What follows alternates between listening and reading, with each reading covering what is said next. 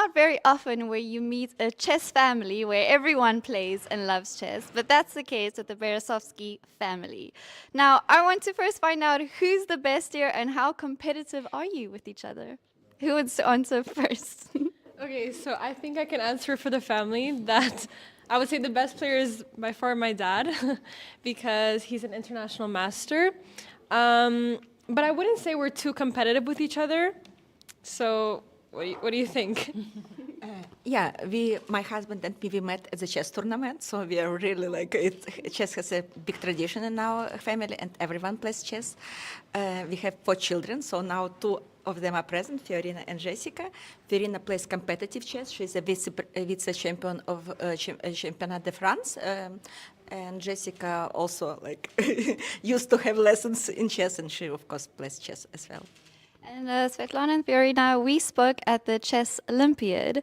I want to know how your chess has developed since then, what you've been playing in, and what your year ahead looks like.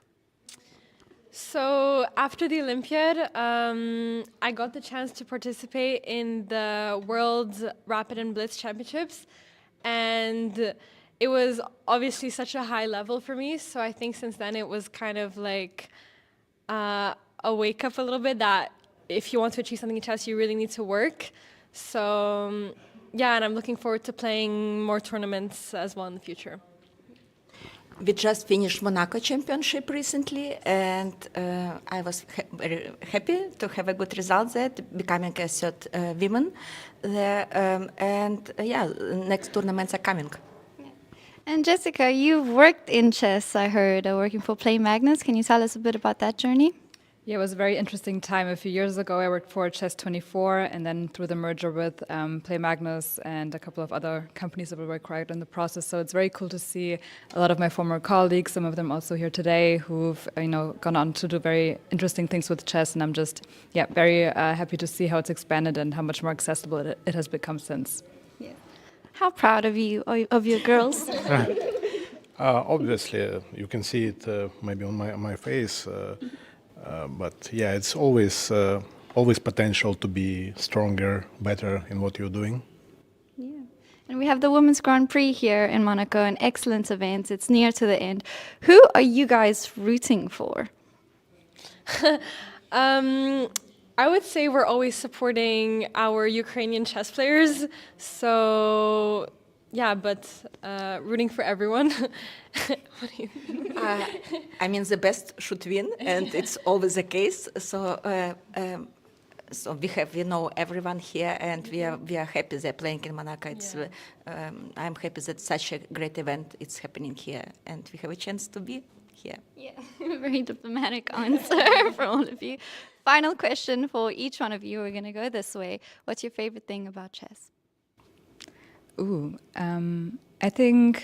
I mean, today's maybe a good example of it, how many nationalities it brings together and really people from all across the world, because it is easily accessible. Obviously, to get to this level, it's a bit more challenging, but to me, wherever you go in the world, it's always a very interesting conversation starter if you just talk about my crazy chess family and what everyone does. So that to me is my favorite thing about chess. Yeah. My favorite thing about chess is just playing in tournaments and getting to see everybody coming together. And also, I love those moments after the games where you kind of like talk about the games and analyze this. Oh yeah, this was crazy. And yeah, just like the chess aftermath of the games. Yeah. I say chess is the best anti-age treatment, because when we play chess, we use our brains, and that's what I like in chess. And I'm also a big supporter of women in chess and girls in chess, and especially in our Monaco Chess Club. We welcome all the children. We have grown community here, and I'm very happy that more children and more people are playing chess. As you can see, with chess you don't need Tinder, right? You can meet your family at chess. Yes. And also any city in the world, you're coming to the city, go to the chess club, and you immediately have 10 friends. It's very unique ecosystem and unique thing. Yeah.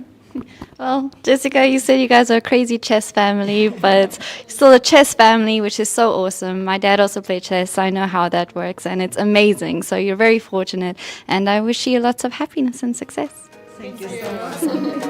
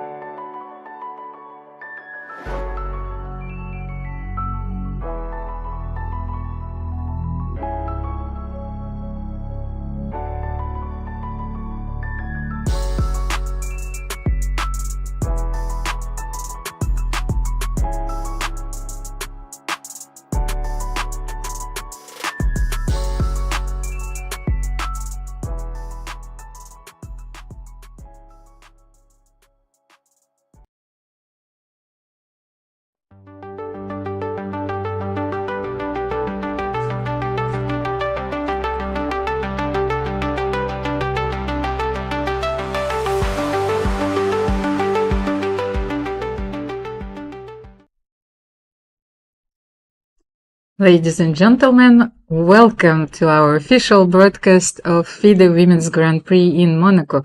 My name is Almira Skripchenko. I am your host, and I'm joined today by Grandmaster Alojzije Jankovic. Welcome, Alojzije. Yeah, greetings everyone. Yesterday was penultimate round, Yes. so we can call this ultimate round, This ultimate is- thriller. Yes, the final day, the final round, and the tension has reached its maximum. You know, we have a three-way tie.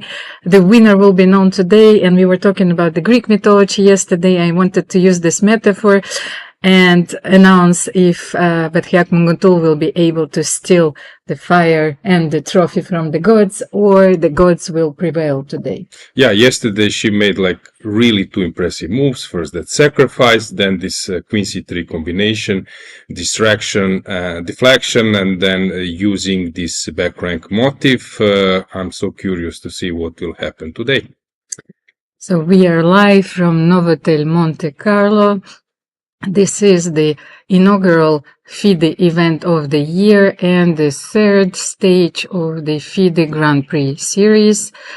Both leaders are on your screen right now. You have Alexandra Goryachkina playing with the black pieces against Batkhuyag Munguntuul, and Kateryna Lagno, who was leading throughout the whole event, was caught by those two players. She will face, wait a second. Yeah, just to remind our viewers that Munguntuul Batkhuyag is fighting for a GM norm. If you win against Goryachkina on demand, that fully deserves a GM norm. And Kateryna Lagno, yes, is playing with the black pieces against Sarasadat and Katemalsharieh. Here are the pairings of the last round. We are expecting even more decisive games than yesterday. Yesterday we had 4 decisive games. Alexandra Kosteniuk, the former world champion, is playing with the white pieces against Elisabeth Paehtz. Zhongyi, the challenger for the world crown, is playing with the white pieces against Harika Dronavalli. And Humpy Koneru is facing Bibisara Assaubayeva. And we will have the last ceremonial first move, which will be performed by Jean-Michel Raphael. It's a very beautiful tradition. Jean-Michel Raphael is the president of Monaco Chess Federation, the mastermind behind all of these events organized in Monaco, and which has set such high standards for the chess events in the world. Yeah, not a single complaint, which is logical. We were here also in January during European Rapid and Blitz Women with 140 players. So Monaco is ready to stage prestigious round robin, but also massive event, very good team. And as you said, it's a beautiful place to play chess. This tournament is very strong. I would like to emphasize that the level of this event offers players to achieve Grandmaster norm. 7 of the players are bearing Grandmaster titles. They are superstars, former world champions, European champions, world champions in many categories: Blitz, Rapid, Classical, national champions. This is it. This is the ultimate show, chess show. Yeah, just to say that today we have another official special visitor, Lukasz Turley, FIDE General Secretary, has joined the last round ceremonial move. Also Dana, Riznice, Zura Bazmai-Pershvili. They are here. They also need to decide about this brilliancy prize we mentioned. Yes, let's remind our audience that today the jury will decide about the brilliancy prize.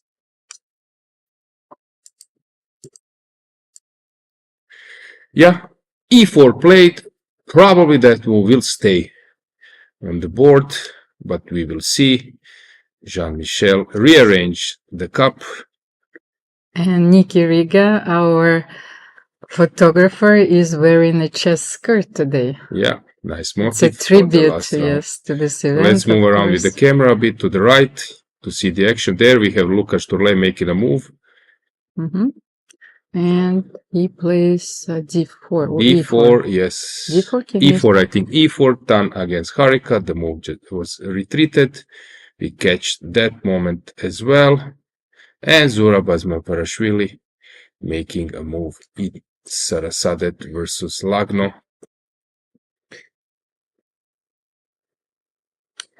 All those players are wonderful ambassadors for chess. And I think that those events will attract even more attention in the future. The next Grand Prix will start in about 2 weeks in Cyprus. And after that, there will be a tournament in India and the Grand Prix finale in Austria.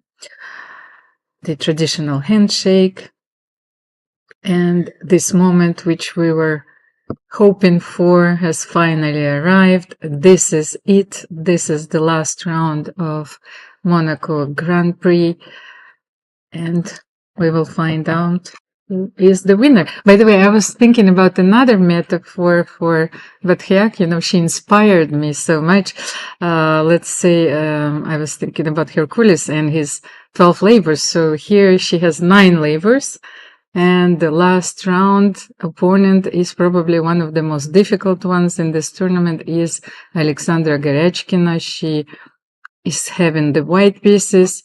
Nevertheless, the last game that they played, she lost against Aleksandra with white in Shymkent. Yeah, let's have a multiple view. Let's check the game simultaneously. So the opening is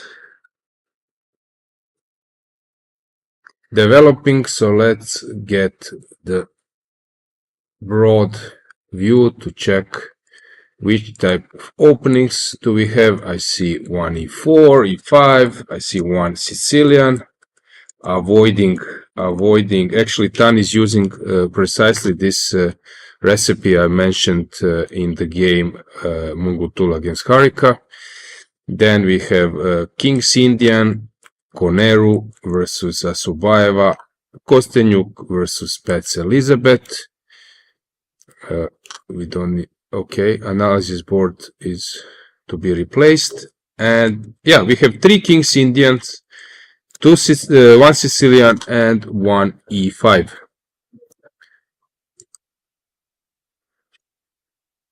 So the board you're missing is this Tan versus Harika, but now you got it. So we have e4, e5, knight f3, knight c6. So maybe Munguntuul was expecting Petrov defense. We have a bayonet attack. I haven't seen that for a while. That means that Elisabeth is ready to play this super complicated line. Some players were avoiding. Tan versus Harika, precisely the thing I was showing a few days ago in the game Munguntuul versus Harika, where white entered this Labordone Kalashnikov Sicilian, but now black needs to play this e5 since the move order forced her to do so. Knight f3 and then knight c3 on the third move. We have in Koneru and Sarasadat 2 Fianchetto, King's Indians, and Lagno played another sideline. In the first King's Indians she played versus Harika, a5 was played. Fianchetto, King's Indian. Here another sideline, bishop d7, which means that chess is really developing in so many interesting ways, since bishop d7 of course was not played so often. And Koneru is thinking. Assaubayeva of course is not surprising her with this choice, but anyway, it's a viable thing, and we have in Munguntuul, Goryachkina, Berlin, and Berlin wall. So is now Munguntuul ready to play for a draw, or she will push for the GM title? So draw secures her shared second place, maybe even first place. But before the last round, if I'm not mistaken, she was leading the tournament due to the best additional criteriums. Maybe we could touch this as well. So, Yes, we will remind our viewers. Well, first of all, let's have a look at the standings. So you can see that 3 players are leading the event: Kateryna Lagno, Alexandra Goryachkina, and Batkhuyag Munguntuul. So due to the better tie-break criteria, which will be determined also after the last round, in case of a tie, Batkhuyag Munguntuul for the moment is leading, but this second tiebreak is very narrow between her and Alexandra Goryachkina. You have 2 players or 4.5 points. It's Zhongyi and Humpy Koneru. They're still within reach. If, let's say, there would be a draw in the game between Batkhuyag and Aleksandra, then in the game between Sarasadat and Kateryna, then we can have a multiple way tie for the first place. Of course, if you tune in right now, let us remind you about the Grand Prix format. What is it about? You know, how many tournaments there are overall, how many players have played all the tournaments who still didn't participate. Let's find out. so it's a third leg, as you mentioned, and now you could see the format. So 6 tournaments and 20 players are competing in those series. This, for example, is the last tournament for Bibisara Assaubayeva. Each player is scoring points in this event if they perform well. So it's a 10-player round robin, of course, and only top 2 players will qualify after the series for the FIDE women's candidates. So it's just the beginning of this incredible journey towards the world crown. Yeah, but it means that you need to be really consistent in performing super good. So one tournament doesn't mean much. For example, Munguntuul, of course, now she's regretting her first tournament where she shared the last place. So one extra performance, which is the case here, is of course not enough to clinch the title, or let's say top 2 places in this series. And Alexandra Goryachkina is playing her second tournament of the series. We will have a look at the standings. You will see that she won the leg in Shymkent and she was undefeated. Yes, right now on your screen you have all the participants. Yes, and here are the standings. So, and here in this event, she's still fighting for the first place. So in case she shares the first place or she wins the game and she wins the tournament, I think we might already know the first qualifier. Yeah, the first player who will qualify for the candidates. Maybe we don't know yet exactly. Maybe with some combination, late in G is playing, is starting to play 3 tournaments. It's still a bit Early.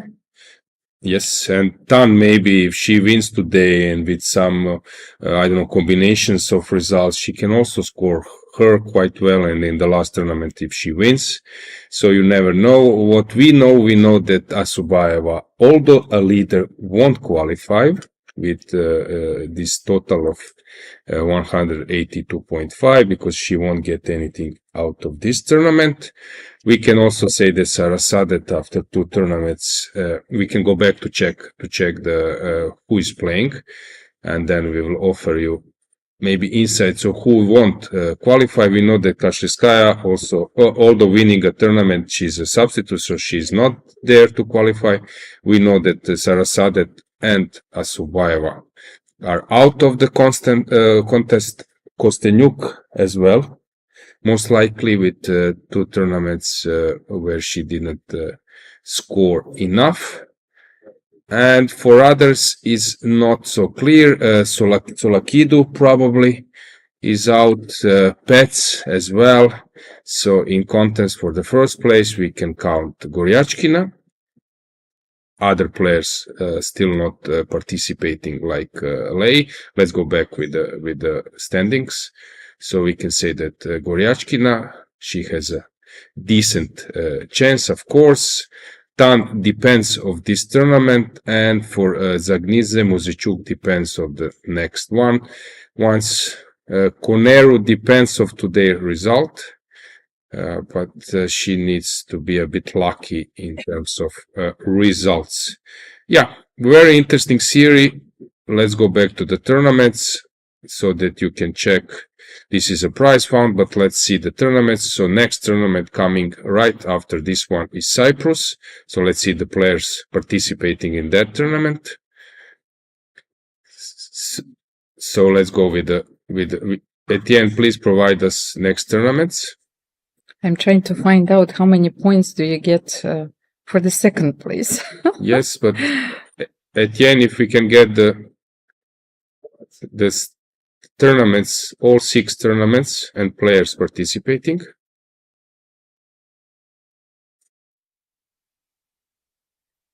No, not the games. Yes.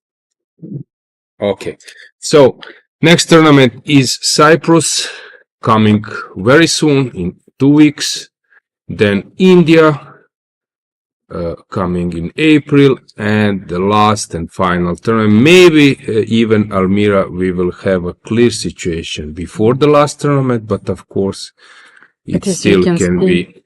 Goryachkina is playing already in Cyprus, so this will be her last event, and I thought that in case she might win this one, she for sure will qualify. Yes.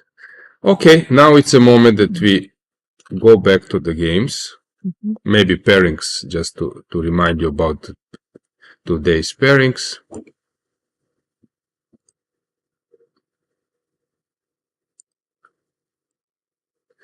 So Munguntuul with Goryachkina being one more time white. Actually, this is the topic, I think, which is not explained enough to viewers, to amateurs, how important is at drawing a lots to be in this first half.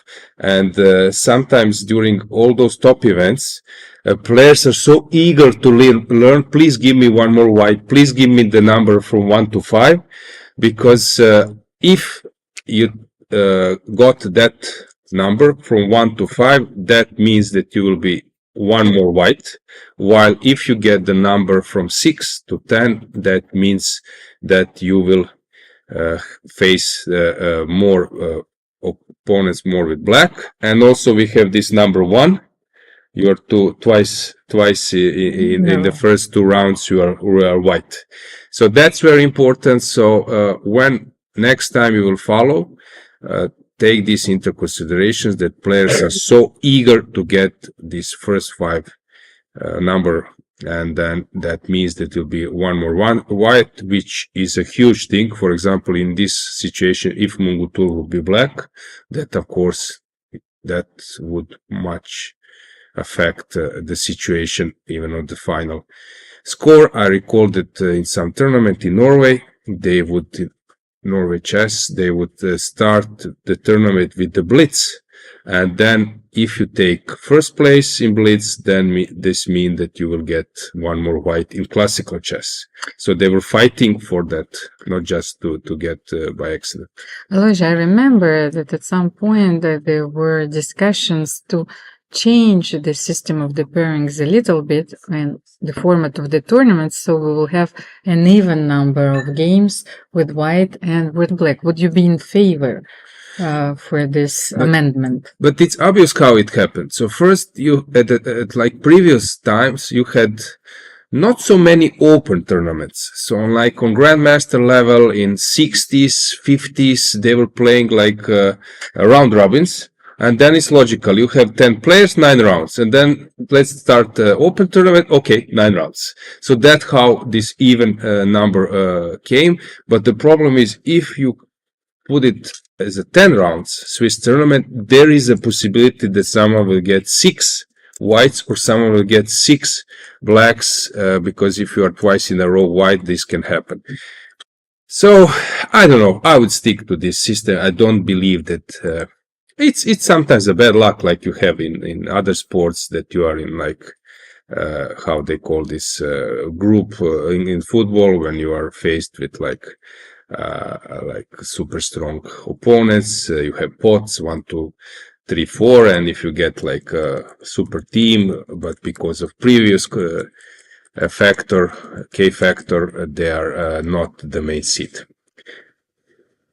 but they're still strong. There was one last detail we haven't talked about, and this proves that we are chess players, and we don't think about the prize fund, we think about the games, the standings, the world crown, but let's have a look at the prizes, because the last round is also the synonym of this expression, the money time, and we will bring it to you. Okay, it's not puzzle. I thought at one moment that we need to put puzzles together, but no, we got it. And so the total prize fund for every Grand Prix is $80,000, and today it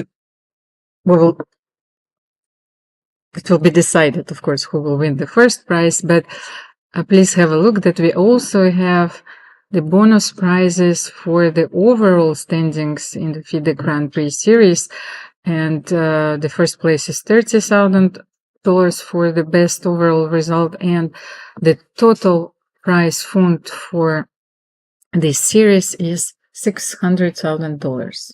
Yeah, as I said, we are not jealous at all. We are rooting for our players to get rewarded even more for their efforts, and this tournament was super fighting, and this fighting spirit is really on a level. So let's get back to our myriad of images. We are ready to analyze the games. Do you think that this game, which we have right now on our screen, between Sarasadat, Khademalsharieh and Kateryna Lagno, will be a quiet one? Also, maybe, Almira, we can invite our viewers, our followers, to write in chat whom they support, for whom they are rooting for, who will win the tournament, or let's say be in top 3 places. I just saw that Kateryna is repeating the same variation that she has played against Zhongyi, but she used your idea, Queen C8. Yeah, I was mentioning this few times that exchanging. Okay, so Rook E8 was played, which is a sideline. Yes. Castles and then Bishop D7. The point is that, as I mentioned, exchanging light square bishop, but not just light square bishop. Opponents' fianchetto bishop is always a viable choice, because long term you will get a chance with some counterplay on the king. So, because yes, in the previous game her bishop was on F5. yeah, so she played bishop F5 stuff. And A5 was played. Queen C8 was played, and now she is ready to exchange the bishops. Also, the white wants to do the same. Rook E1, and this is the position. Of course, bishop S6 is an idea. If white wants to copy paste, I don't know. I think that black is fine, but depends of white. Is white ready now to push and play for a win, or she wants to be super solid and then just play bishop S6? But bishop E4 is a normal move. If you play E5, Then I move my bishop and we are in this position. I don't know, a5 or ed, knight d, c6 or a6 or whatever. This is a normal position. I always prefer white, but as I said, it's quite viable for black. But if you play bishop h6, black will play e5. Okay, anyway, e5, I Mhm. exchange, and then I can play something solid. Mhm. Maybe even e3 or h3 or e4. But Sarah goes for the most principled continuation, e4, taking the center. e5 will be played. It seems to me that Sarah is struggling a bit and she has some health issues. She suffered 3 defeats in a row. Yeah, and it's not a team sports when you can be substituted. You need to play. You cannot sit on the bench. So e5, she will take on e5. Ah, she took? Okay. That's understandable, but I don't know, is this super? She wants to define the structure in the center immediately, of course. So maybe after d takes c5, bishop g5, black will play c6. I have a feeling that we will have a draw. You think so? It somehow looks to me that this might happen now. If knight takes, or we will have massive exchanges.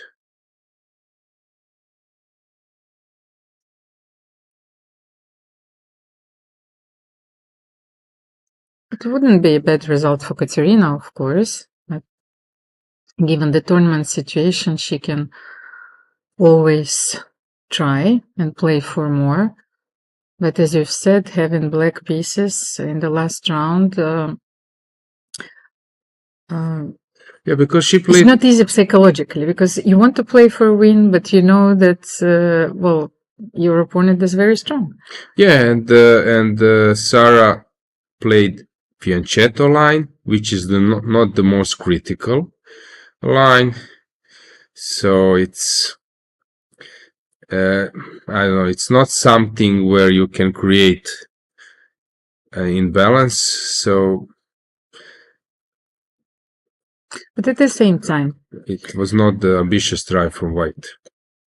that's exactly what I wanted to say. Kateryna psychologically has to be ready to play a very long game. So her opponent is not in her best shape psychologically and physically. So if she wants to win this game and the tournament, she will have to exploit like the smallest errors in order to gain some advantage and maybe to win the 5th or 6th hour. Yeah, but also you want to be solid. I'm always recalling that that famous situation in candidates tournament London, where Magnus qualified for the World Championship match against Anand. So he lost the penultimate round, he lost last round, and Kramnik was pushing with black against Ivachuk, playing pierce defense, trying to create some chances, and not believing that Magnus can lose with white against Fiedler. And then, of course, when it was already much better for Fiedler, then it was too late for Kramnik to stop and to play solidly. So it's also tricky because, I don't know. I was there. Yeah, you were there. Yes. You want to play, but also you don't want to overstep. Because sharing the first place is not a bad thing, but being third, I don't know, maybe even fourth. If you lose, Humpy can catch you, Tan can catch you. It can also be super risky. Would you play b4 here? No, I would just play on the d5. The d5, just rook Yeah, d1, rook the d1 most natural move would be here. my choice here. Not before c5.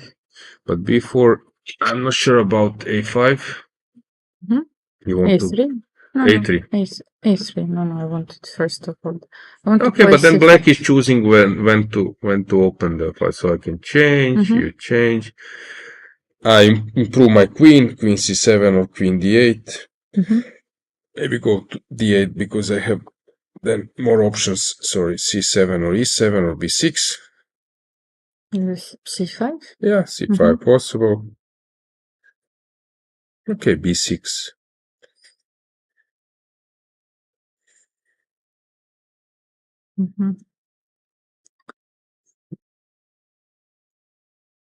Yes, I don't have Don't believe that. yes. I think it's important to conquer the d file. So let's start with rook d1. You But then queen c7? queen c7. I don't know, move the take maybe on g7. Play queen e3. So take on g7. And Maybe. I will play rook d8. Rook d8. Okay, this one is king, so you need to play yes, with this the one. rook seven. Okay, I don't know. I double rook e2, rook d2. I don't know. Rook e2. I think this is the way how to play. Not much is happening. No, maybe rook d8 is not. Maybe rook e8 because I want to play knight f8. Maybe okay, rook e8 first. Rook? E8, but like after this one. Which move like No, I wanted to leave the rook on e8. Yes, that's what d8 you mean, or where? No, I didn't like this try, so I said that it's better to leave the rook on e8 because maybe Okay. knight f8. Let's try Knight f8. Yes. Okay. Okay, it's possible. I don't know, rook d2. Knight e6, rook d1.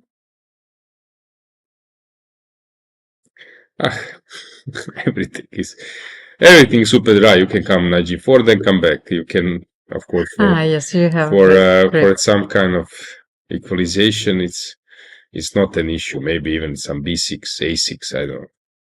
But of course, to play for a win, white is also fine. Okay, so she played rook d1. But at the same time, black has solved all the opening's problems. But it's typical to create something, then you can end up in a worse position. If you want to just play for a complete equalization, then it's much more easier to play. Okay, so let's have a look at the game between. Who do you want, by the way? Okay, we can move on with the King's Indian. Let's stay with the King's Indian. Let's check Koneru versus Assaubayeva. Because here we had this Yugoslav variation, knight c6, castles e5. Yeah, e6, a6 was the main move before, rook b8, some transposition. E5 but e5 now is like a main theory. Everyone is playing this. On d5, knight b8 is the move. And it was played many times. For example, Grandmaster Kadric is playing this from Montenegro. And some others as well. So d5 is the main move, but here h3 was played, takes, and now we are going into, like, this is similar to Marozzi lines when queen comes to d4, rook e8, allowing queen h4. But hang on. Let me But check that might be an option. That might be a worse try to allow this queen h4. It looks a bit dangerous, and she played knight d7. Here, yes, you have a few tries, of course. Knight d7 is the main move. You also have bishop b6. Alojzije? Yeah, I'm thinking, but this is like some superb preparation.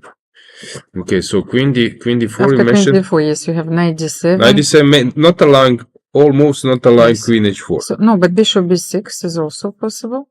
So, And queen and after h4? queen h4, they play knight d7 anyway, but because now you have the bishop on e6. But why after bishop g5? What is the idea?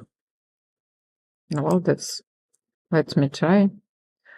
Those games, and white was actually doing well. No, you're forced to play f6. Okay, so. Okay, I would be happy with this position with white. Bishop e3.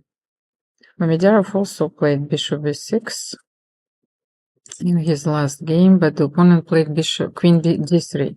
So let's say knight g4 is also possible, but it's not the best try in this position. So knight d7 is the main line, and rook e8 was played by Mickey Adams, but against Jones. Mickey playing King's Indian. No, with white. with white against Gavin Jones.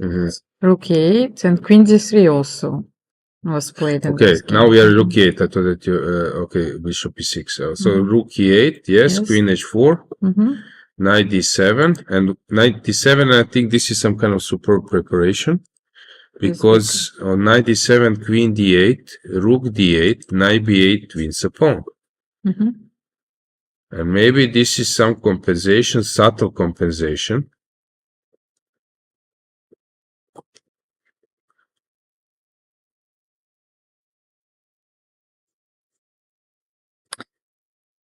It's an interesting idea. So your bishop is stuck on c1 for the moment. Okay, rook b1. Natural move, I have to go b3. What do you need to double on the d file here? Knight a4. b3. And if you play knight a4, first you play b3 anyway, or what do you do? Knight a4 now. Okay, e3, rook b3, b2, yeah, yes, this is also b3, known as a motive, and then rook comes to c2. So knight d7, rook d7, let's say b3. And rook d8. But this cannot be good. I'm just a pawn up. So knight b5, is there anything else? Maybe she blunder. Yes, that's a possibility. That's why Humpy is thinking. c6, knight d6. Knight c5. What else to do? Okay, if I go knight b6, you just play c5.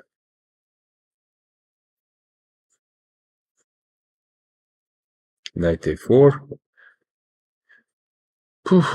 Bishop g5, attacking the rook. If you go f6, I play bishop e3, and I will play this. I will take on b7, or maybe take on b7. But knight b6, can't you take on c8 simply? Okay. And then, but I can't c8, protect okay, this. then knight a4, this is a different c5, story. knight a4, yes. So c5, knight a4, bishop g5, rook d7. Rook d1.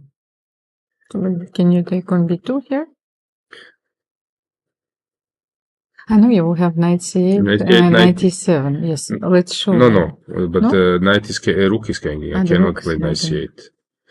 Rook d2 That's nice. and then knight c8, yes. Okay, but h6 here? Or are you going with your bishop? Take. So bishop h6 and my yes, So knight b6 or knight c5. What else? Okay, once again, knight c5. I need to take. You take, and you play rook b1.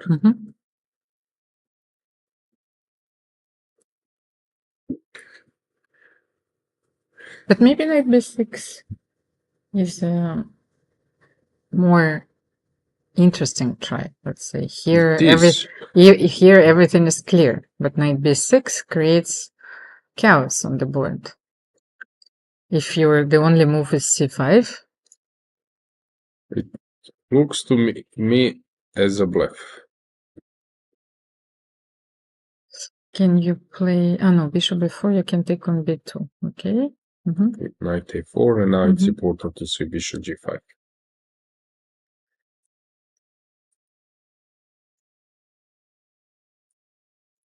And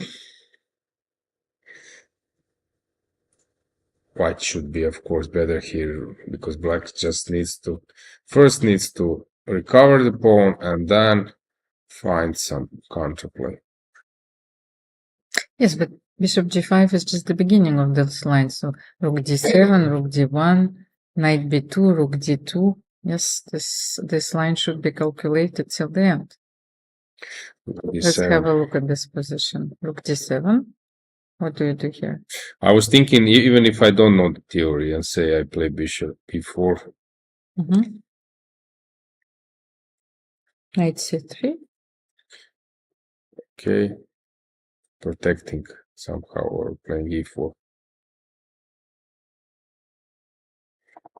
Maybe I just need to move the king because you cannot take. I want to play. No, I want to play a5. I don't want to take. Okay. Okay, maybe e4 is better. Okay, computer says that it's completely winning for white, but This is winning. Yeah, yeah, okay. all the time. But okay, for human might be unclear to grasp everything. So bishop g5 or to take on I d8. think that this is what happens during those morning rounds, even though the rounds started a little bit earlier. But very often when the last rounds are played earlier, we see that the number of mistakes is very high. And I think that she mixed the main line, which is knight fd7. She knew that she has to play knight fd7 somewhere, but she played rook e8 first, and after queen h4, she played knight fd7. This hypothesis needs to be verified, of course, but I think those are elements, in Humpy knows that this is not the main move, but she's trying to check is it superb so preparation, but she went for it, and and let's this see if is she will play knight b5. principal decision.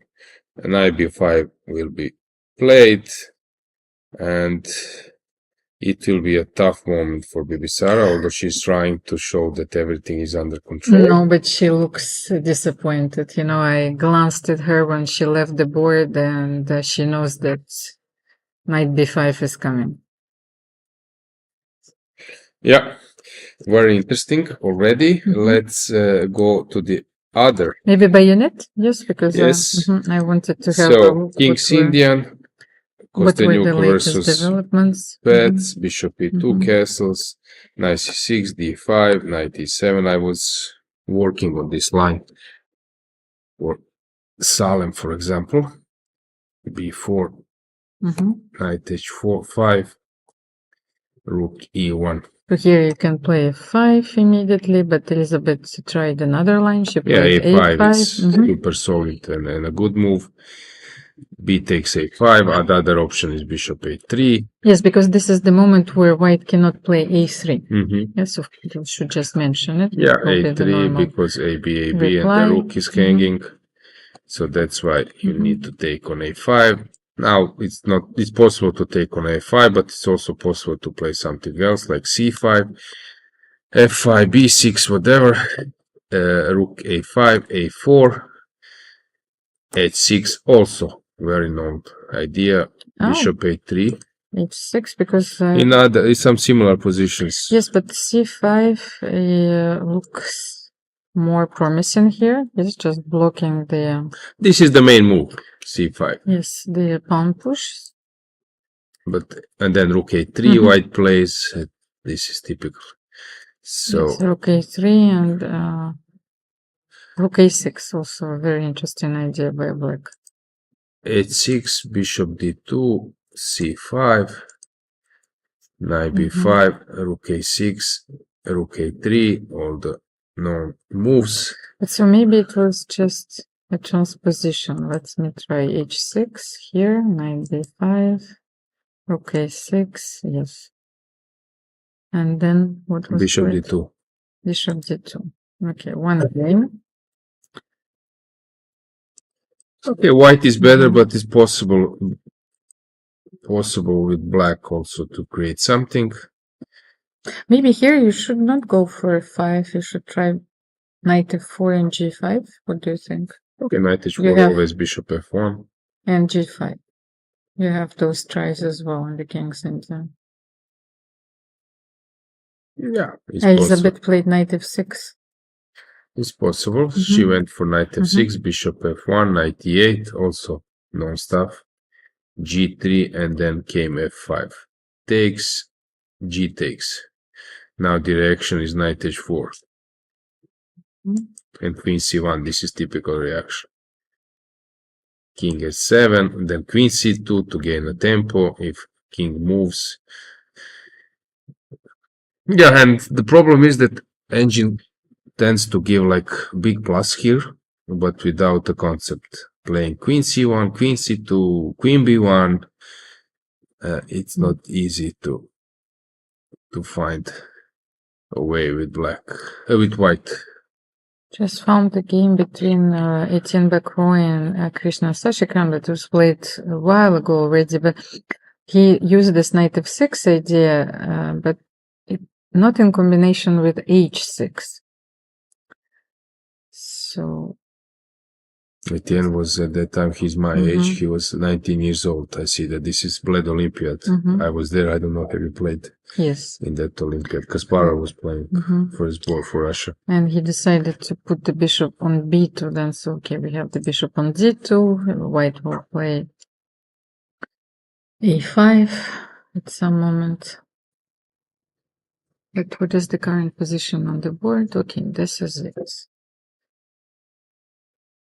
Alexandra Kosteniuk is thinking, I think, for the first time. Okay, now the will position will be stuck for a few more moments, few moves. By the way, it's like it's a whole story between Alexandra Kosteniuk and Elisabeth Paehtz. You can write a novel about their games because they first played against each other in the World Championship under 10. Novel or something longer, because novel is usually short. It's let's say l'Odyssée. We will write an Odyssey. So they started to play in the World Championship under 10, where Elisabeth won, and she won a lot of games. Then Aleksandra started to bounce back. Then they played in a lot of matches. They in Blitz and Rapid, Classical. I think with the idea to determine who was the better player from that generation. Aleksandra then won many games in a row. So she won 9 classical games against Elisabeth, and I think she won the last 5 classical games. So Elisabeth might not feel also that Aleksandra is a very comfortable opponent for her in this moment, but she knows her very well. She won 6 games, so it's +3 for Aleksandra, but this odyssey continues. Okay. Interesting fact. And it might affect, as you mentioned, this game. They want to finish in a good mood. Okay, as I said, the game will be stuck for a while. Just to update you, we can go with the camera there as well. That Koneru played knight b5. She took on d6. Let's get the camera on Koneru versus Assaubayeva.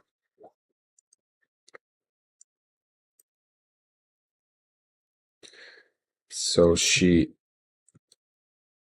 Koneru played knight b5, c6. She took on d6. Do we have a camera? Yes, we got it. And Aleksandra And Bibisara is now thinking how to move on. I think that Bibisara is about to wake up. You know, it was a very, very difficult wake up call. Knight b5 and knight d6. Yes, she needs to make a move. Either, knight c5 or knight b6. Sometimes you regret your life choices, but you have to live with them. And this is another game which is starting right now because you need to recompose, to forget about the blunder, and to find 1 or 2 resources which will give you the possibility to prolong the game and to keep it going.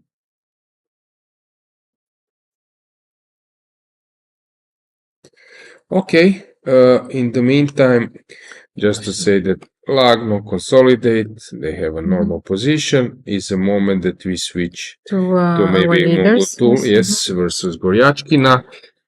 Berlin wall, Berlin endgame offered, but the offer has been declined by playing d3. Bishop c5, takes, normal line, castles, knight d7, c3. a6, that was all played, I think, before. C3 is one of the a6, main yes. moves. And I like the choice of Batkhuyag because this structure is easy to play. Mhm. The plans are all known. So after C3, H6, normally you would play D4. Yeah, okay, h6 just stopping. If you castle, then there may be a bishop g5 option, so she plays g6, and after knight d2 only then she castles. Knight c4. But why not D4, first of all? When? C3, After H6, h6. yes, because if you play C3 They play bishop d6, I think. in the structure, yes, but then you don't need the move. Like you normally play with knight D2 or knight C3, it depends. So, I think the point is that she doesn't want to play d4. She will move around, and maybe with b4 she will stay with the pawn on d3. well, I have, Castles, knight c4, rook e8, rook e1, a5. let's say Goryachkina. D4 was played. Bishop D6. Okay. Knight bd2. I think when they allow you to play c4, c3, d4, you go for it. Castle and knight c4. He takes, and he went for knight d6 and cd6 and knight d4. What do you think? So knight d2, castle, d4. No, I mean d4, knight d2, castle, knight c4. He takes d4, and he decided to take on d6 and cd6, knight d4. No, nothing. Black is perfectly fine, so I don't believe that this is anything.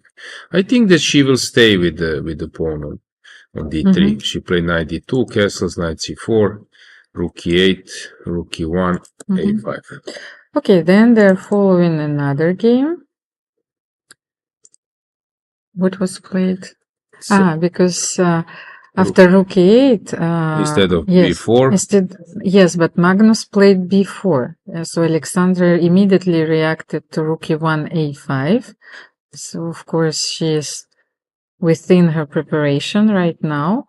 We have two games. Rook e8 was played by Koryakin with black pieces here in Norway chess, and Magnus played b4, bishop d6, and I think that Bishop Munguntuul d3. is now thinking about knight e5.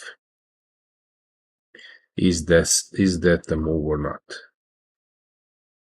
No, she opted for h3. But knight e5, does it allow you to simplify? Let's Yes, check probably. one. Takes, rook e5, rook d4, bishop d4 or something else. This is also an option. Because if you take, then bishop f2. So if you take here, I take on e4. And this will end up in a draw.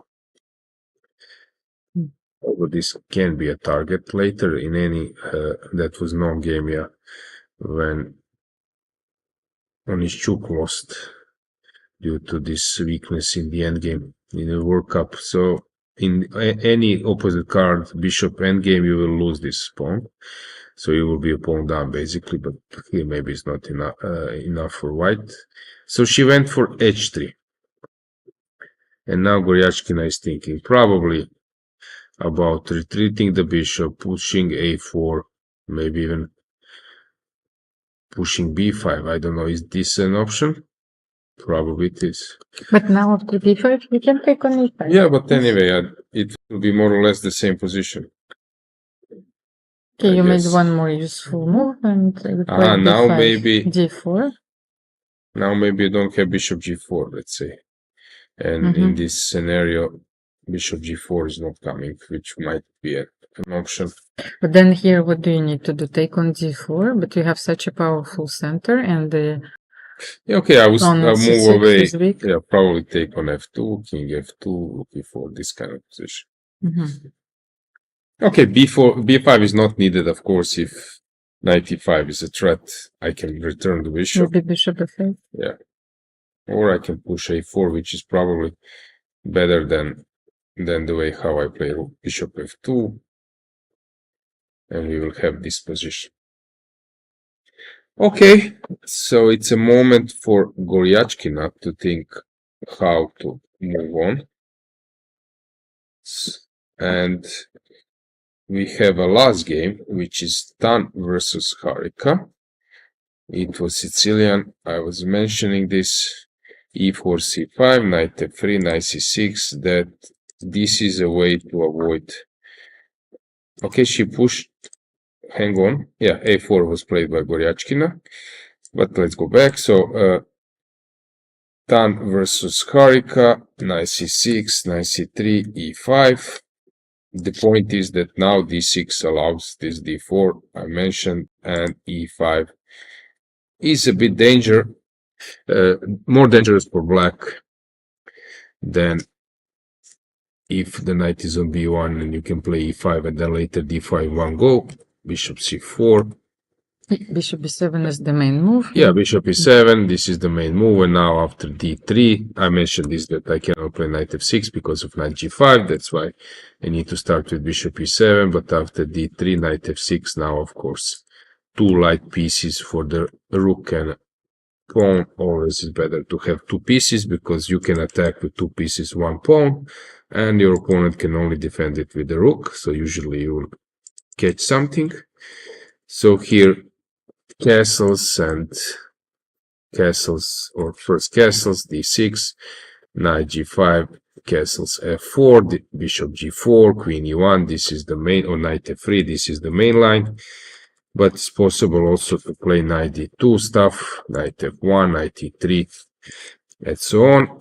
Here G6 was played, which is not like traditional way of treating this position, but these days is popular. Yes, I saw that Magnus Carlsen loves this move, and he played this for a few times in classical games against Maxim Vasiliagrav, Alexander Grishuk. Maybe this was rapid. Yes, so he plays G6. Just to add Almira, that Magnus prepared for his World Championship match versus Caruana. He prepared Sveshnikov, yes, Sicilian, which goes this way: D5, knight B5, D6, bishop G5, A6, knight D3, B5, knight D5, and so on.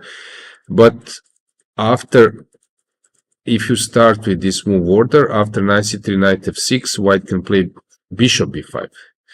And this is some setup which is known, actually it is known from this variation that knight F6 is possible to play. So here after knight C3, Magnus prepared this E5, and that's how he got into those positions, and he's playing really, really superbly that position and never faces any problems. So of course he is the one to follow. So D3, bishop G7. Bishop G7. You sure that Magnus was playing bishop G7? No, like in the game was played bishop G7. But Magnus, I think he played something else. H6. H6 is the move, I think. So to stop knight G5. A few times, yes. But bishop G7 looks like inaccuracy. Because here, of course, I cannot go knight G5 because the knight is hanging, but after D3, I'm threatening to play. Yes. So what now after knight G5? So knight G5, knight H6. Knight H6. But yes. Looks dubious. It looks very dubious because that's your only move. Looks super dubious, but who knows? I don't know, some H4, bishop E3. But that was the game? Yeah, that was the game, but Tan she didn't play this knight G5. But okay, let's just check what was played, because I have Zvyagintsev Hulak. Hulak was my coach. Yes, so that was long ago. Knight H6, F4 was played in this game. F4? Yes, F4.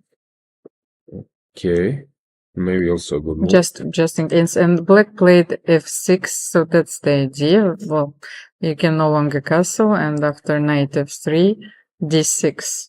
But this is just much better for white. Castle or whatever, and you suffer. Yeah, probably knight F7 is needed at some stage, but maybe F5, knight H4 or something. Yes, but this is a very interesting moment. Will you play F5 here? I would.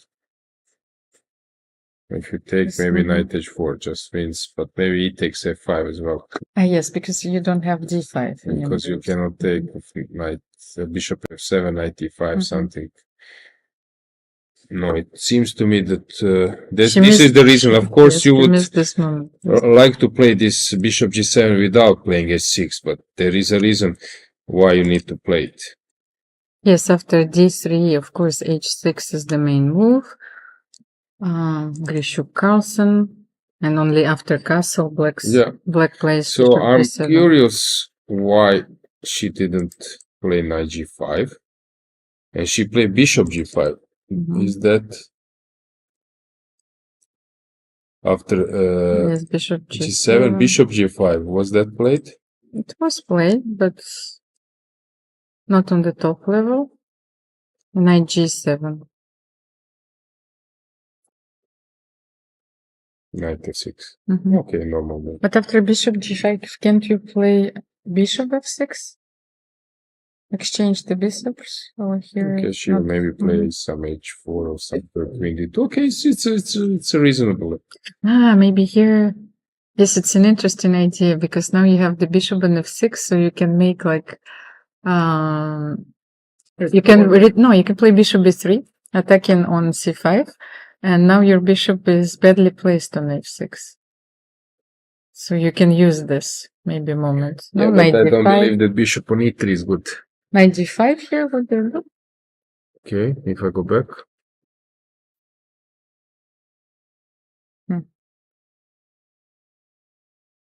Okay, you can go C3. bishop g5 again. No, I can play c3 and you will play knight Knight d7 e7. anyway.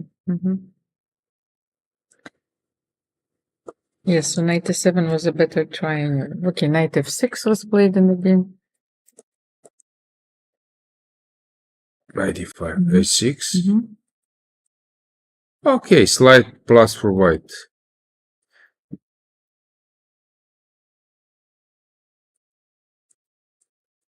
She went for this b4 stuff.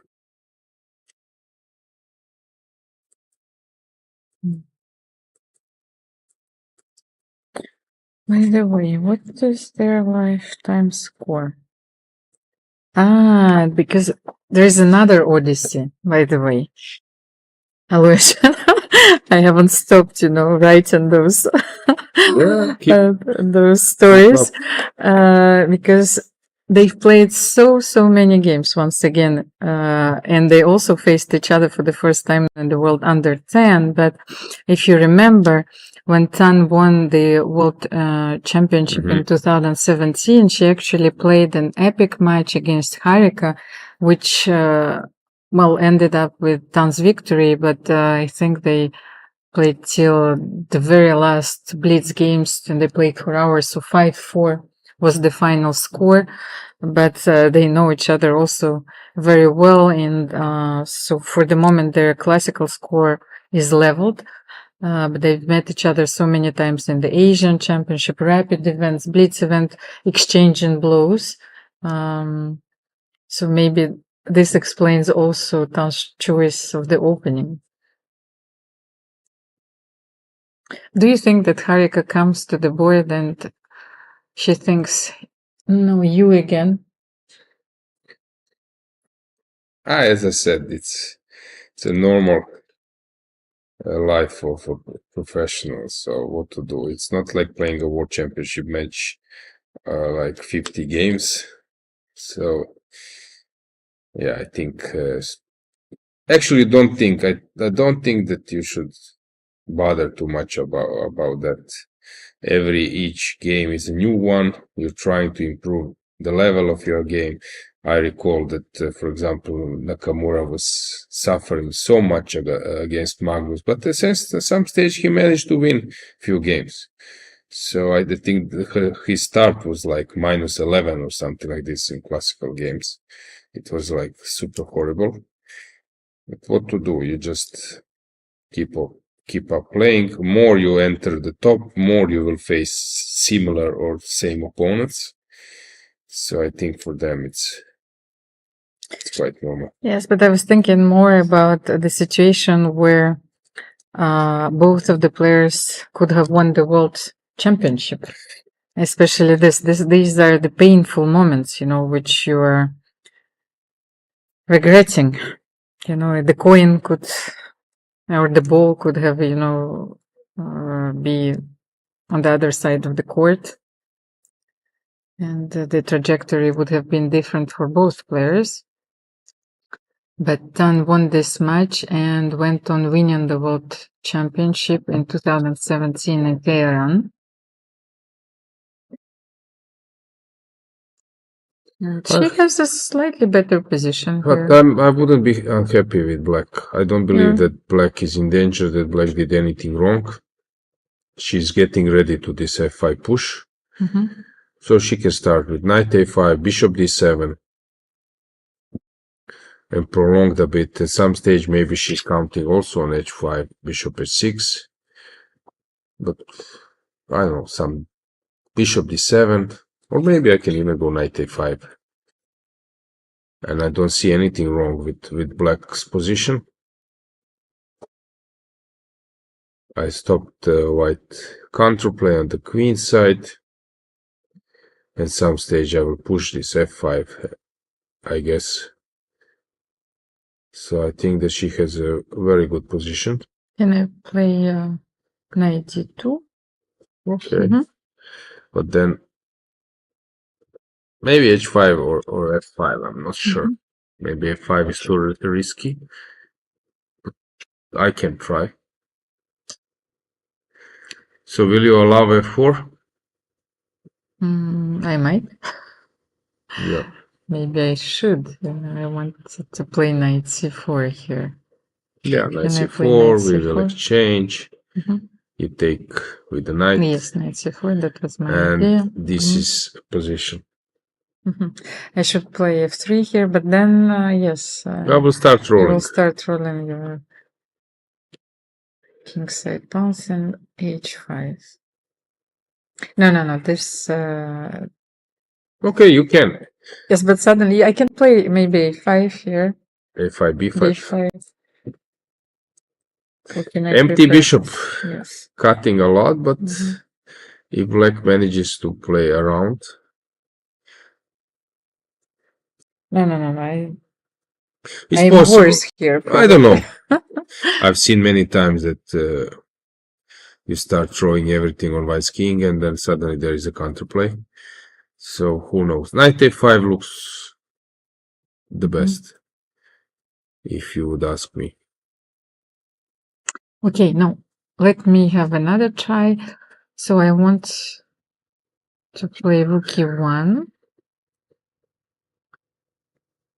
and target the pawn on e5 if you play f5.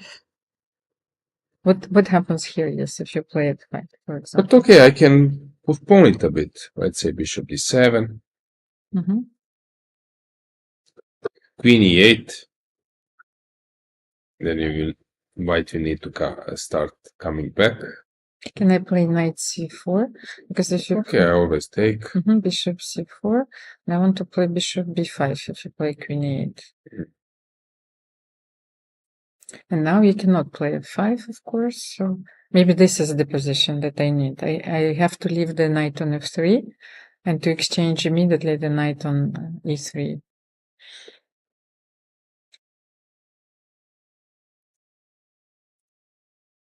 Okay. Queen Probably, c7? yeah, Oh, queen we need c7. to protect the pawn. I need to make a useful move here.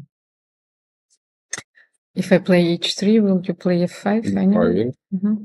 But I don't have knight g5 there somewhere. Knight h5, h4, you mean, or no? No, I wanted to take, and if you take with the pawn, knight g5, but you're not forced to take, I of won't course. take.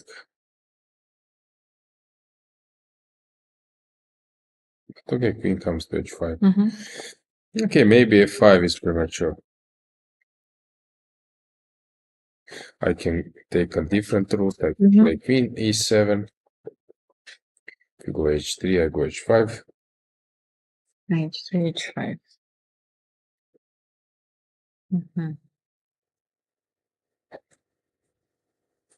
Okay, you can start doubling. Yes, I want to push a5, but for the moment, I need. Maybe can I play something like rook? No, rook e2 is a bit too much. I feel because I want. If you play a5, then I will have rook queen e1, but rook e2 and then rook b2. Yes. Maybe this position is, objectively speaking, slightly better for white, but black needs to wait. Mm-hmm. And now I need to wait. I can push h4, I can play my bishop on f4. Mm-hmm. I don't know. AB, but, or you wait. We will play a waiting game. Mm-hmm. Okay, this looks like more sound for black than this idea that I go f5.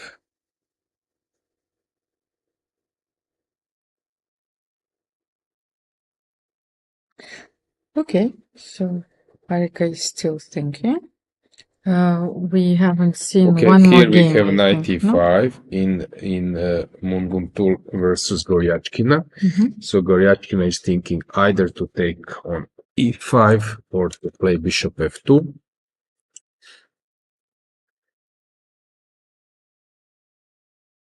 Bishop f2 played, king takes f2, rook e5, then king to g1. But this is a reasonable choice for Batkhuyag, since here it's possible to create something. Maybe let's show that you cannot play d4 here, because queen h4 and the pawn on e4 is lost. Okay, the queen h4, g3. Queen f6. Bishop f4. But h3 is also hanging. Can we continue this one more? Yes, g3, queen f6, bishop f4. We move the rook. Yes, because h3 is also hanging, and maybe I can play rook b5, yes. Yeah, okay, but d4 is it's premature. So rook e5, you move the king. This is queen f3, one of those moves.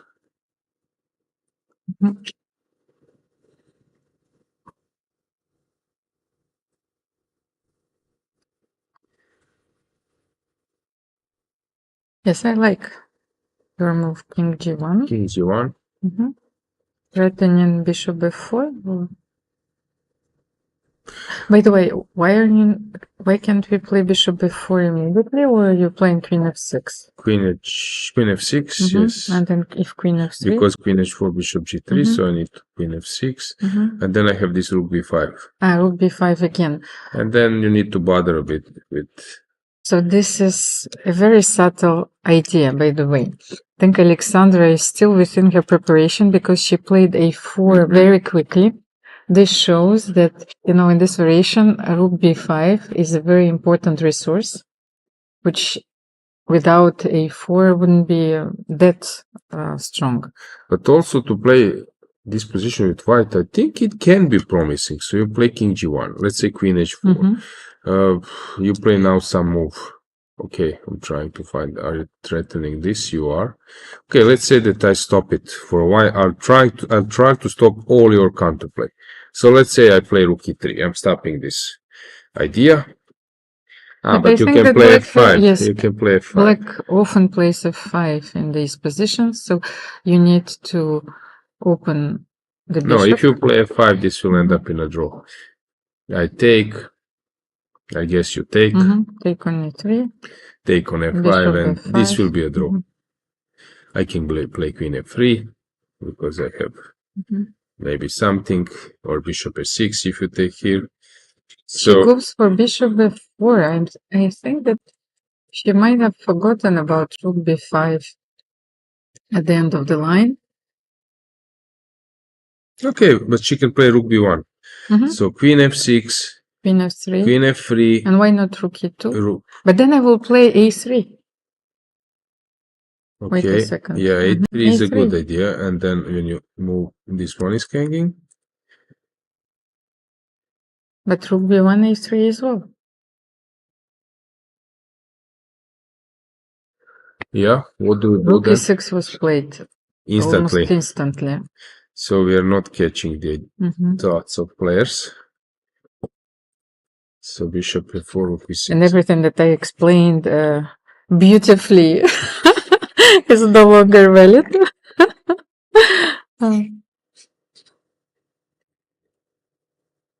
We forget that we are human. Or I keep forgetting that they're human. You know, for me, they're goddesses. But rook e6 is also a very good move. Mhm. What will you play here? King g1 anyway? Mm-hmm. But then maybe Alexandra wants to bring her rook to g6, threatening bishop h3, queen h4. Can we try this? Okay, so king g1, Rook g6. king h2. Yes, and queen h4. Okay, black You're can just always in play time. c5, b6, bishop to b7 to stop all the whites. No, but yes, if after queen h4 you're right in time with queen f3, and then even rook f1, rook f2. So king g1, I guess, will be played. Mhm. Okay, black is fine. But this position with the opposite colored bishops and heavy pieces, you can maybe come up with something later. Harika played knight. Maybe we should go multi-view.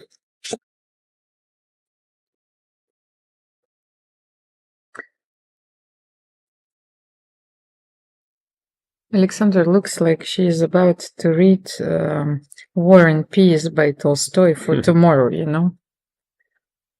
So rook e6 played in Goryachkina. In Elisabeth versus Alexandra, we had knight h4 and then bishop d3. Interesting try. So she's trying to provoke e4, which I think is expert way of play. Harika played knight a5. Bibisara knight a4. Now b3, rook b2, rook c2, I think, is necessary. And last board, Sarah. Okay, the game still goes on.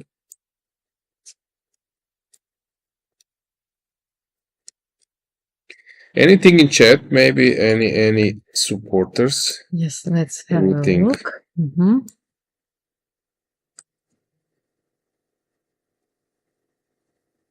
By the way, we haven't seen what happened in the game between Bibisara and Humpy. Yeah, we have this knight a4. Everything is according. And now b3, rook b2, and that will go so they entered the line that we've according analyzed. to our expectations.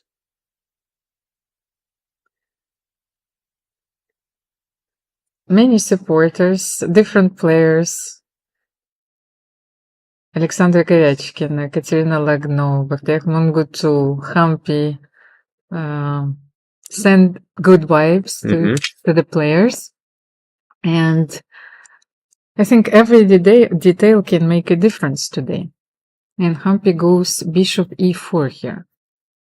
After knight a4, Alojzije. She didn't go for b3. Okay. Also a move.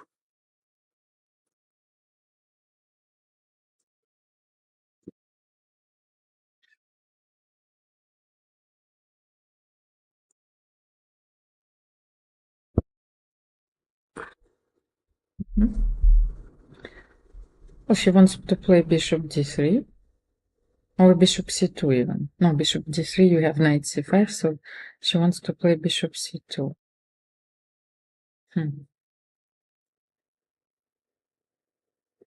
It looks very good because bishop is now useless on the diagonal g2, h1, a8. So it moves to this diagonal. And I don't know which move will Bibisara make, since Okay, what she can play? She can play b5. Mm-hmm. If you go bishop c2 now, Yes. maybe penetrate with rook d4, Mm-hmm. because now b3 doesn't work. If you take on a4, which looks like a normal continuation, I take. This one is hanging, you go b3, maybe take first, push a5, trying to get into position being pawned down. No, but I can play bishop b3 here. Bishop e3, yes, so maybe No, I I don't like that. should start differently, but I don't see how. On rook e3, rook e4, you still play bishop e3. Okay, if I go bishop b4, maybe I can. You want to save this? Yeah, some rook's endgame being pawned down. Mm-hmm.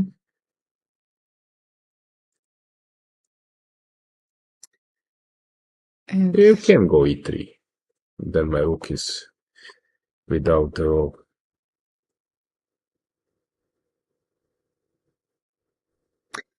but is this forced? So after b5, if I play bishop d3, you play knight c5. Yes, so that's your idea. Yeah. Mm-hmm. Okay, so I have to play bishop c2. Bishop c2 is a normal move. And now I don't see anything else besides rook d4. Yes, Where I need to create something. Mm. Rook d4 and takes, and we are in this position. b3. Bishop e3 is a threat, so rook e4, e3. Mm. Okay, maybe take on b3, play a5 or a5 first, trying to take and push a4. Can I play... How should I react to this? Let's say that you develop, I take, you push a4. But why on a3 and not g2? d2. Yes, where I'm... Okay, anyway, I take, Where is my bishop more useful? and I push. Mm-hmm. But now you can have f3 because this one is protected. Mm-hmm. So, You see? yeah, bishop d2 might be a better try. Yeah, anyway, white be clear pawned up, so only a miracle can save black. And just to check Lagno, what do we have there? So we left around here, queen c7, takes, b4. By the way, a very interesting fact, once again, but I have no classical game between those two players in the database. So maybe it is not complete, but I checked it for a long time. I've searched like different names and combinations. So they played a few games in Rapid, but this seems to be the first classical game. Maybe I have to ask Kateryna. Maybe I'm missing something. So It's steering to a draw. I take. so she played b4 and c5. Take, and maybe I can start with a5. You will push a3. I exchange, which might be useful for me, and I play rook d8. But we tried this line, however, I didn't succeed. No, it's nothing. But I think she should have Played b6 earlier? Or Yeah, how yeah. was it? She played b4, yes. e6. So it was with so here she didn't want to play a5. This is the reason I think she should have done it. And now she played a5, which is okay. She will exchange and play rook d1, rook d8.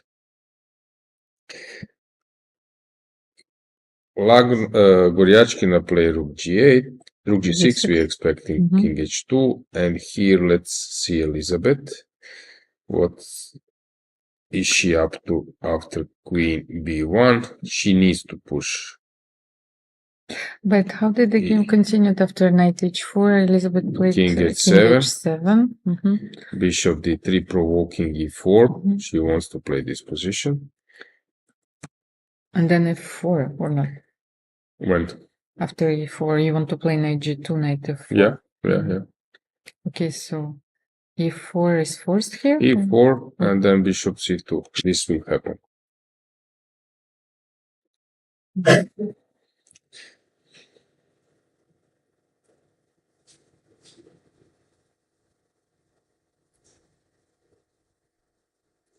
And then f3 is coming. What if I play knight g6? You will take on g6, yes? Knight g6, king g6, and f3. Mhm.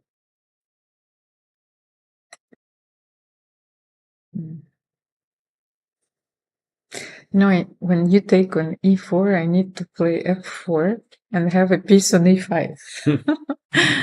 I'll just sacrifice this pawn in a positional style and just pretend that nothing happened. Alexandra started to play d4 more often, especially against the king's Indian. This now looks that black's position is super critical because knight g4 doesn't work due to bishop e4 and then this attack, and if you come to f5 then this one is hanging. So this just wins. Okay, f2 is hanging now, I see.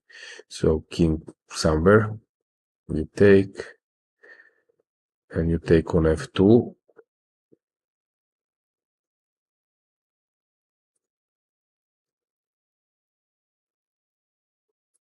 Okay, you're threatening knight h3 check. That might be a challenge for white to analyze it, to calculate. But after knight g4, you want to play knight e5, yes?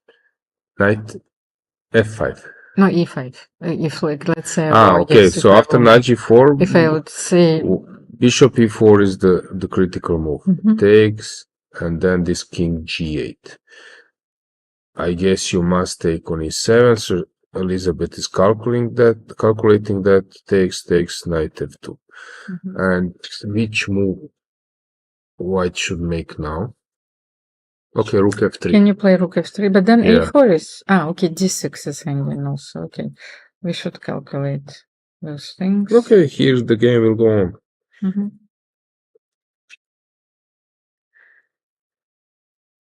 Yes, because if you take on f8... King f8. No, king f8, knight g6. Bishop f8. No, bishop f8. Let's have a look. Okay, it's a mess. And then rook a4 is coming, but knight d6. Here there is a move. Which? Oh, knight g6. And a fork. No, this is completely winning for white. So can we avoid this? No, why knight h3? Can we do something else? Maybe take on f. But then you're threatening rook e8.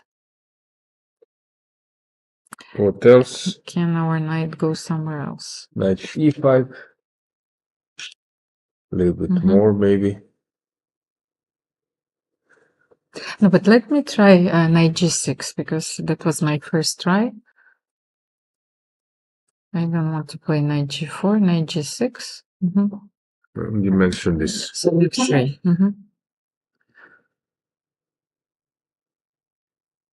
What can I do here? Okay, let me go back. King h7. Okay, If you on take e4. everything, I will play bishop f5 at the end. Take, and bishop f5. Can Queen I survive e7 or this queen one? e2. Let's say queen e7.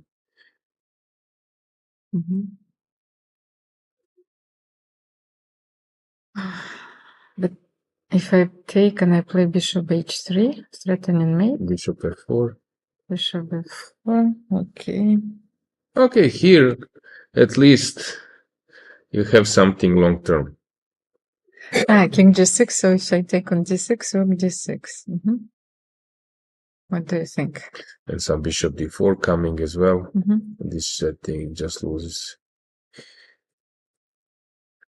So she's thinking about those two continuations, and I'm curious. Do we have something else? Do we have a third candidate move here, or this is it? I think that's about it. So if I ignore your threats, what is your next move? F3? Just wanted to figure out. Yeah. Mm-hmm. Why not? My white pieces are arranged in that way. How about bishop f4? Then you will go knight e8. Then can I try knight g7? You will still take on e4, yes? I want to play knight e5. No, but it's the same line. Yeah. Yeah, because you will take on e7. Yeah. Same line. Yes. Check, and this one is falling. Mm-hmm. Okay. Just to check what happened in other boards, we have bishop c6. Maybe we can go multi-view just to conclude, I would say, first part of our broadcast. She went, I think she exchanged the wrong knight, even though I still think that the position is about equal, but she wanted, that was my first try. She wanted to exchange the knight on f3, and we decided that it actually would be better to leave the knight on f3, and this allowed Harika to play f5. So in Munguntuul versus Goryachkina, still unclear. Black is fine first board, but also it's not bad for Munguntuul. It's a balanced position. It's a balanced position. Then we have Elisabeth. She just played king h8. No, in this position, sorry, in the current position. So she played king h8. And now f3 is about to happen, which will put a tough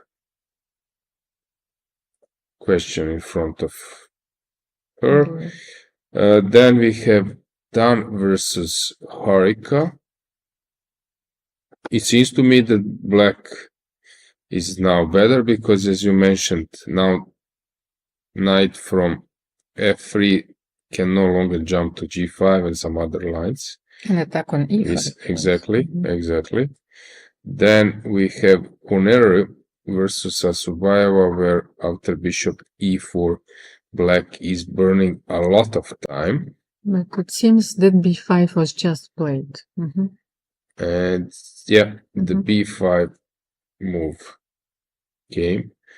And now bishop c2 will be reaction of Humpy. And the last board, Khademalsharieh, Sarasadat is playing a3 again after a5.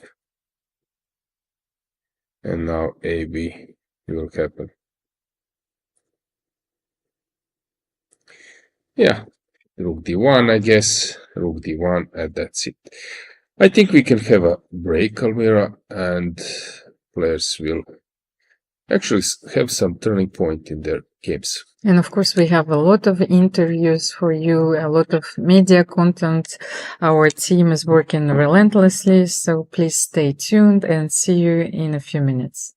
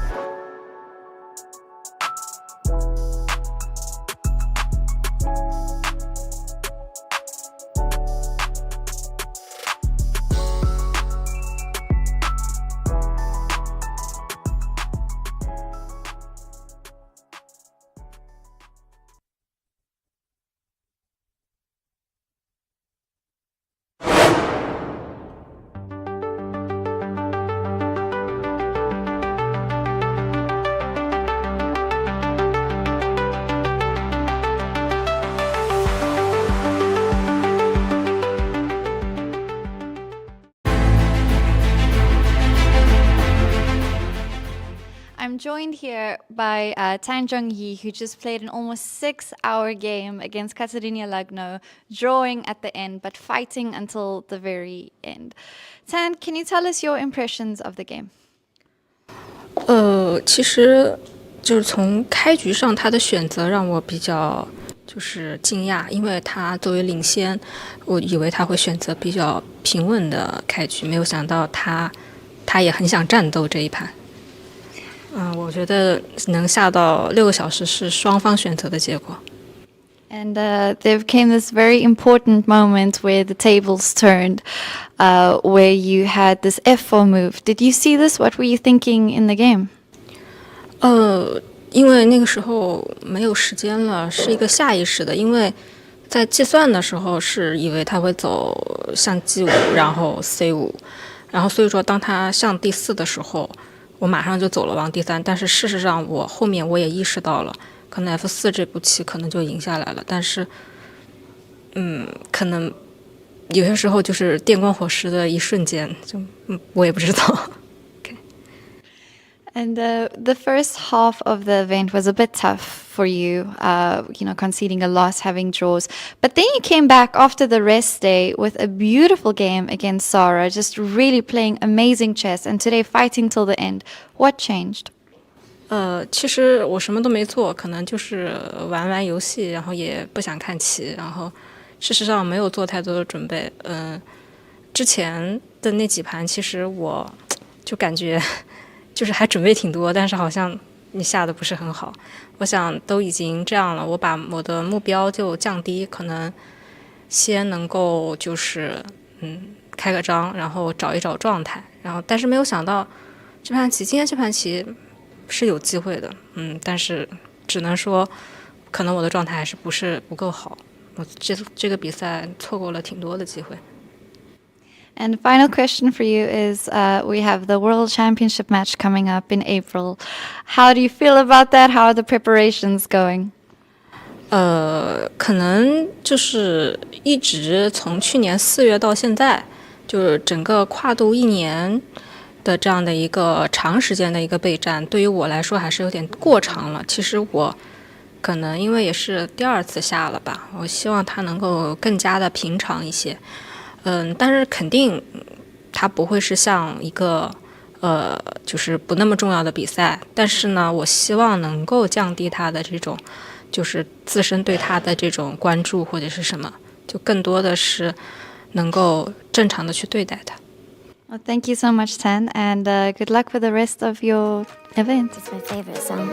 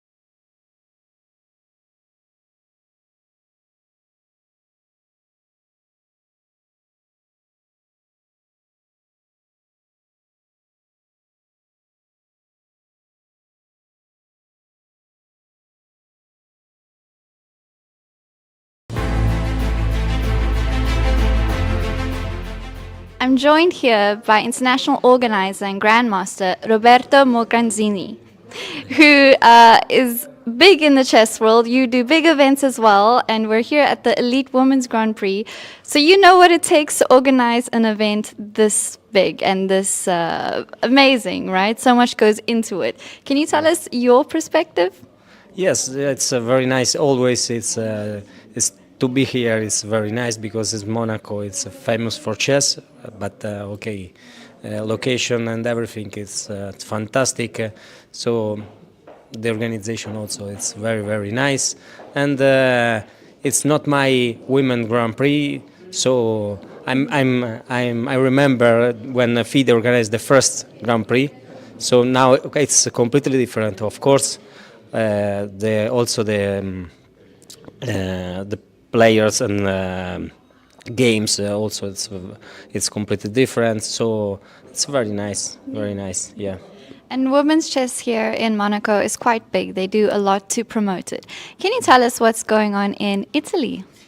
Also in Italy now. Also in Italy the situation is changed. But maybe is now Monaco it's the capital of women chess, no? Because a lot of tournaments and experience, and also for club, because Monaco won a lot of European team championship. So it's difficult to arrive to Monaco, but maybe in Italy also improve a lot of chess for women. So this is a good way, of course. Yeah. And Italy has a lot of great tournaments, a lot of great open tournaments, also elite tournaments. Anything interesting coming up that you would like to mention? Yes. Okay, I organized the youth championship the last year, and the cadet also world cadet last year, and then the youth championship 2 years ago. We organize a lot of open tournaments. This year, the second edition of Sardinia Chess Open. Sardinia is in the circuit FIDE, so I'm very happy for this. And maybe, yes, it's now in a correct way for improved chess, no? Because now it's very popular also, chess in the school. It's very popular in Italy. But me, I am all... just an organizer. I'm not in a federation, so this is not my really work. But I improve also me for chess and women chess and everything. So I'm happy. Yeah. And when you have these big events in Italy, you mentioned the cadets and the youth. Do you think it impacts the chess scene as a whole in Italy? Like, does it promote the game and get more players to play? Yes, of sure. It's very important. Also because this type of tournaments connect very well the federation and with the governments and the regions and the Olympic Committee. So it's very important to connect the politician and sport community and players. So it's very important, of course. And final question, up your alley with your expertise. Let's say I want to organize a cool chess tournament. What would I do? How would I go about it? Okay, this is a very good question. And but I don't know really. For example, freestyle chess, it's a very good idea. And of course, more women players in one tournament, it's another good idea in general, for example. But maybe I don't know, some difference, but I don't have a special idea. But maybe it's a good way now, because chess is very popular also in internet also. So maybe this is a good way. Yeah. And with women's chess, promoting the game, we have tournaments with equal prize fund. Is this ever something you're looking into doing yourself? Yes, it's very important. Yes, it's very important for chess in general, but it's correct. So why not? Yes, it's very important. Well, thank you so much, Roberto, and I hope you enjoy the last 2 games of the Grand Prix.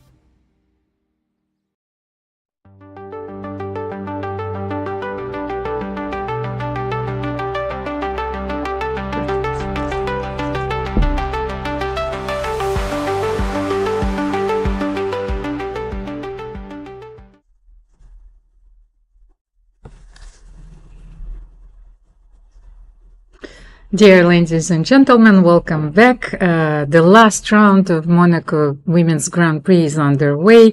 Alojzije, unless you were exploring another galaxy, I don't think that you have the right, not to know that the winner is going to be known today. I hope that everyone is watching. A lot of exciting games are still in progress, but let us remind you of the standings. First of all, who is leading? Not in the Grand Prix, first in the standings of this event. First, yes, so we will see who is actually fighting for the Grand Prix points. So here we are.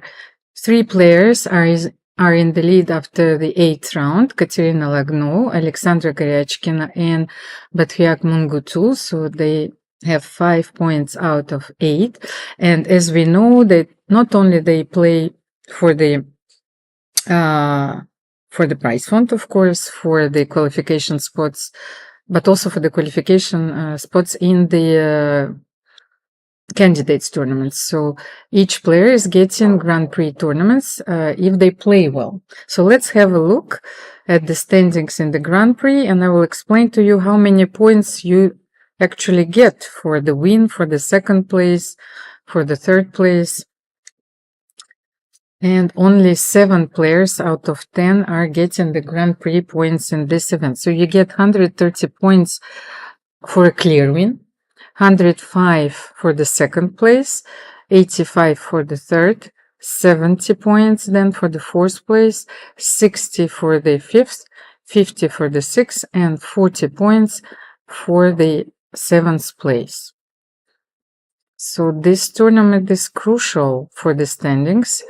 You can see that Alexandra Goryachkina has collected 130 points in one event, and she is fighting for the 1st place in Monaco as well. Kateryna Lagno doesn't have any points yet. She is also leading the tournament, and she needs to score here. And another leader of this tournament, the surprise of this tournament, Batkhuyag Munguntuul, she doesn't have any points yet, but she can score 100 points if she share for the 1st place. The problem is that in the first tournament, she was sharing the last place, at least to be in the middle of table in one tournament is necessary, I think, to qualify. Okay, so let's have a look at the games. Yeah, so let's check the games. I can switch to Kosteniuk versus Paehtz. Yes, we didn't have the right moves actually on the board, Alojzije. It seems that e4 was not played. Yeah. Okay, it was a small glitch, so Elisabeth played king h8 instead of e4. And then we have knight h5.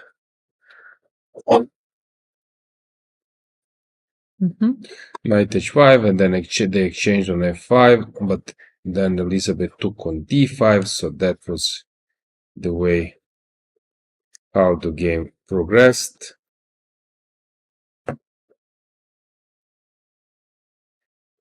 Bishop f5, and then bishop f5, queen f5, knight d5, and queen e4 was played. The situation on live board is not correct. This is the exact position, and the point is to take on b7.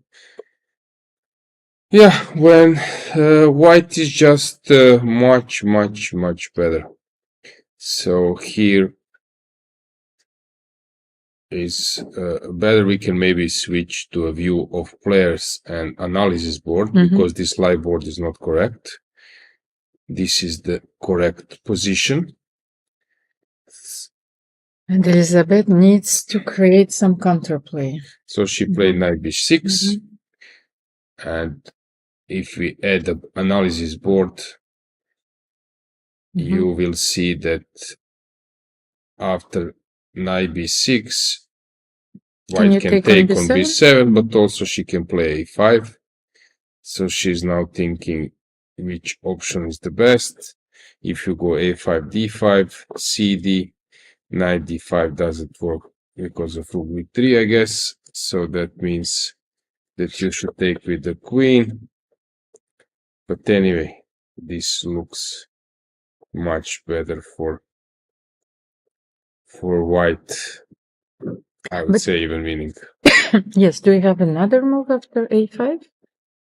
a5, I don't see anything else besides because she was hoping on d5 or to attack a4. So now I think a5 just seals the destiny. In case that Aleksandra wins, she will end up on 50%, if I'm not mistaken, and Elisabeth will stay on the last place, at least share the last place. And if Aleksandra will jump to 50%, so it means that, well, she will score maybe 50 points. Yes, and according maybe to the rating, what is the rating average? I think it's something around that. So 50% is not a bad result in terms of rating, but she could regret a bit as well as Elisabeth that she should have scored a little bit more from those promising positions. Yeah, now a5 is much better. Let's check Lagno versus Sara. Because we left around here a3. Let's get the camera as well. a3, ab, rook d1, rook d1, rook d8. Everything has been exchanged. Wait, but can I take on e5? That was played, I think, at some stage, but I'm trying to grasp. Yes, if we can have a better So if better view on the board would help. e5. So one pair of knights were exchanged.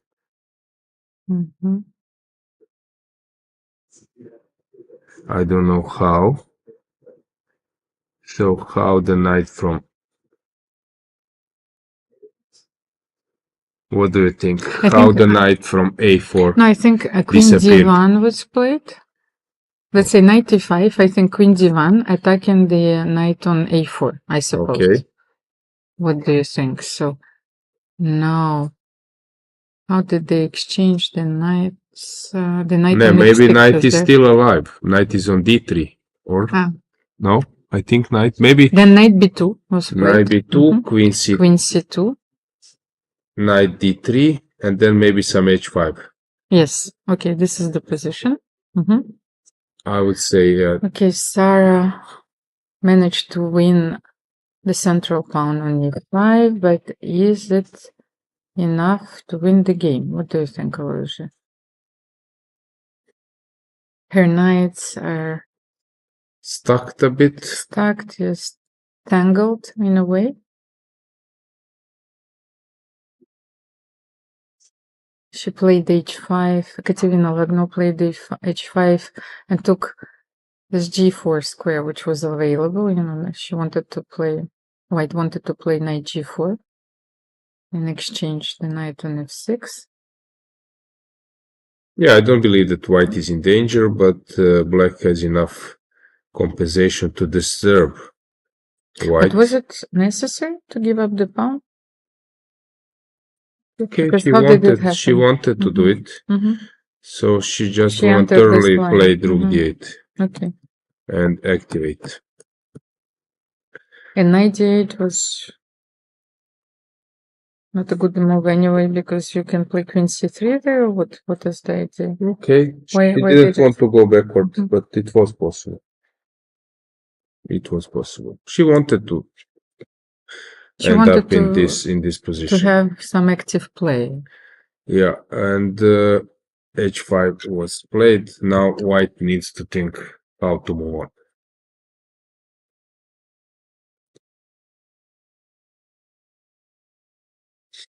So h4 springs to mind with white.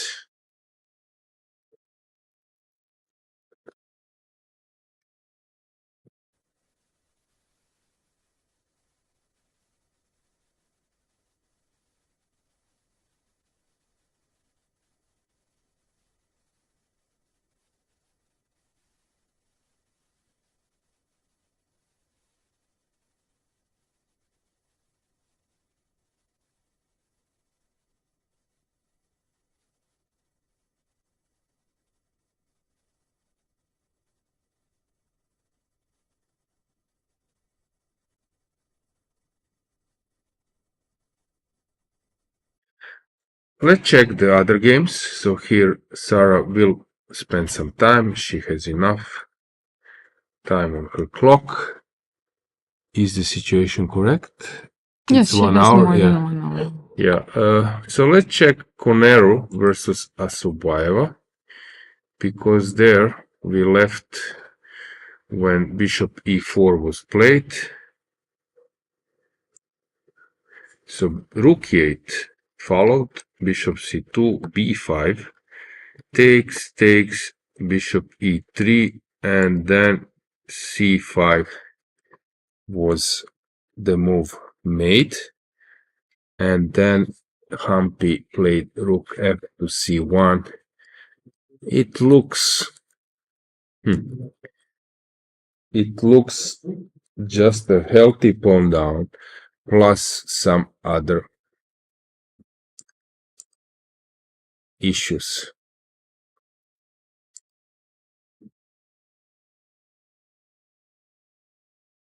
For black, I think that Bibisara is on the verge of defeat. Humpy has splendid position.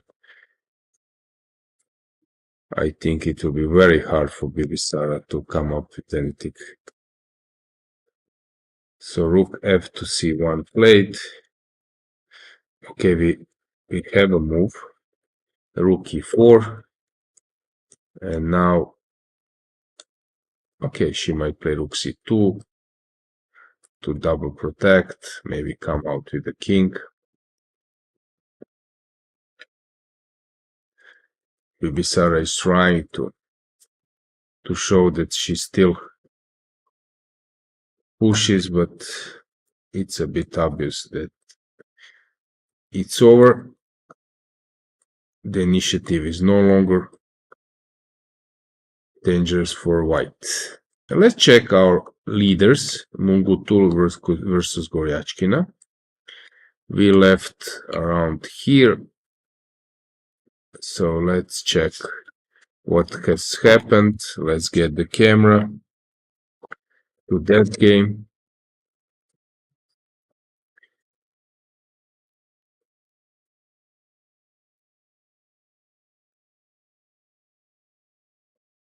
Bishop b3. I think we have exact position, although rook is not on a8. And You have the rook on e8. yes, and how about white pieces? Queen e2 was played, and then rook e8 followed. Very good coordination for black. Okay, they will move around rook a to e1, rook f3. Not easy to analyze this kind of position.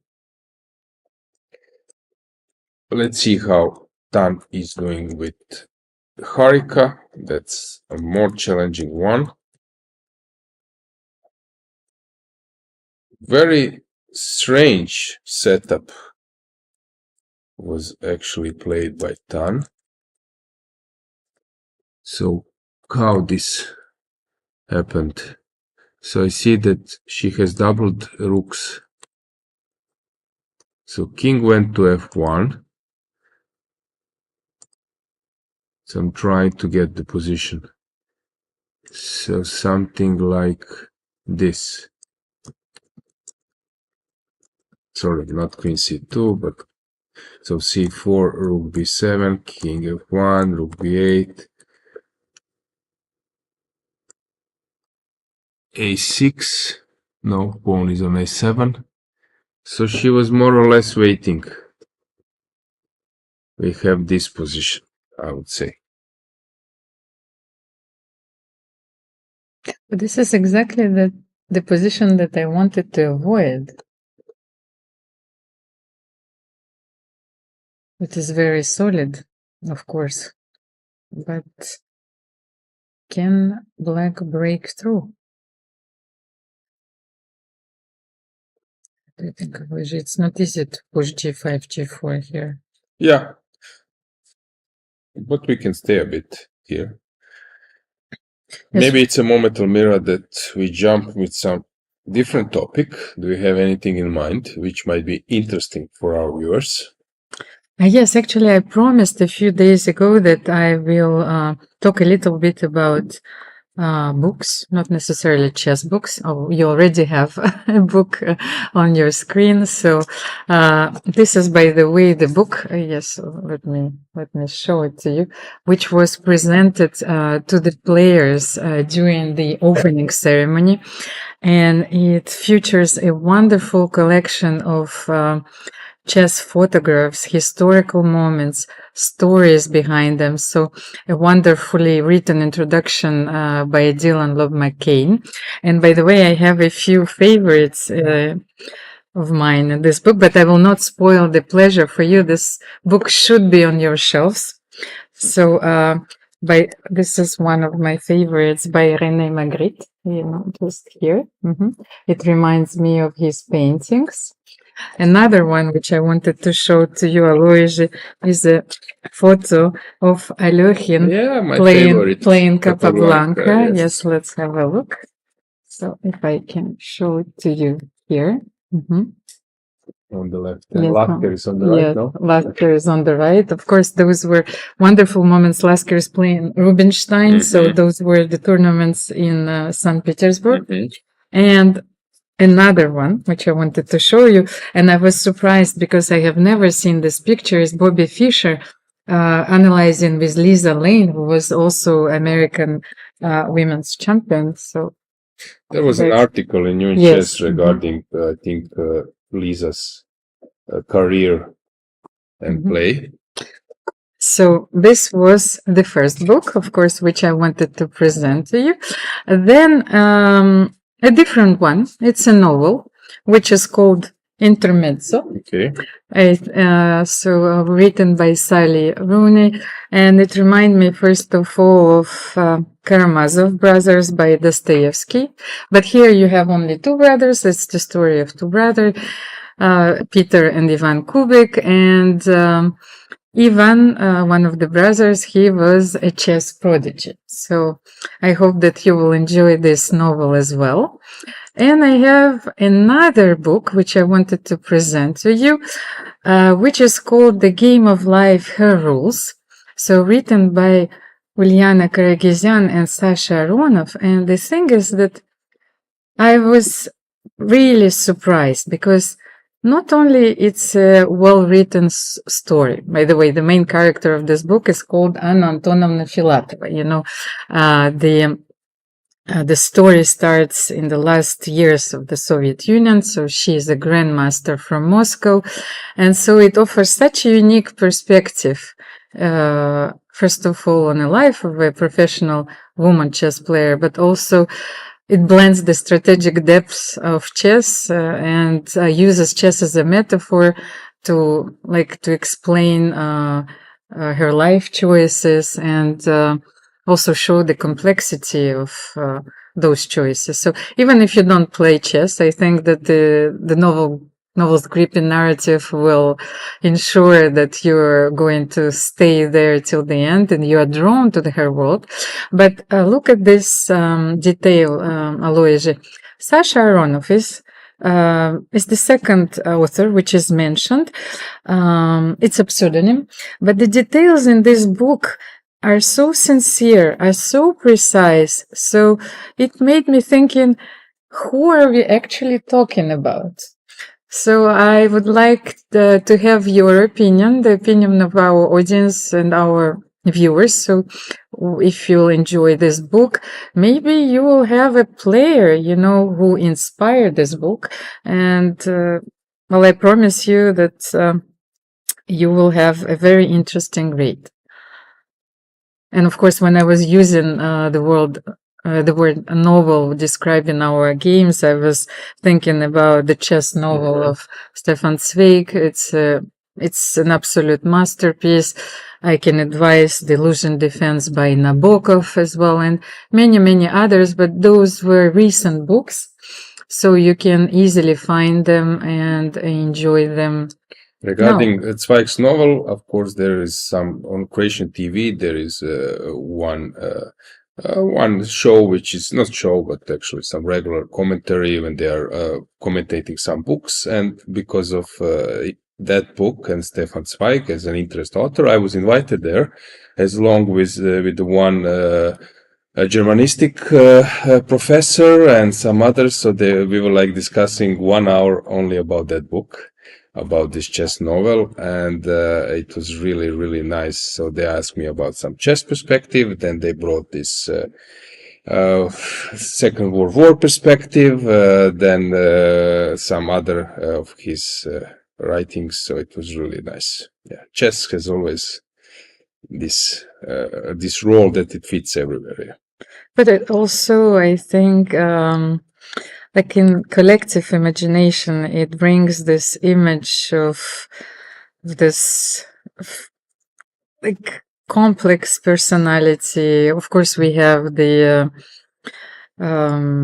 Queen's Gambit, which brought such attention to the game, but which in a way transcended the game of chess, because it was such a beautiful and interesting story. So you didn't have to play chess to enjoy it, and the cinematography, in my opinion, was simply perfect. So please share if you have some other books that you like, and I would be really glad to find out and to put them on my list. Yeah, I'm checking. So on the side you have chess players from Charlie Chaplin to Wu-Tang Clan. Yeah, I don't know who is Giza Reza, someone is playing chess. So yeah, very nice, Almira. And that was a small poetic digression, but I think that we have to go back to our games, and I hope that now everything is corrected with our files. So I think this is the case, right? Let's just start with Humpy versus Bibisara, because we have them on the screen. So King F1 was played. It seems to me that Humpy is just cruising towards the victory. Then we have Lagno versus Sarasadat. After H5, Sara is thinking. We can just recheck with the camera. Is this correct situation? Yes, that's true. Then in Goryachkina versus Munguntuul, something happened. So after bishop b3, queen e2, rook e8, c4 was played. Which is a tough decision. But it's a tough decision, but it's an interesting one, because she wants to cut this bishop. Okay, but she's losing this possibility of pawn pushes afterwards. And d3 is a turn of weakness, but okay, she has some agenda. The thing is here, I am asking myself a question. As black, would I play b5? Because I have this feeling that if bishop stays on f3, and if Batkhuyag will be able to coordinate her pieces, let's say double on the f file, play rook f3, rook f1. Okay, f6 will always... Yes, but f6, I'm not sure that's the move that you want to make with the rook on g6, and I was looking at the move h4, h5 then. What do you think? she will switch for now to the e file, for example, rook e6, you play rook f3 as you mentioned. But rook f3, can you play f5? F5 No, I have to avoid f5, maybe queen somewhere. Maybe queen f3 first. Okay, if I start with f5. You can start with f5 here. F5 is always very useful in these types of She's thinking about it. So F5. But she's still reading the first half of the of the novel. So F5, how should I react? Should I push E5 here? Can I push E5? Yes. And rook E6? Maybe I will play H4. No, not sure if it's necessary here. Okay, black will also play b5 and start opening on the other wing. Maybe possible, maybe but bishop g3 first. b5. Yeah. f5 is hanging now. I5 Sorry, is hanging, I forgot. Yes. Bishop g3, I want to take on Okay, f5. let's say. Okay, rook e7. Now queen f3. Okay, I protect. Mm-hmm. If you take You on don't want d7, I take on d3. Yes, you don't want to play rook f7 and then rook d8 maybe. I was thinking to play b5 and then queen b5, but okay. So you would go for b5. It Yes. was my first question. So maybe black has to play b5 Okay, but and not f5. first question is, will black play f5 or not? Mm-hmm. So she's thinking, she of course can play rook e6, you mentioned, but she's thinking rook e6, you mentioned queen f3. Okay, but then bishop c2, so you need to stop this as well. Okay, bishop g3, you're stopping rook f5. You're stopping f5, and now b5. cb, queen b. I don't believe that this is... If you take... Okay, maybe you can take. I was thinking to go c4, now it's some kind of tactics. Yeah, but black is not in danger at all. Maybe white is also safe enough. Yes, I was thinking about the intermezzo. Of course, the novel is called Intermezzo. In German, it's Zwischenschub. Mm-hmm. So let's go full screen. Let's check. Maybe is Munguntuul worried? How's it in Croatian? Zwischenschub, you mean? Yes. Or do you use the German word? Hang on, my brain stopped on Croatian, so we're... Yes, I know, it's not easy, yes. Okay, no, like you can tell it. Međupotez. Middle, yes. In the middle, yeah, Međupotez. okay. Mm-hmm.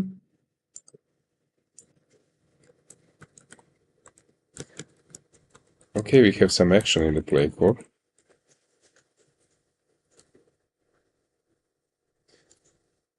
So she didn't play it in the end. Mm-hmm. So she went for rook e6.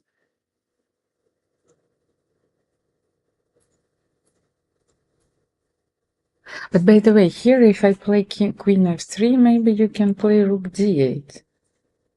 And I can protect the pawn on d3.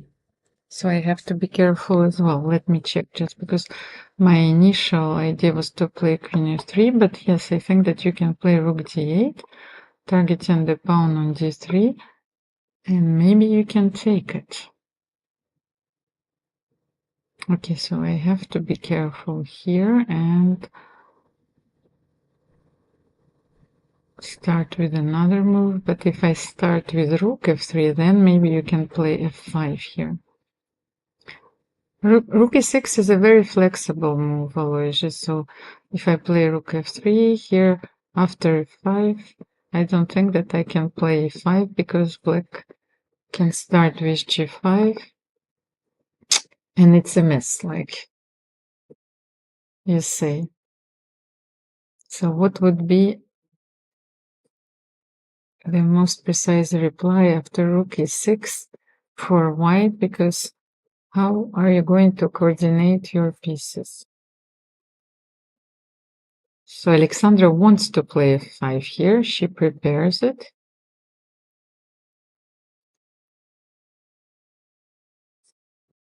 No, it's not the position on the board, by the way.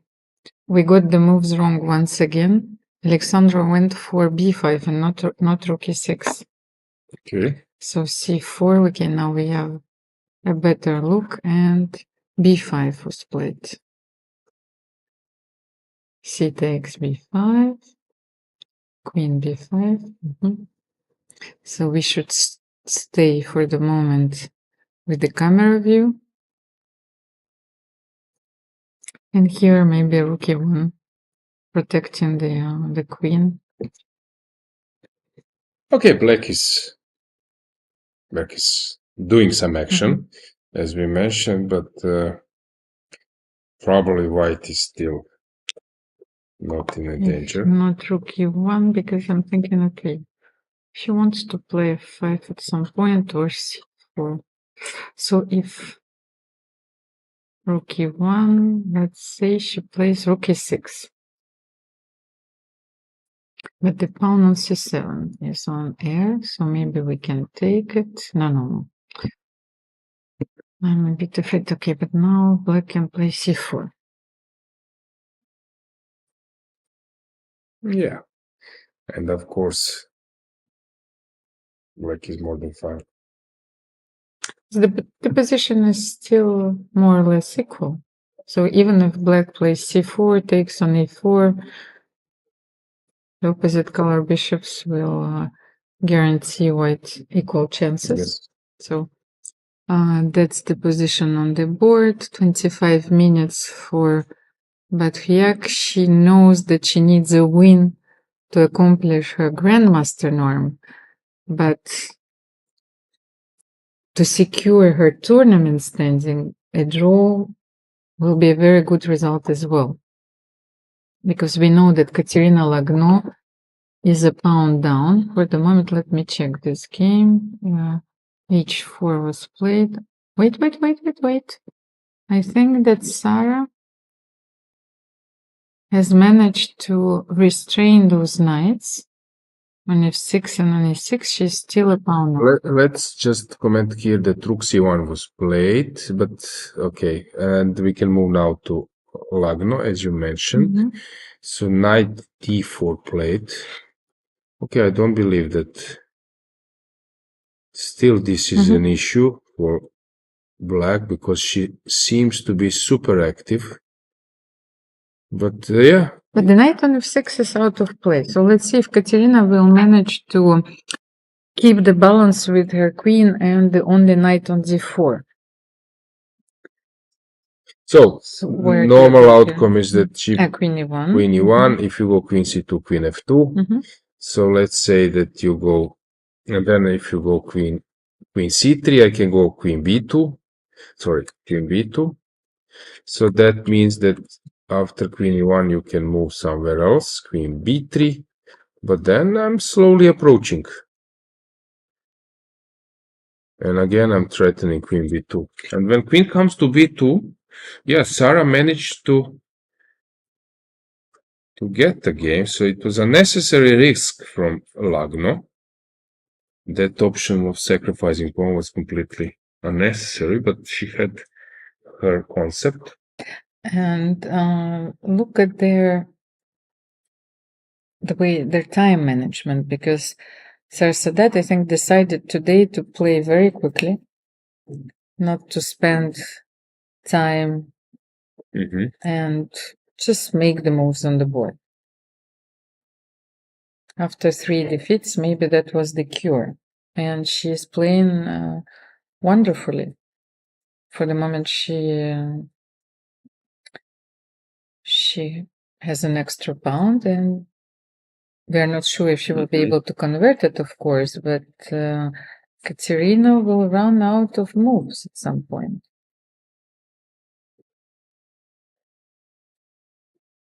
Let's say queen e1. Queen e1 is the move. Let's say queen b3. And queen d2. Queen d2, and I will go back. Knight e6, okay. Queen b2. Queen b2 and knight d7. No, okay, so I'm forced to take. Okay. You can stop me by playing knight c2. And this might be a realistic position. That you wait with your knight on c2.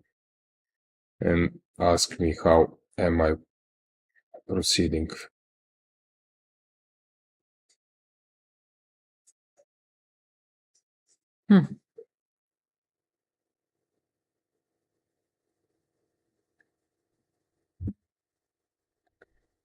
But let's have a look at so in Kosteniuk versus Paehtz, happened? Precisely what we were talking about happened. Rook d3. We can get them on the camera, but it seems to me that now it's just dead lost for Elisabeth. Let's go there with the camera. But if you take on e4, yeah, rook yes, e4. Rook e4, knight c8, and then you're going to play rook d7. Let me check. What Takes. 98? Where are you going? Rook d7? Probably good move. So what are we supposed to do here?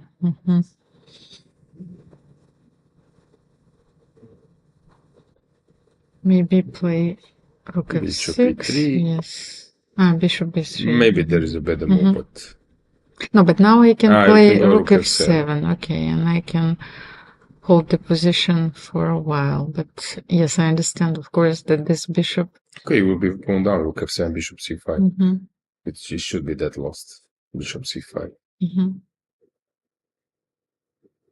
Pawn Yes, down. and all the white pieces are dominating, you know, Yes. their black counterparts, of course. So I don't see anything now for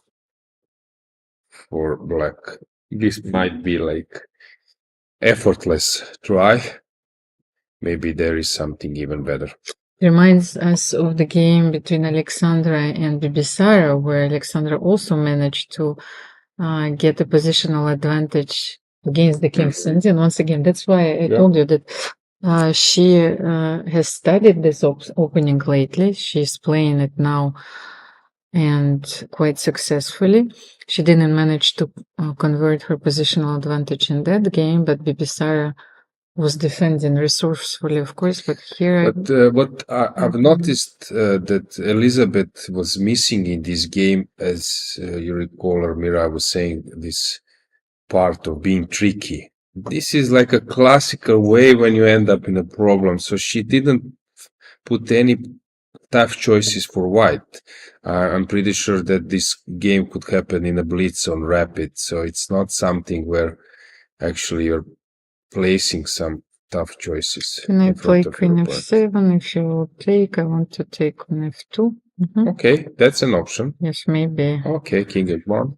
King h1, and can I create something like this? The last desperate attempt. Queen e3. I will push e4. Do I have e4? Yes, okay. If you take here, then rook f2 and... Hang on, I saw the move. What I saw the move, rook d8. Rook d8 winning.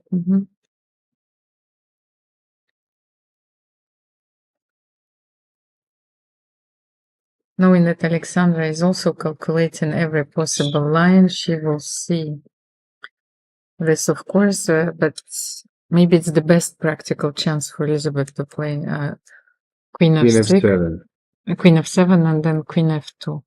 Yeah, other moves I think are just curtains. Let's just briefly check what's going on in Harika versus Tan while Elisabeth is thinking.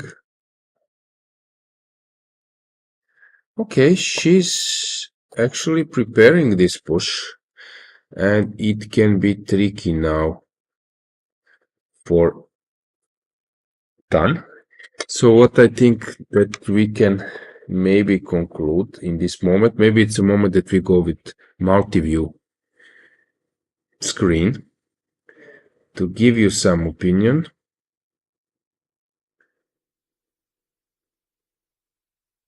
Okay, so in the Munguntuul versus Goryachkina, still it's far away from a mess or something more than a draw, while in the game Kosteniuk white is very close to winning. Same goes for Koneru versus Bibisara, although Bibisara is a player who knows how to create problems, technical problems to opponents. And then we have two games.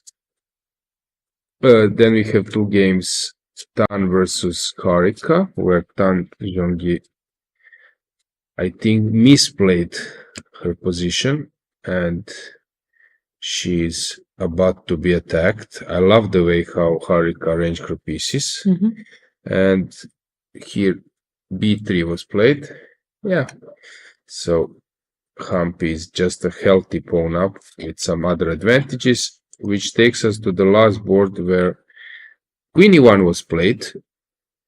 in Sarasadat versus Lagno, and now Queen D2 will be played, and I expect Knight C2 to happen. By the way, Alojzije, do you remember that we were speculating about the possible outcome of this round? And so if Humpy wins this game, so she will be on 5.5. Mm-hmm. So she will Okay, join the yes. leaders in case the game will be drawn between Batkhuyag and Aleksandra. And Kateryna is actually suffering for the moment. So this win will probably guarantee the tie for the first place, or at least the podium. Mm-hmm. So it's very important for Humpy to convert this extra pound. Yeah, so we expect Sara to play Queen D2, which is a crucial point. We can go full screen with the camera in that game. So this is currently the turning point. And now Queen D2 we expect to happen when Black needs to cut this Queen B2 maneuver with Knight C2, the only way to stay in the game. So this is the moment where after the best continuation Queen D2, Knight C2, and then White needs to start finding another part of the board to get some progress.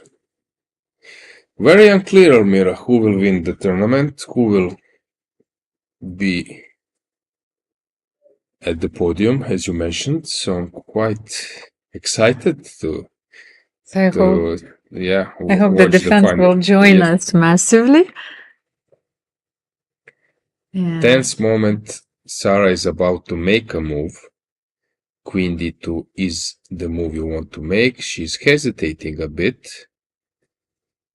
It doesn't seem that her energy level is so high. As you mentioned, she might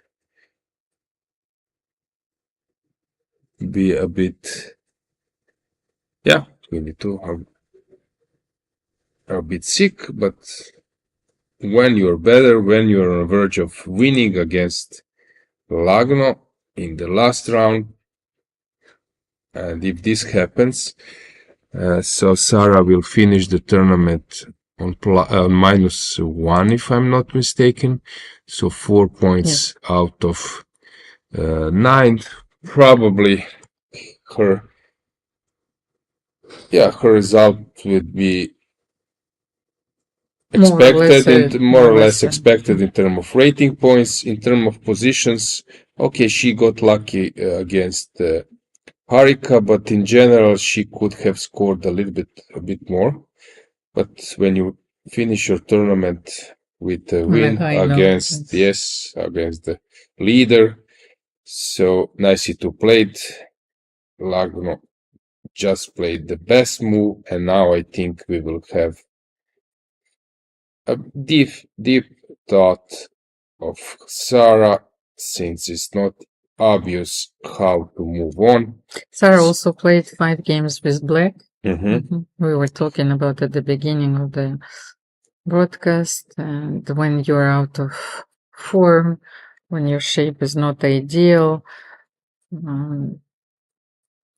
So once again, let's get the mosaic or multi-boards view, and we will conclude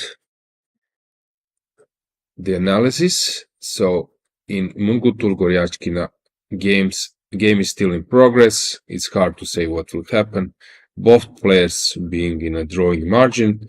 Elisabeth Paehtz on the verge of defeat. Kosteniuk is pushing, and it's now more or less technical phase of the game. So the queens have been exchanged. Queen e4, rook e4, knight c8, I guess, will happen. But now White has open hands. Almira, we mentioned rook d7, but there are some other moves as well, very passive. Harika is preparing this kingside assault, but it's also not easy to go all in. So here we will have some maneuvering. She's getting low on time, although being 5-6 moves away from time control, which is not a big deal. Koneru took with the rook on b3, healthy pawn up, and not just healthy pawn out, but also some weaknesses. So anything except white's win would be a huge surprise.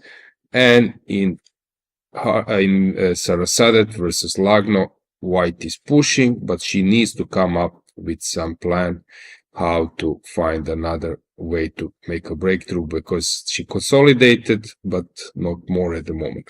Yes, you need to make a move with the king. Yes, so if the knight moves to d4, then you play queen b2.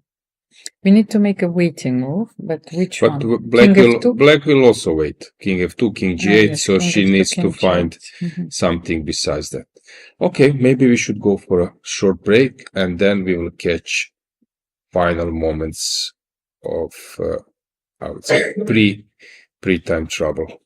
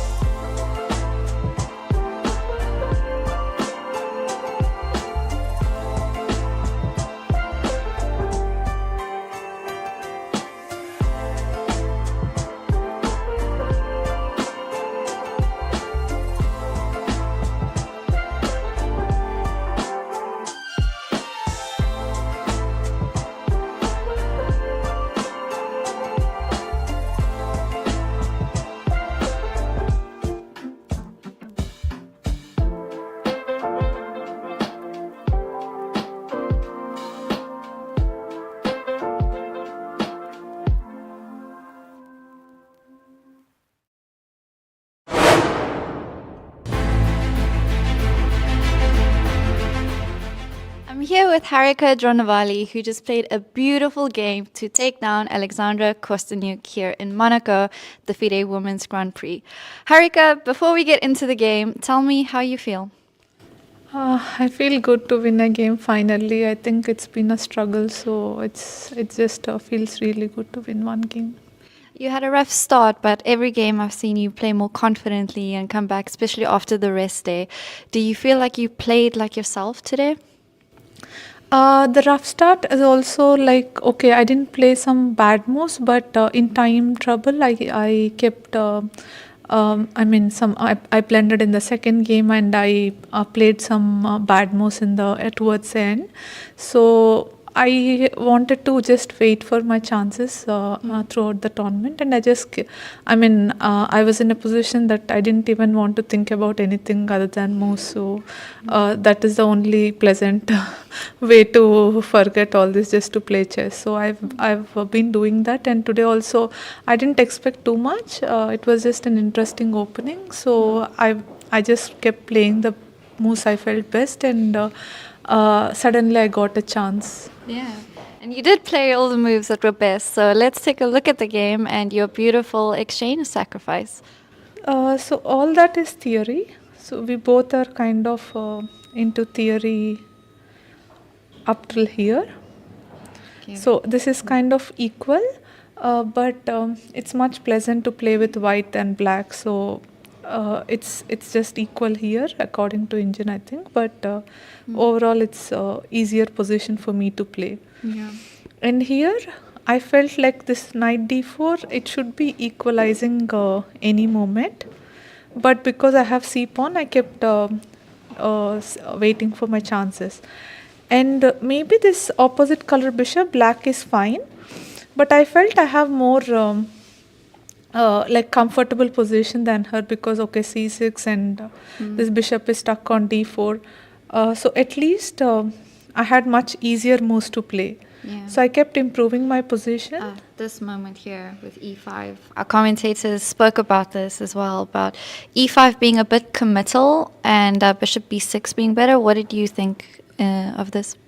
I thought it's more human, like in general, to play e5 and not go to too defensive. But I think after it's committal, but okay, I don't know how bad it is. Other than that, bishop b6, at least like it's a passive position, I keep playing it.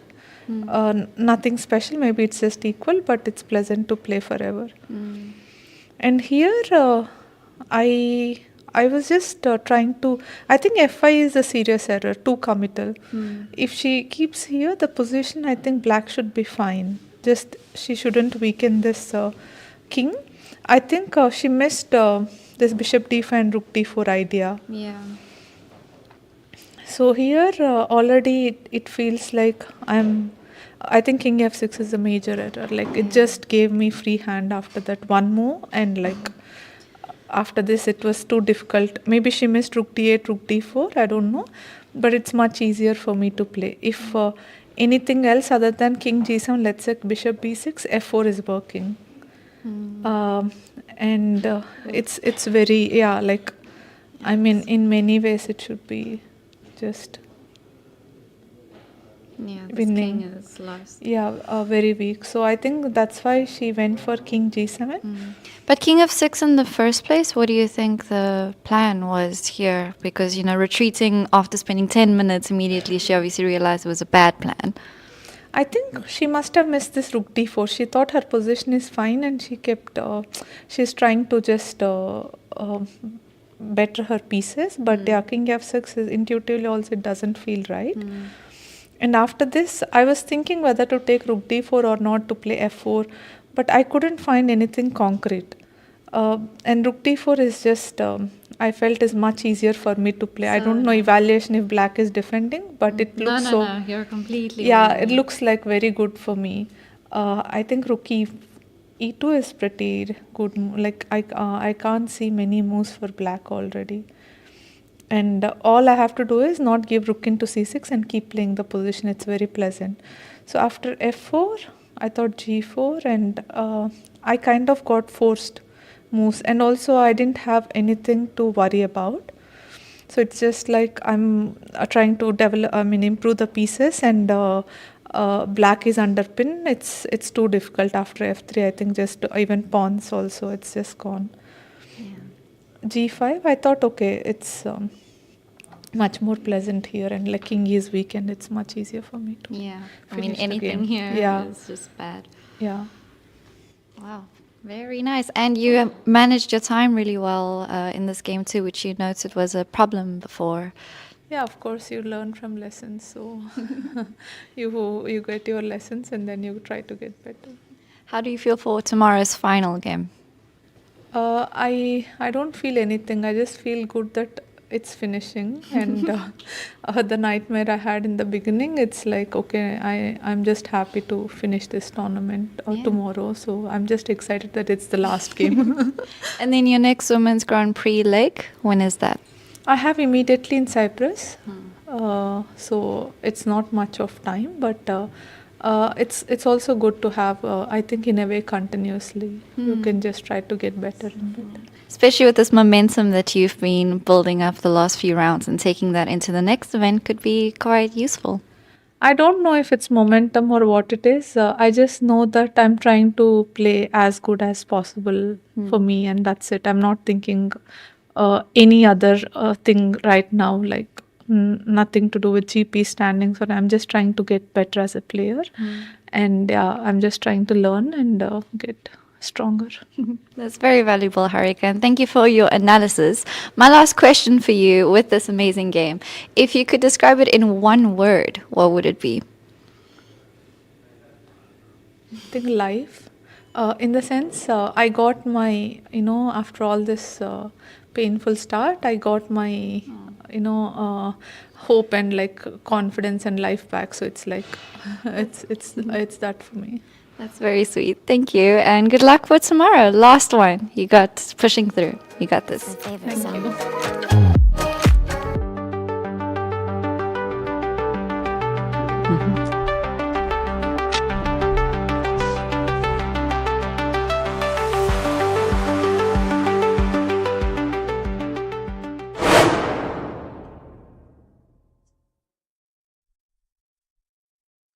Dear ladies and gentlemen, welcome back to the final round, the final moments of Monaco FIDE Women's Grand Prix.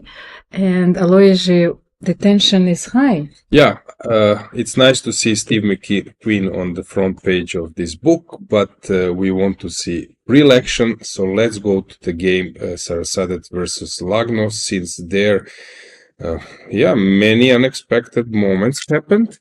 So after knight c2, which was the best move played by Lagno, I think she regretted her choice of sacrificing a pawn, since now she needs to play the only moves, and not just that, maybe the position is technically speaking better for or winning for white.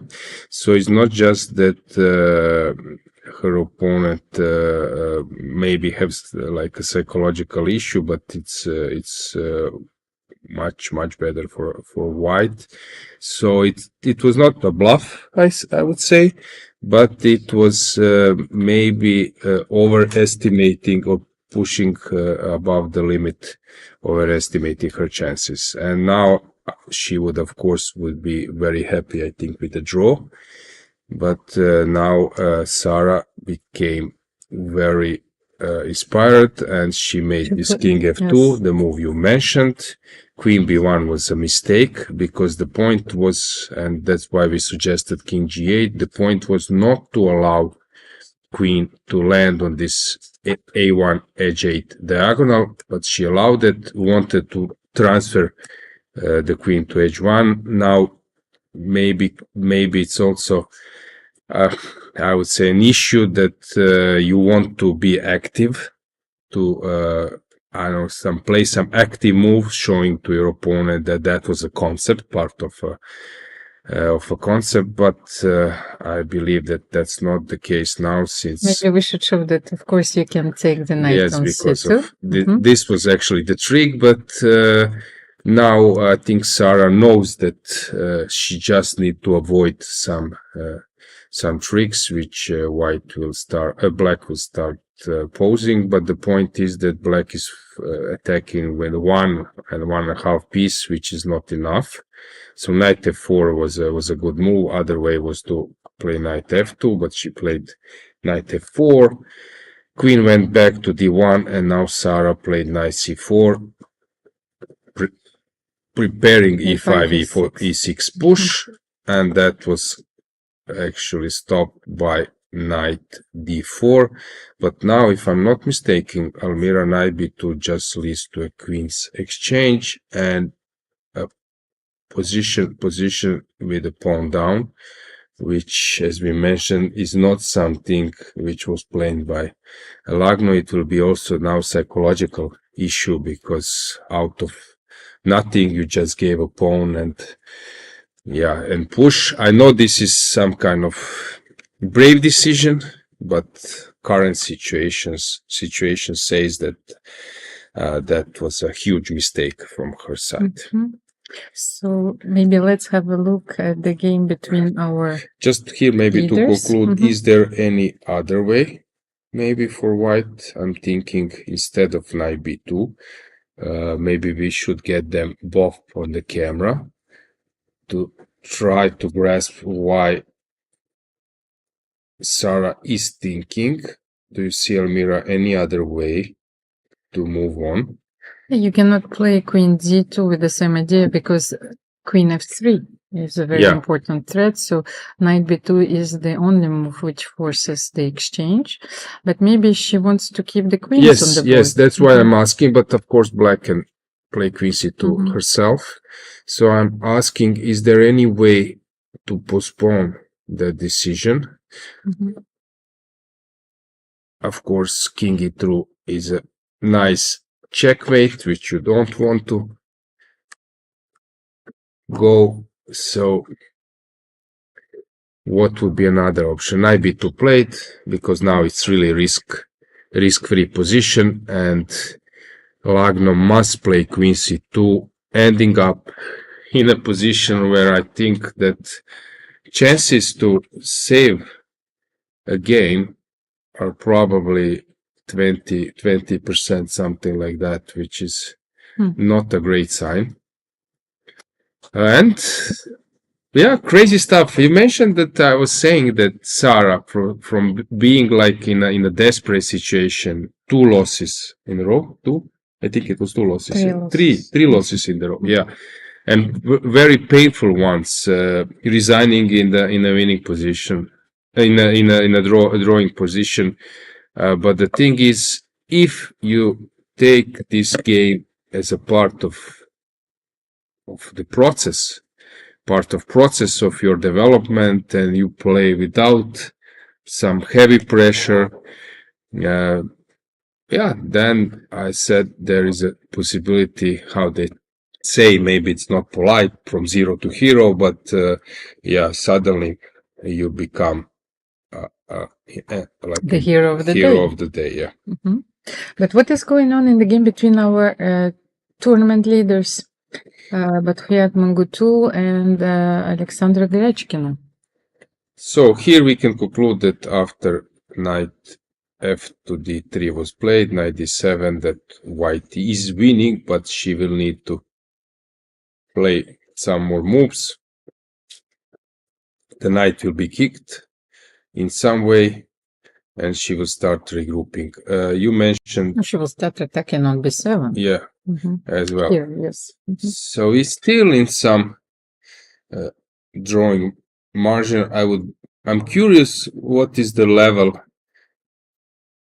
of precision in this game? It's probably quite high, for sure, about 95%, because they are making so many moves, and the assessment is still equal, which means that they are not making a slight mistake.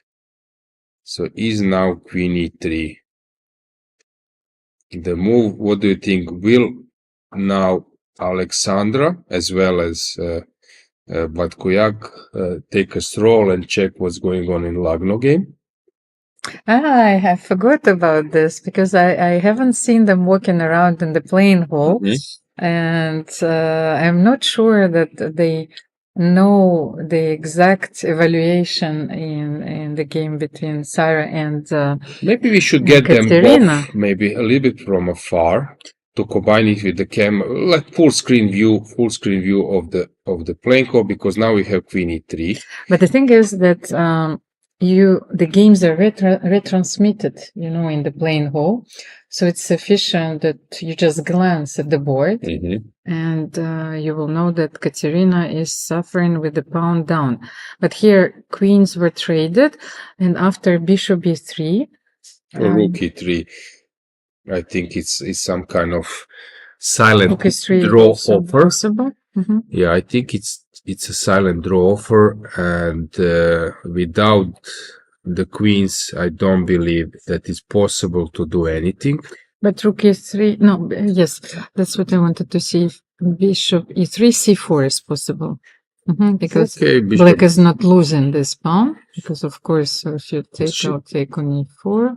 Yeah, not necessary for that. Bishop f4 now after c4, bishop f2 or bishop f4, something like that, and again, it's just a dead draw. But rook e3 Rook was e3, played. it's a little bit more sound.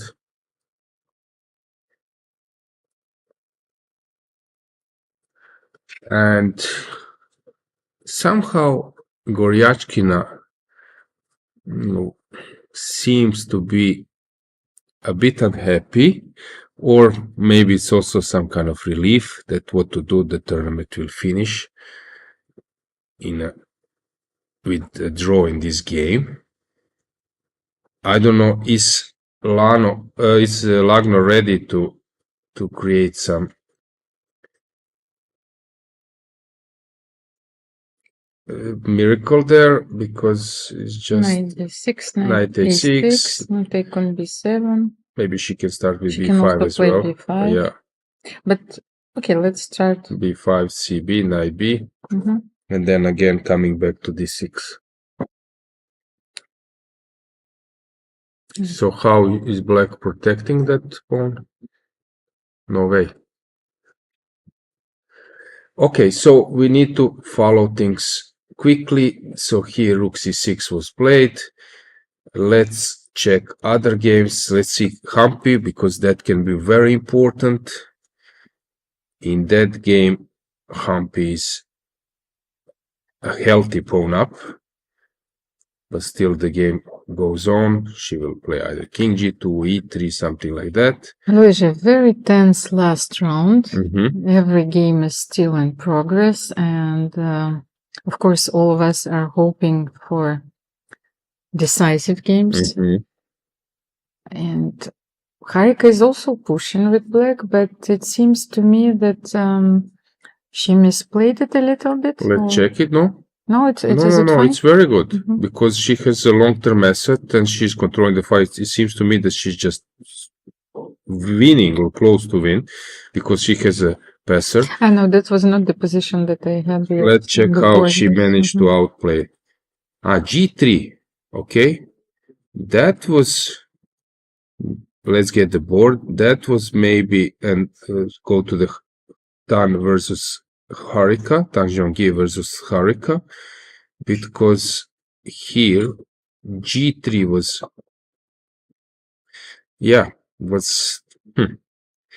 I cannot say suicidal, but it was tough move to make, but she wanted to play for a win, and I think that Harika played very well, either to push h3 or to come with the king g5. So many options. But king g5, I will play bishop c4. Can I try something? Bishop c4? Okay, whatever. Rook b2 or rook b4 or this is immediate like a dead draw. If black wants, I don't know, queen d8, and that's about it. Maybe rook b4 here? But rook b4 is also an option. But h3 is an asset. Why not to play that move? because you never play queen f1 because I go queen h4. And then this checkmating that is about to happen. And so let's check the difference. If I play bishop c4 after h3, then if you exchange the rooks. Okay, rook, and then rook b4, maybe. Queen a7, maybe. But then queen h4 is always coming. So takes, queen a7, queen h4, queen needs to go back, queen g1. And okay, it looks to me, no, it looks like a lost position. I will somehow transfer my bishop. So it's a moment, h3 or not, she's not making it. She's thinking about making something else.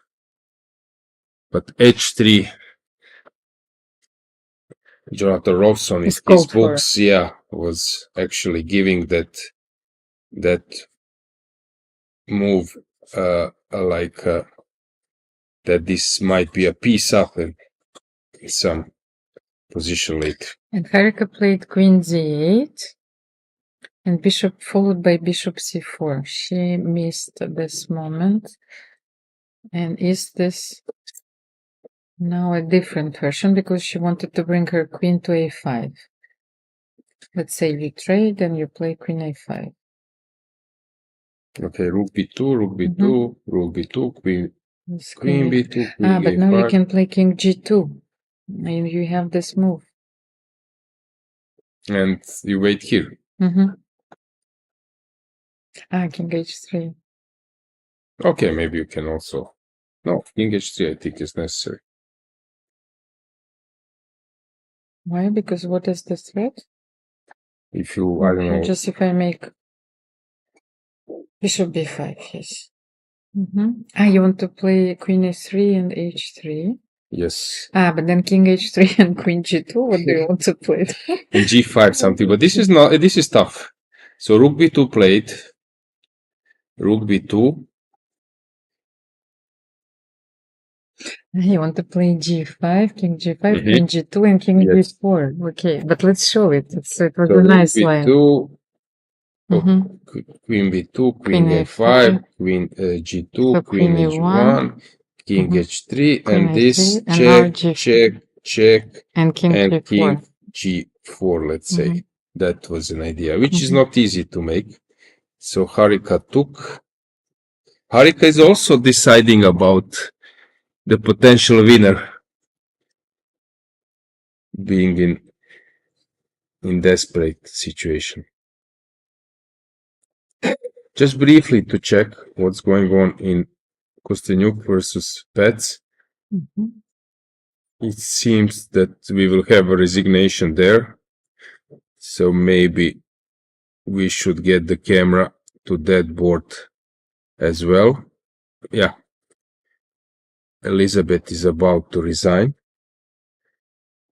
Since a pawn will be promoted, the point if you take, check, and a6, and that's it.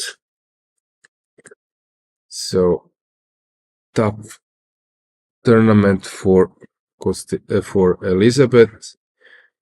It happened this way: rook f7, bishop c5, and bishop b4 was missed. She was counting on this position, which is not great, but it's maybe holdable, but no, not really. But she just played bishop b4, final touch, and rook d8, a6. Yes, a6 next move is coming. If you take, check, and knight c3 was missed, or knight c3. Bishop c5? Yeah, bishop c5 easier move, you're right. So it seems that she's winning while Elisabeth is contemplating her fate. She will finish the tournament with 2 losses. And but the quality of level of play was not bad, but she was missing energy and concentration at the right moments. Yesterday against Munguntuul, very promising position. She was making many good moves, but somehow this tournament was not going her way. Harika wants to cement the position and to make a draw, or at least to be super solid, because now there is no penetration. A5 will happen, H3 will happen, A5,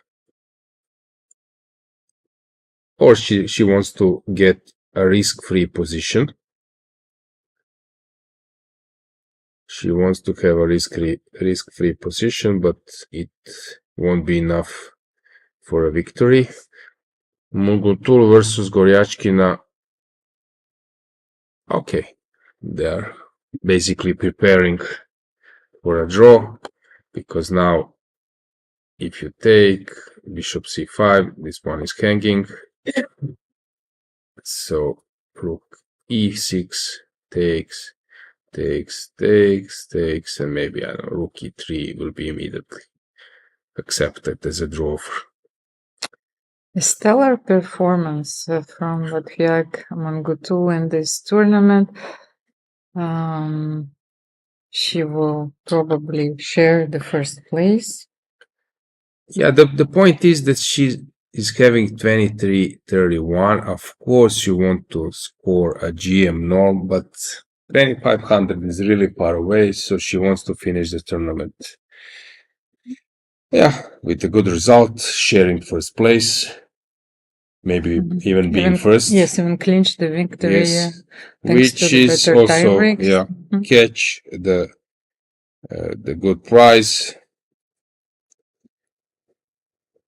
And she qualified for this series with an incredible performance in FIDE Grand Swiss, which is the strongest open tournament in the world. So let's get with the camera, because we have a resignation in Kosteniuk versus Paehtz. Are they still in the playing call? Let's try to get them.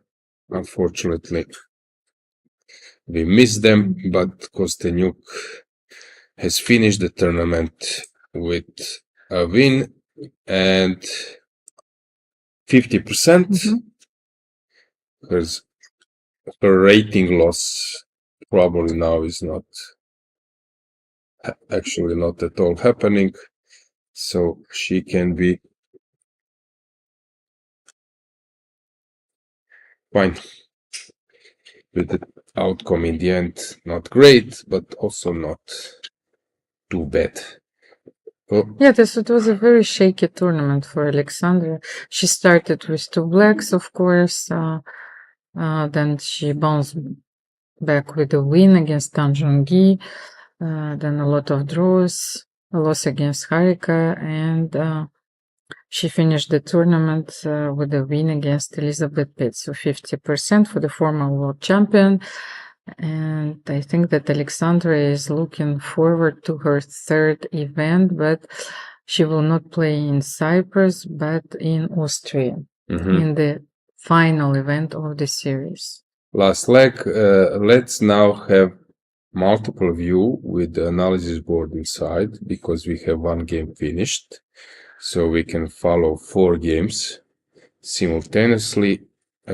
It seems that Munguntuul against Goryachkina is getting to the point we were discussing, where everything will be liquidated, so I would love to have a camera on that board. So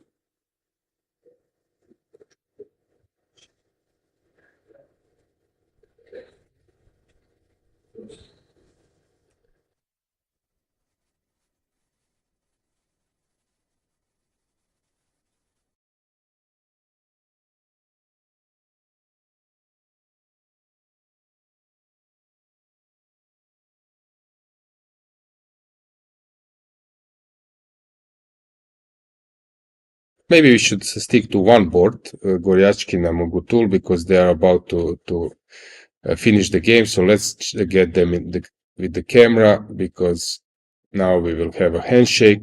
We don't need the board, because it's obvious they will just agree to a draw. So let's go full screen with the camera.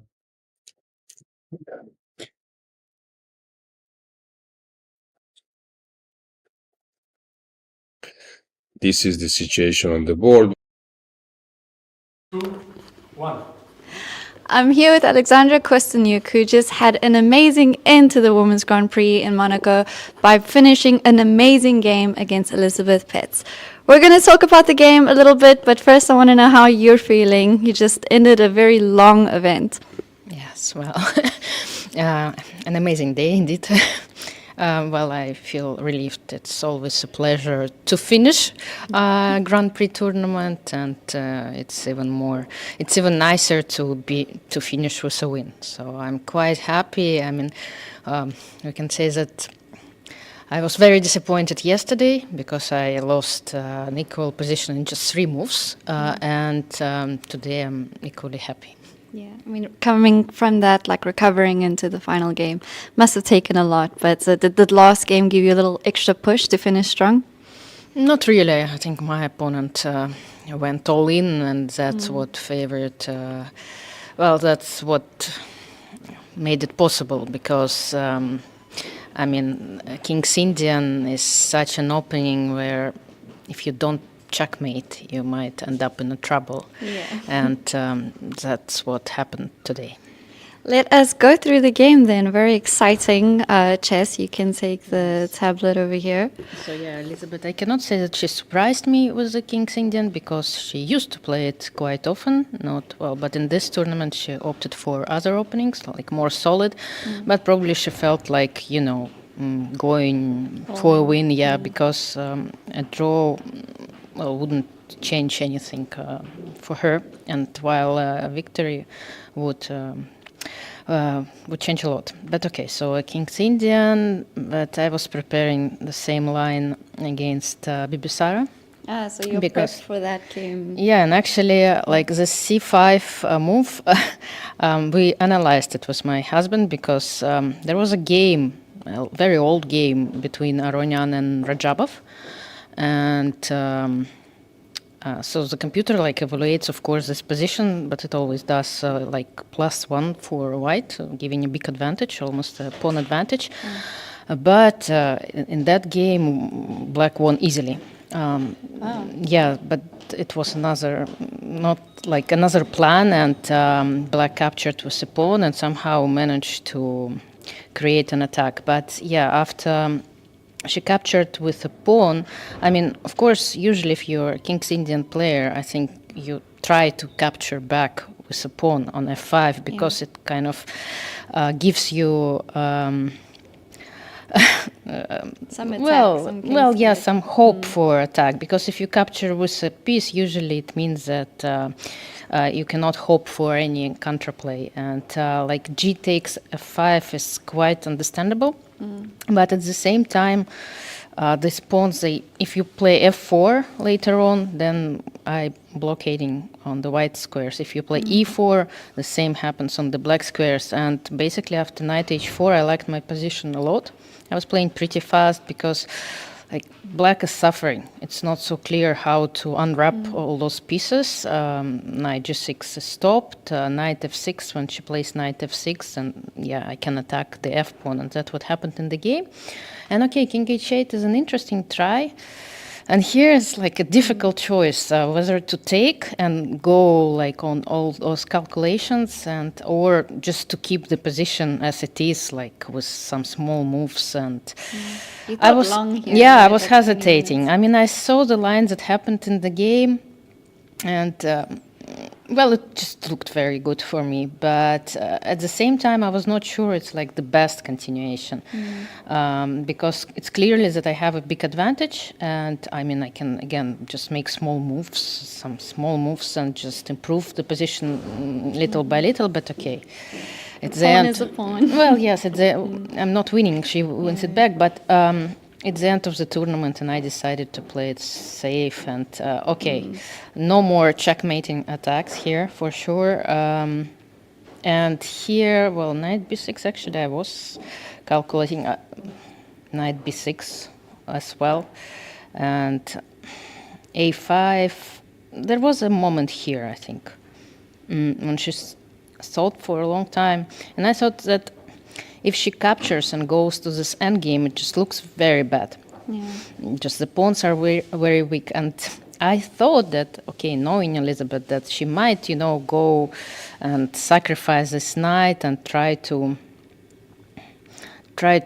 play this position. It shouldn't be like enough.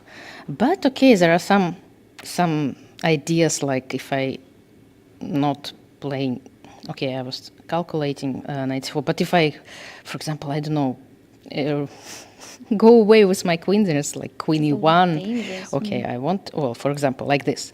So it's still possible to get checkmated. So you still have to be careful. And yeah, I was calculating some long lines. Where is it? Oh, yeah. Some long lines. After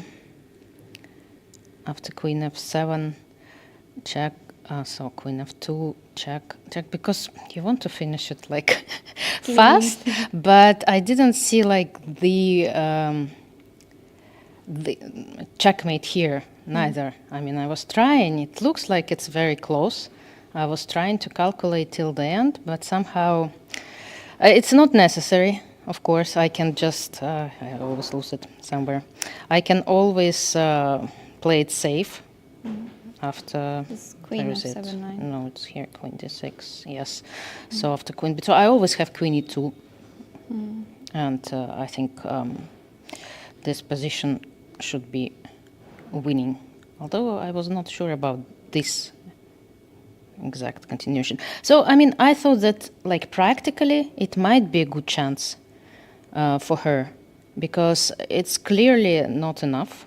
I mean, the compensation is not enough, but at least, I mean, it asks me very, like, I was thinking about knight c3 with the idea after rook b2 to play queen e2, and I think this should be winning. But again, like, I was not 100% sure.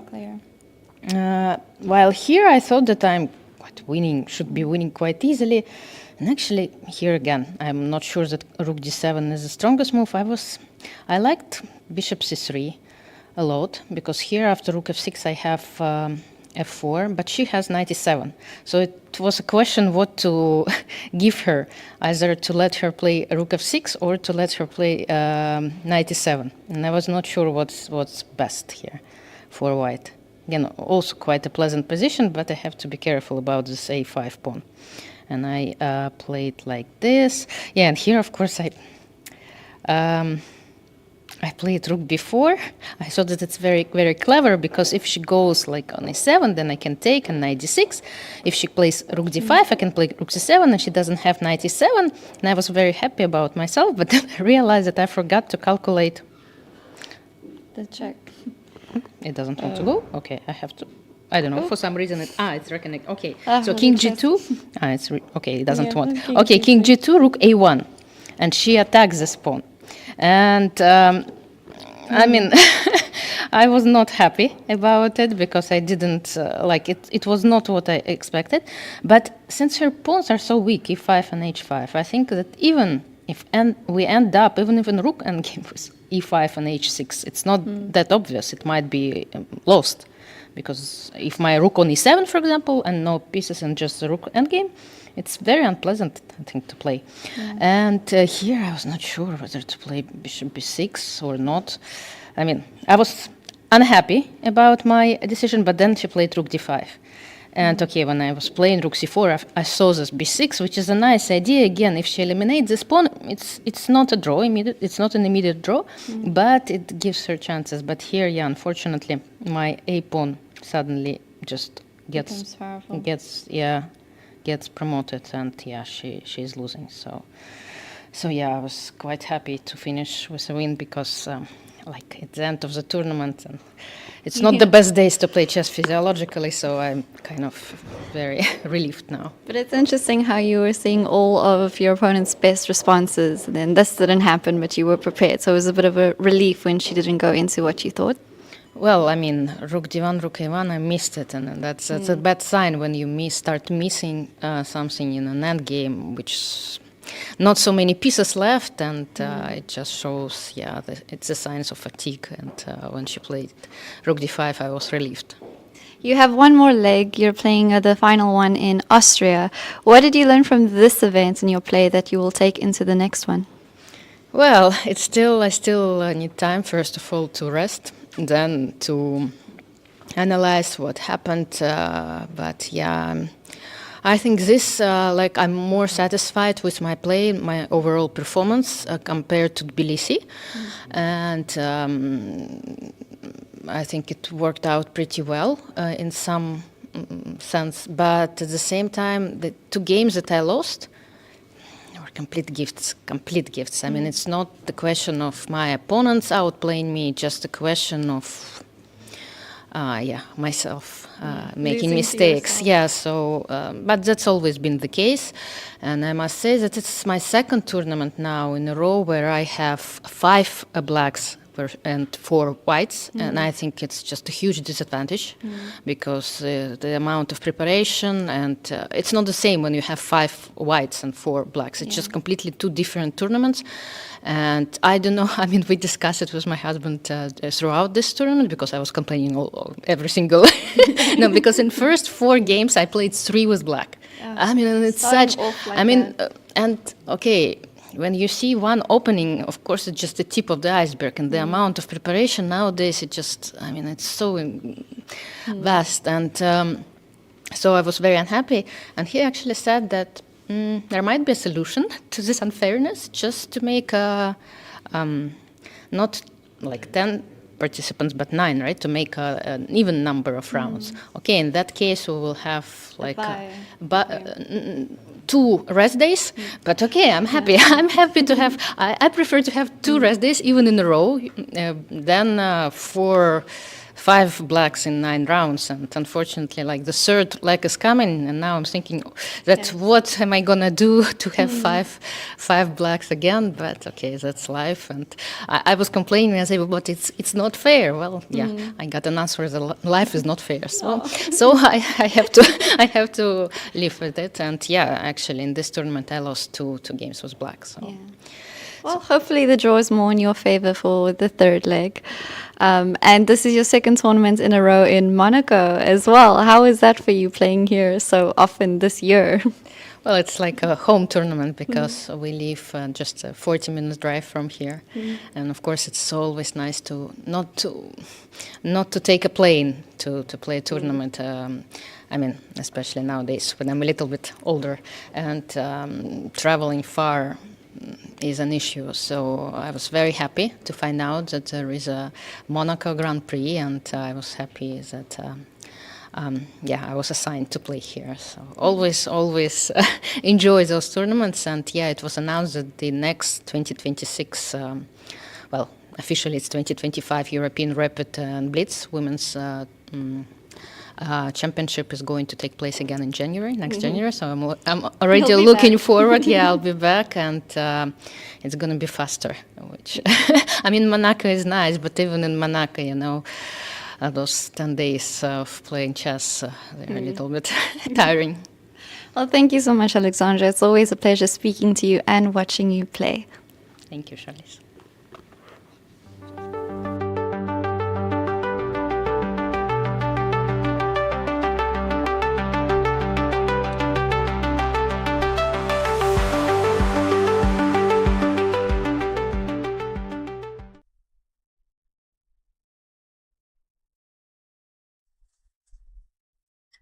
Dear chess friends, welcome back. Please send all your love and support, because I think that the commentators are running out of steam, so we need you. Send all the hearts towards our studio in Novotel, Monaco. FIDE Women's Grand Prix is underway. We have 3 games which end the tournament. Only no, 2 for games. We have draw between Munguntuul and Goryachkina, and Alexandra Kosteniuk won the game. So let's just check what's going on. First, maybe we can start with Lagno, playing black versus Sarasadat. She's in sort of desperate situation, being 2 pawns down. And she needs to pull a miracle.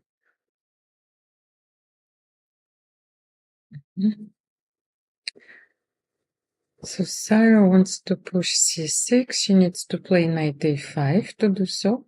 But for the moment, I still have the possibility maybe to bring my king closer to the pawn. Yes, knight b7. Okay, let's say king e6 or king e7. King e7. But I can go up. Knight c6. Can I go up? F4? Is this something? Maybe not necessary. No, I wanted to knight c6 too. Also, knight c7 is stopping. Maybe after knight c7 now. Okay, I can start with d4, getting another passer. Yes, this is actually a very important idea because you cannot win only with the pawn on c5, even if it's an extra one. It reminds me of one beautiful endgame which was won by Anatoly Karpov against Joël Latier, by the way, and he used this moment to play g4, and he created another weakness. So if black takes on g4, then you can create another passer, and if you take on h5, then the pawn on h5 is going to be vulnerable. Yeah. Actually, as you mentioned, this c pawn is a decoy, and then white can switch to another part of the board, while for black won't be the case. Lagno is in sort of desperate situation. We can maybe go full screen to provide you the insight. And Sarah is still ahead on time, 48 minutes against 28 minutes for Kateryna. Sarah has all the time in the world to find how to convert this extra pawn and to show her endgame technique. Yeah, here I would say out of 10 games, if you, Almira, make a draw in one, would be a huge success. Because it's really dead lost. But okay, let's try to defend this position. Okay, you mentioned king e7. King e7, king e6, but okay, king e7, you said. Okay, I said king e3, but maybe it's also good enough. By the way, maybe it was a better idea to play immediately knight e6 after king e3, so I will not allow you to play. Okay, she played knight e6, so she allows king e3.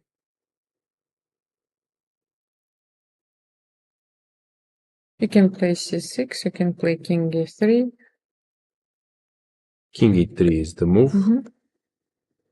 And what next? I have to play knight a7. Tough moment for Lagno. For Kateryna, she's aware. Now I think she's trying to recall the moments where she could have gone differently. You see that basically she's thinking about what had happened in the game. Yes, and I still can understand this decision of leaving the pawn on e5 and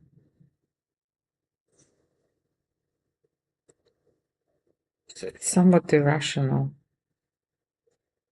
We could have played the same position, slightly worse maybe, but with the pawn on e5 and so you played like 8 rounds on a very high level, and that's an issue.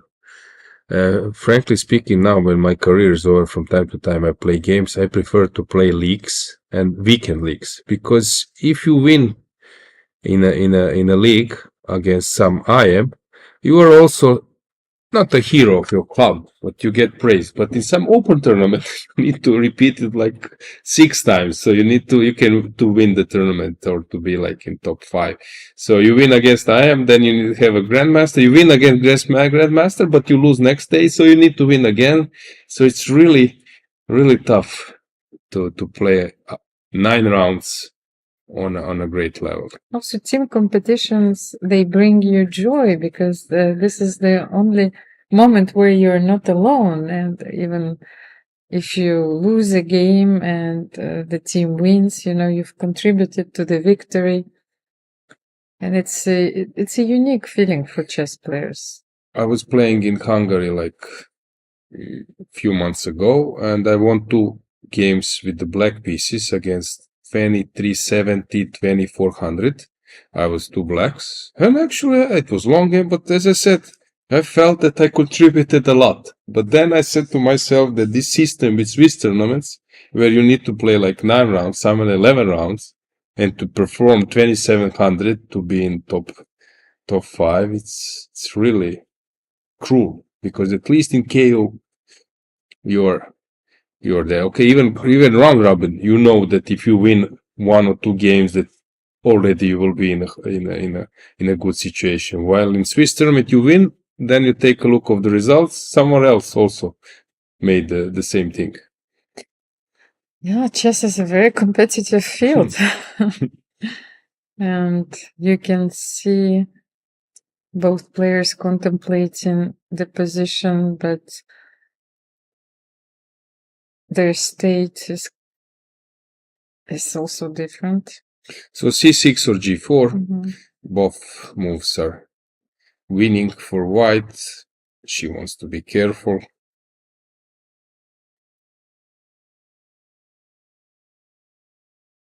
Drama. And what does this mean? That means, so let's check Humpy, yes, let's Koneru. What has happened there? So we left around here.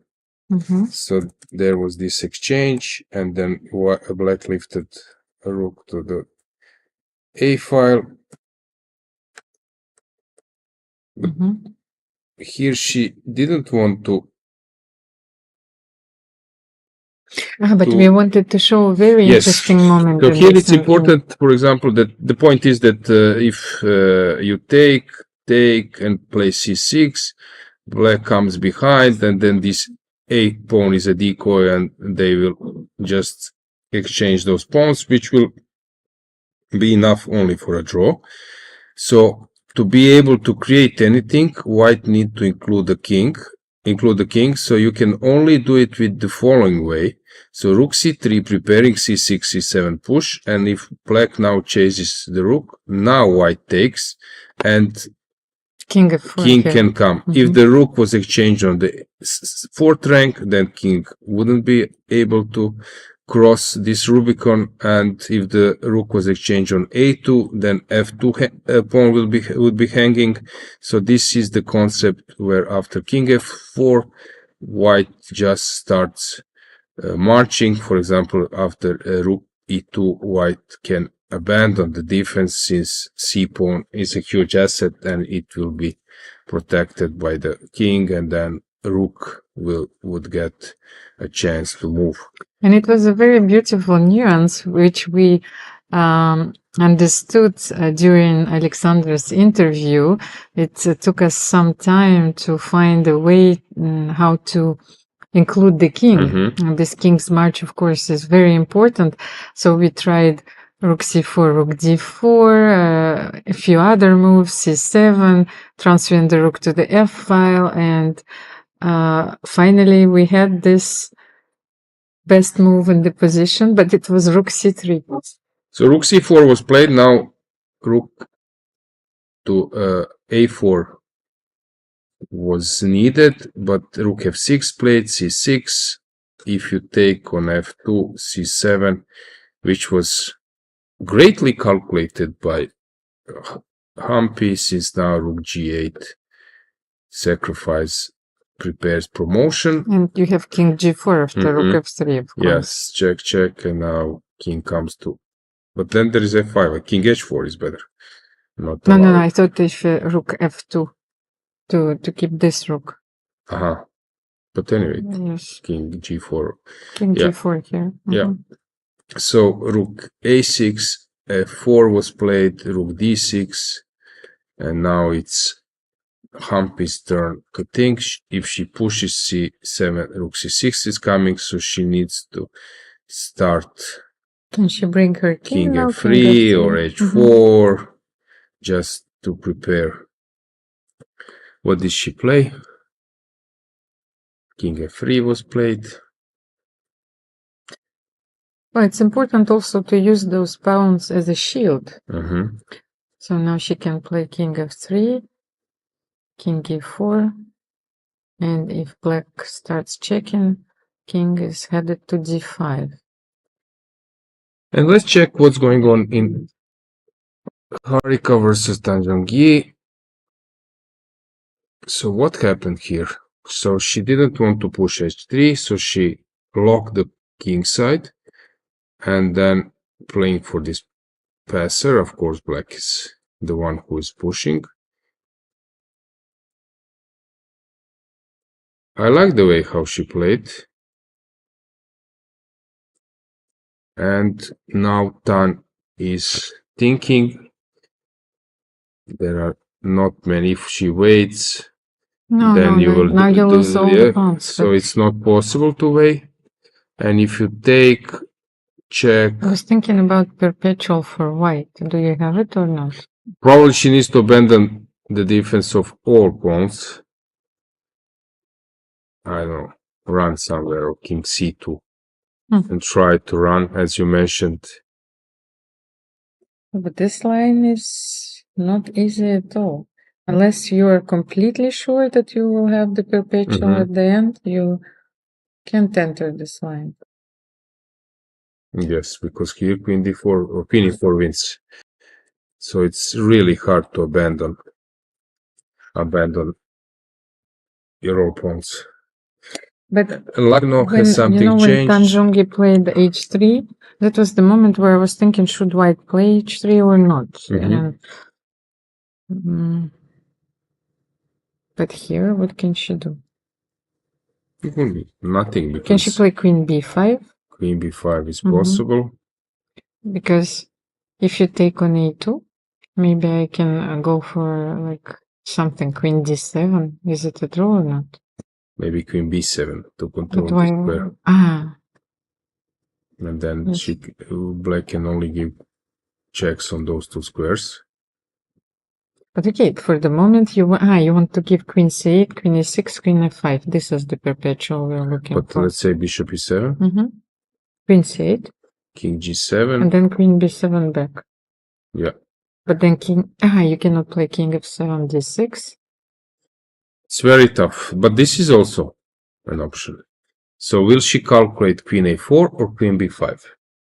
She takes on a4. Okay, she took on a4. Queen d3, I guess, will be a follow-up. I guess she knows that there is a perpetual down the way, because Harika will take all the pawns. And Zhongyi needs to be very precise in order to secure a draw in this game. And it all started with the exchange of the knight with the wrong knight. So, great fight. Opposite card bishops, everything locked, same material on the board, but the quality of the position and who is having initiative is crucial.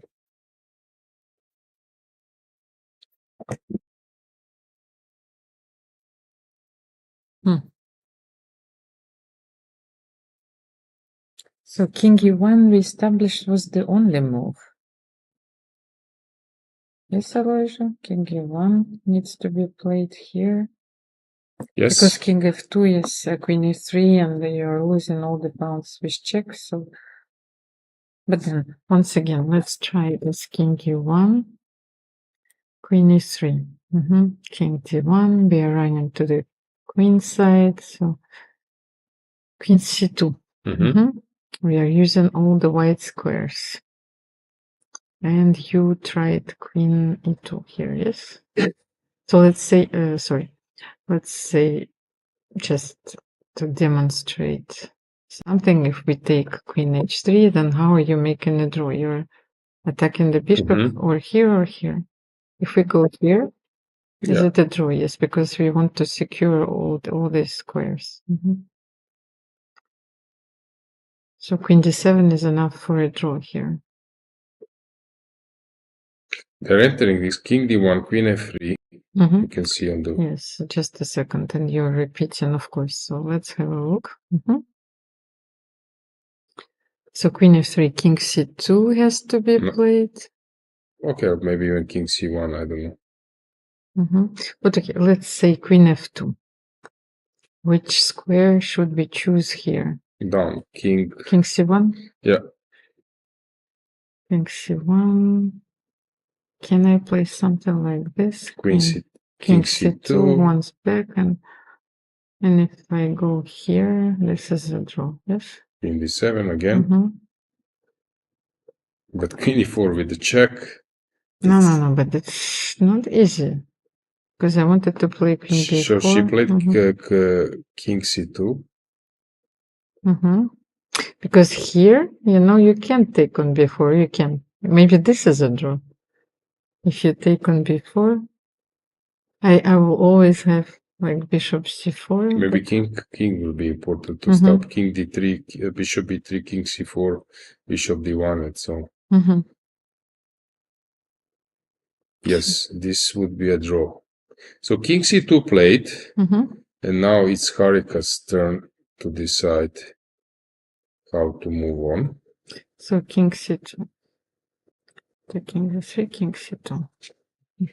I've noticed that Tan is writing with the right hand and playing moves with the left hand. So another left-handed player. Or, hang on, Bibisara was left-handed? Is left-handed? I think so. No, so she's writing. No, but this is an extraordinary capacity. So she's writing with the right hand, playing with the left hand. I think Aronian is doing the same. And pushing the clock with the left hand. Yes. Yes, okay. I think Aronian is doing the same. And she also plays the musical instrument at the same time, I think.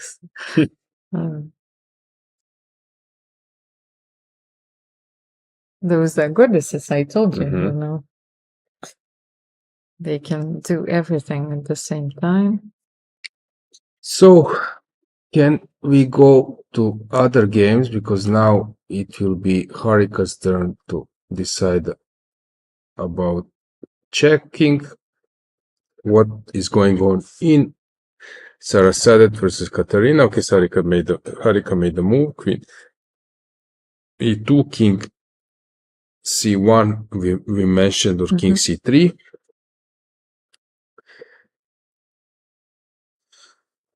I think that Sarah made progress in her game. She's about to win.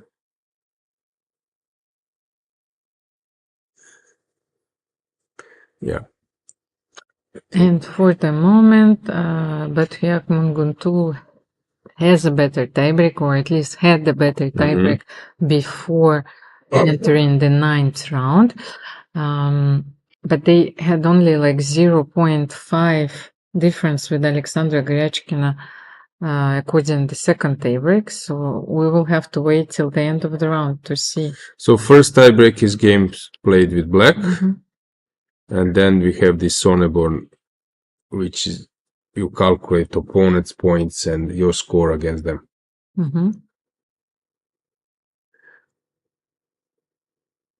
According to the card situation, Munguntuul and Goryachkina will be on 5.5.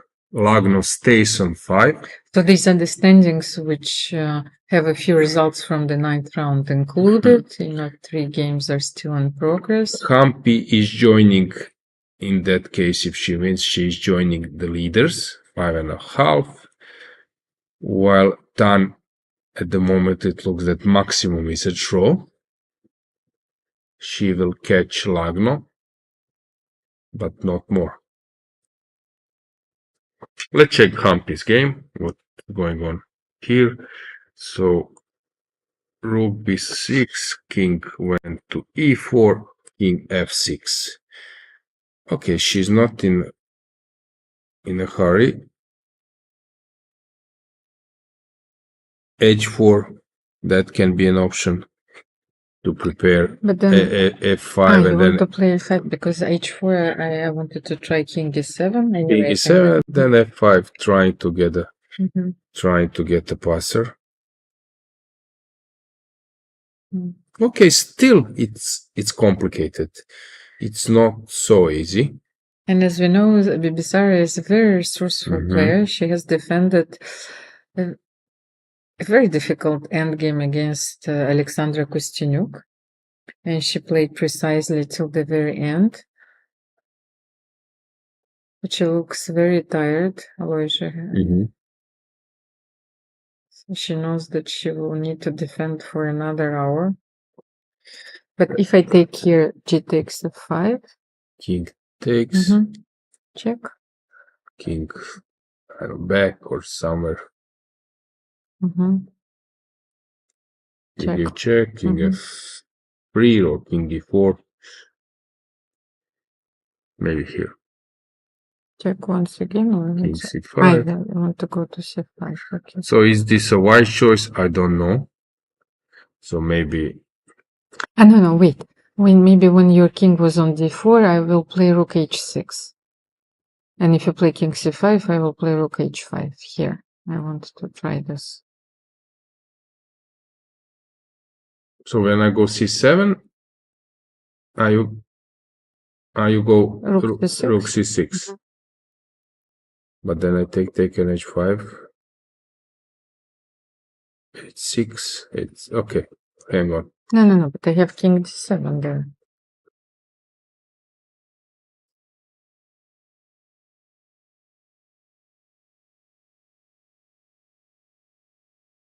But for example, how you can stop? If I go this, let's say that if you take rook e8 or c7, no, rook e8 is not working because now you have rook d6, rook d8. But I can start with c7 and then. But show it. It's a nice touch. Takes, and now it seems that this move is coming, but because of rook h4, e4, but rook d6, and then when I move rook d8, and this is the way sacrificing the rook and stopping the c pawn. Because we tend to forget about those moves. Yeah. So c7 first. First c7, and then I'm threatening this, and I don't see how it can be stopped. Okay. Start checking. No, but I shouldn't take on h5. Okay, I was just showing as an example that maybe we don't have a move now. So that's how you are stretching the position. Okay, again, you can start checking. But then rook h6 was not necessary. Yes. Then, yes, I understand. Of course, if you can play h5, so maybe rook d6.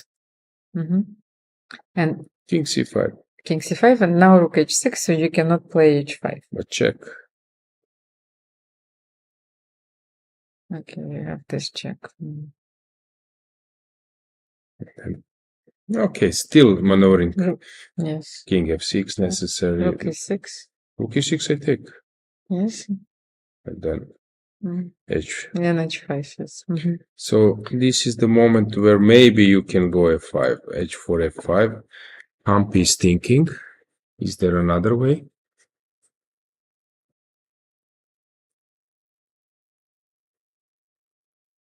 Probably not. How to cross the d file without decoying the rook. And can Bibisara play... Okay, we tried king e7, play a5 on h4.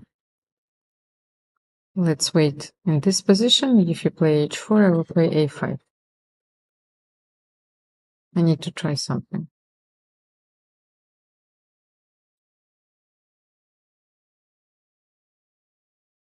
If I go h5, you take, I play rook h8. Trick. And I can take on c6. This is the point.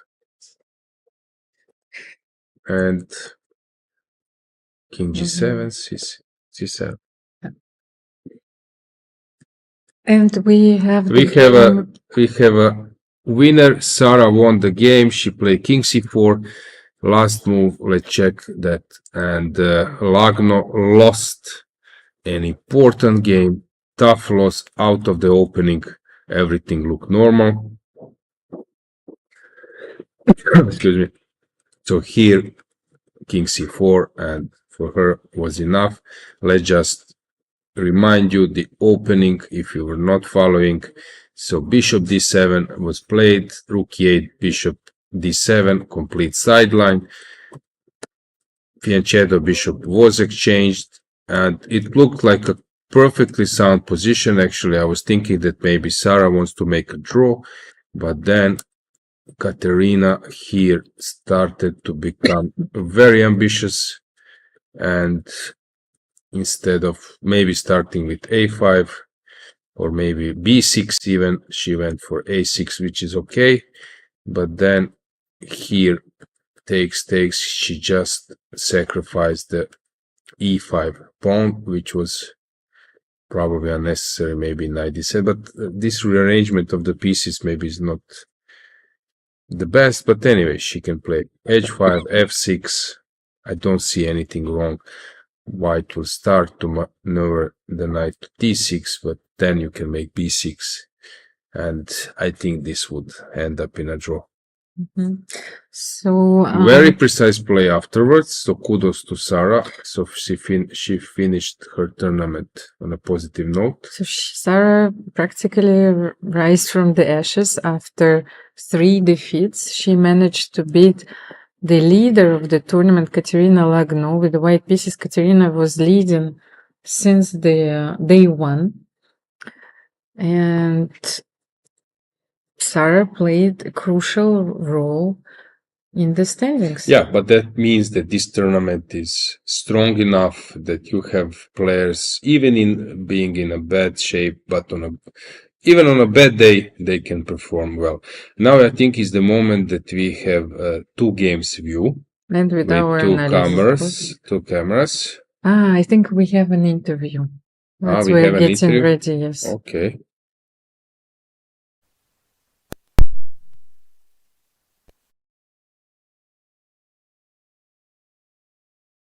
Humpy, which is not an easy move. And here Harika is burning some time trying to find a way to move on. But f5? But she wants to use the same idea maybe later to play rook h8. So she wants to play g takes f5, rook king f4. Yes, that's Humpy's idea. And now she's threatening a rook h8. And now h4. Okay, so she went for this line. What can you do here? Won her last round in Monaco to none other than someone who was leading the tournament, Kateryna Lagno. Sarah, first of all, how do you feel? You took down a tournament leader after all. Yeah, I mean, I really like Kateryna, so I don't feel good that I took this away from her because she was having a really great tournament. But yeah, it's always nice to finish the tournament with a win. So. Yeah. And it was quite a game there. She pushed really hard, tried to make some complications, giving up the pawn, but you played amazingly to see it through. So I want you to show me what happened, go through the opening and tell us your thoughts. Yeah, sure. I mean, first of all, I think she had to play for a win with black because like there were 3 leaders. So I had this in my mind and I wanted to like play safe. So I played my usual system. I usually go with g3 here. And yeah, I saw this rook e8 idea actually. It didn't come as a surprise to me, but I didn't check it deeply. I just like knew I could go bishop f4 and queen d2 and I'm slightly better. So yeah, here queen c8. I mean, looks like black is doing not bad, but I think it all started like from here when she felt a little bit under pressure because now after I took, I think she has to take with the knight.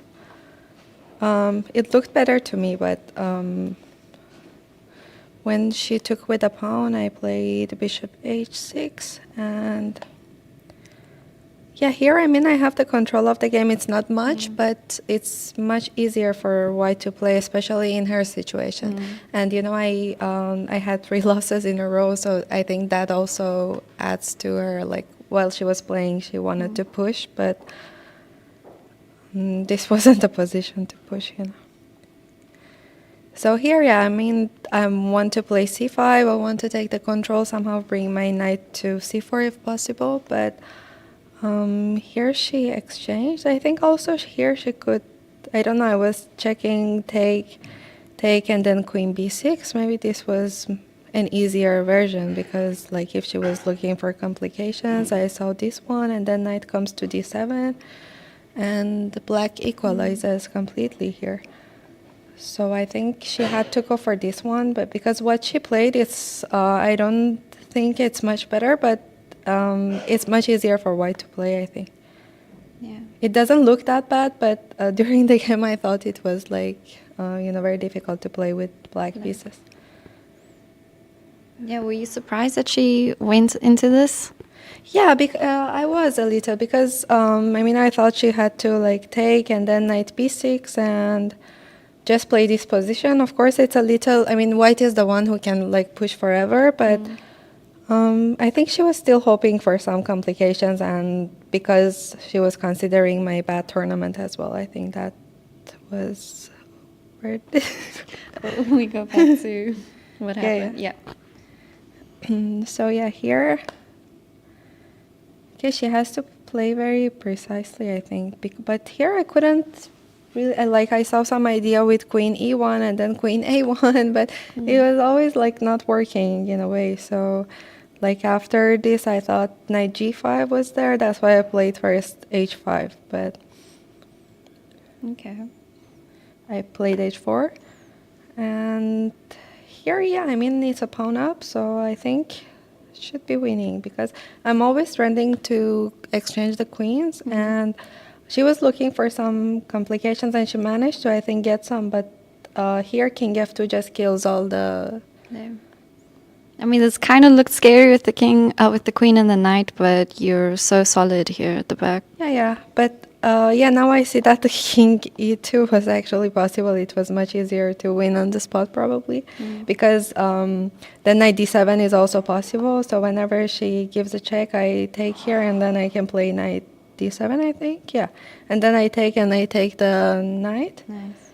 But I did the same thing, but with my knight to f4, but then she could go back with the queen. So queen d1 is possible, but if I had played king e2, then... But I don't know, I didn't want to get into any complications here. I thought it was easy to play for a win. And yeah, here it was also critical because, I mean, I should be winning also if I take on b7, but b5 was just like winning because if take, for example, if she plays here, I can take, and then I have to go king e3, then knight c6, knight c3, and knight d8. This is like a very good version. I mean, I can just go king d2, king is coming. So she couldn't defend the pawn, and here she had to give up this pawn eventually. And yeah, here after pushing, the knight just controls all the squares, so there is no way for her, I think, to defend this. That's tough for black. Yeah, it was a very difficult position to play with. Yeah, wow. But you've pushed through. Were you ever concerned at any point that you wouldn't be able to convert the advantage? Yeah, but I mean, I wasn't thinking really about the result because it just went bad. You know, during the tournament I was playing good, then I just managed to do everything to myself, actually. Yes. And yeah, I mean, with Humpy, I resigned in the... Yes, I wanted to ask you about that because, of course, when it happened, like you both left quite quickly and we were all kind of in shock, the commentators as well. How did you feel resigning in that completely drawn position? No, I have to go like a little bit back to my previous round that I played with Tan. So it was, I don't know what happened to me, but I checked the line with my coach. And he told me, like, don't play this knight e5 f4, it's very bad for white. And I went to the game, I actually played it, and I got like worse position. I defended, then I did everything wrong to lose the game. And then with Humpy, I mean, it was a really difficult position to play with black. I was fighting for some hours, and then I pressed the clock at some point when I blundered. I pressed the clock on 1 second, and then I thought it was just over. And in the end, if you don't say like king d5, knight e6, then of course it's over. You just have to know that if you put the knight on e6, there's no way for the white to come. Yeah. But she said she realized it after she played rook h5. But for me, I was too upset with myself to even. Yeah. You like mentally resigned before that already. Yeah, I wanted to. I thought like I will play this, and after she plays rook h5, then she's coming, so I will resign. And that's why I didn't think about the position. Well, it's great to see that you're still in high spirits, despite these 3 losses, and then coming back to win your final game. How do you feel overall about the tournament with the strong finish? It could be better. I mean, if you consider my games, I think in some of the games I could play better. But it was very difficult because in the last 4 rounds, I think I got number 4 to number 7 in the world, like all after another.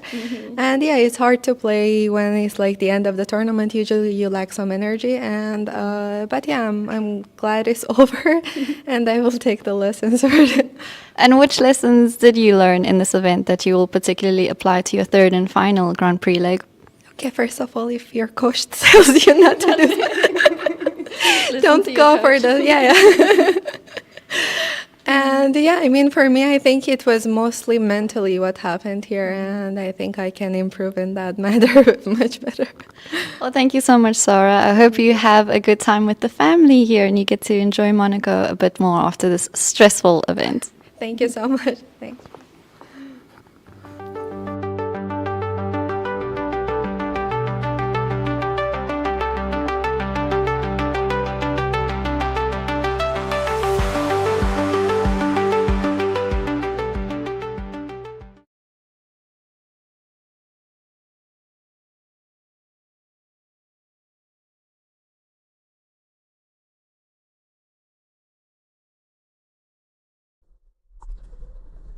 Welcome back. That was such a lovely interview. It makes me so happy to hear Sara laugh. And both Sara and Charlize are wonderful chess ambassadors. We have 2 games left. Alojzije, let's see how these games will affect the standings, because one of them is crucial for the first place. Humpy Koneru is trying to convert her extra pawn against Bibisara Assaubayeva, but we have a very interesting moment in the game between Zhongyi and Harika Dronavalli. Yeah, around here, Harika opted for queen e1, king c2, queen b4, so offering a queen's exchange, which was not accepted because Tan noticed that she could go for a different line, but here was also possible. First, it's important to be ready to catch the pawn, and then if black starts rolling the king, this saves a day. So it was drawn, but she went for queen d7, which is a really tough decision. And after queen e4, king c1, queen g6, which is waiting to be played. There is a nice moment, yes. Queen d8, king g7, queen d7, king h6. And it seems that the queen has escaped, but then bishop don't b1. Don't forget about bishop b1. And queen cannot move because of checkmate, and bishop is hanging, so e4 only move, and then bishop e4, queen d6, and white will collect the pawn, also disturb black, so it's a draw. And here it seems that they are just repeating the moves. So queen e1 played, king c2, and we have a draw. But they should call the arbiter, no? I don't know. No, but I think the rule that you should call the arbiter before if you agree. Before 30th move. No, okay. Actually, the rules have been changed before the 40th move. Okay. 30 move rule, I think is still valid for team competitions, if I'm not mistaken, but it might have been changed as well. But here it's the 40th move. So another draw between Zhongyi and Harika Dronavalli. They continue to have this epic confrontation. Very tough game. Kudos for both players. Harika managed to outplay Tan at some stage, but the level of calmness, I would say, to be able to calculate this to allow queen exchange was very, very. This queen penetration was very good because she lost all the pawns, but in the end, it was drawn. Let's check the last game. Let's focus on that since in Koneru against Assaubayeva, we have a pawn push. So let's check them on the camera as well. So c7 was played, threatening to give away the rook. But this cannot. Okay, it's possible to be stopped. So should play rook c6. Rook c6, of course, and then king. Can you take on f5 here? Yeah, or king e5 maybe to penetrate to d6 is also an option. So I'm not sure what to Humpy decide.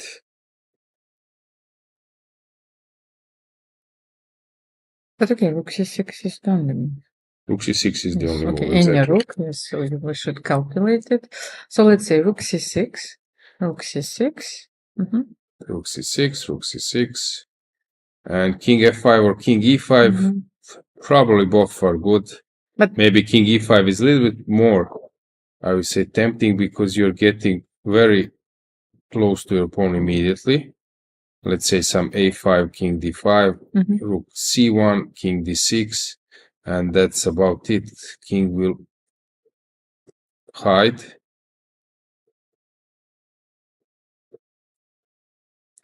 I can collect, so maybe I can collect and then I come back. I think king e5 is good enough. And maybe this king g7 of Bibisara was not good enough.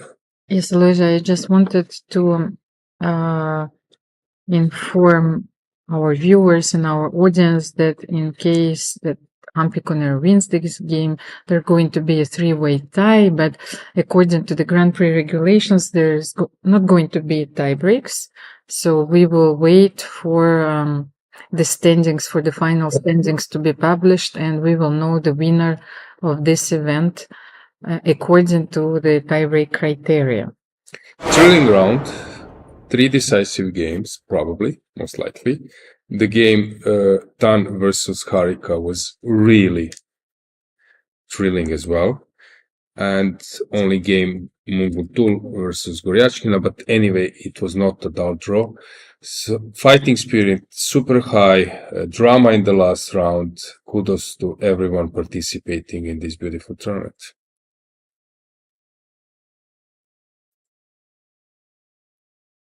Last moments, c7 played. And you know, Humpy doesn't get up and leaves the board very often. This is a clear indicator once again that she knows that her position is winning.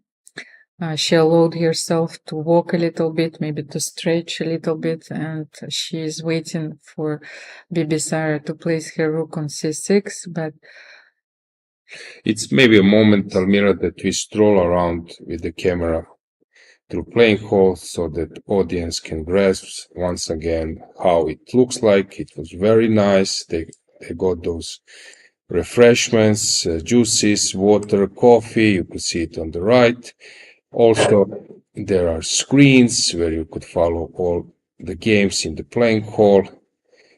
Enough space, nice chairs, comfortable tables, conditions super high. Lighting, I think, was very good as well. No sound. And once again, one color is missing in the playing hall to fulfill the colors of the Indian flag. Humpy Koneru, of course, is representing India. She won the World Rapid Championship in New York like only like a month ago. So she finished the year with a very important win, and she is such an accomplished player already. So this series offer her another chance to qualify for the candidates tournament, and she actually finished second in the last candidates tournament. Rook c6 played. Now we will have rook's exchange, and I believe king e5 will be played because the pawns are doubled. It's not so important to take one of them. So she takes. And actually, as you mentioned, so this competition is like super tough. And to win the candidates, Almira, even like it's hard to imagine. So king e5, yeah, I was expecting that move. It's hard to imagine that someone can claim like favorites role in that event. The thing is, like in chess, in order to qualify for the World Championship match, I feel that you have to do the impossible. So you can claim that you deserve it. Yeah, it's something like you put, I don't know, let's say Real Madrid, Manchester City, Liverpool, Barcelona, and they play like 9 rounds between each other. Come on. And then only one can claim the title. So it's really deserving to be a world champion. I'm looking forward to that competition, by the way. Yes. It's like an all-stars game. Yeah, exactly. All-stars game, but on super competitive level. Not chasing individual statistic, but trying to play. And I think preparation for that tournament are really tough. Because you know that you need to play your best chess ever. Yeah, Bibisara having tough moments. Humpy getting ready. Let's keep them both on the camera because it's about to be over. Maybe soon. let's forget about the commentators, and we can have Bibisara on our right, Humpy on our left, and the position maybe in the middle, if it's possible. Yes. And we can follow the game on our analysis board as well. Yeah, it's getting over. So if this game finishes with the win of Humpy, we won't know the final result yet. So we will leave this to arbiters because there will be an official announcement. But there will be updated very quickly. But okay, yeah, I think without formal info of arbiters, I don't believe that we need to wait. You will see it, you will get those info on our website, social network, because sometimes arbiters want to recheck. There might be some mistake. Chess results is not like an official results platform, so we will need to wait official round. Of course, there will be a closing ceremony, and they will announce it before who is the winner.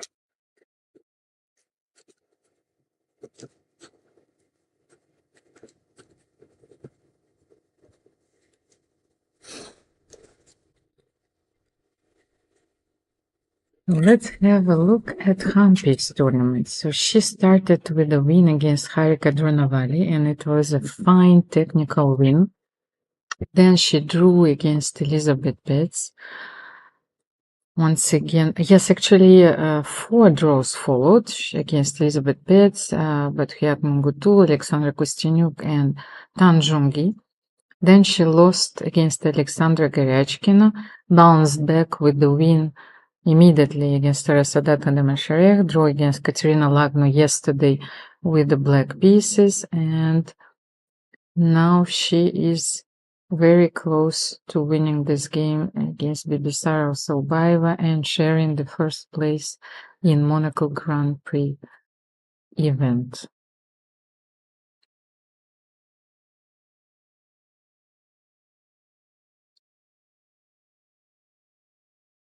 Such a powerful image. Humpy is waiting for her opponent's move. She knows that she is winning. She's checking the lines in her head.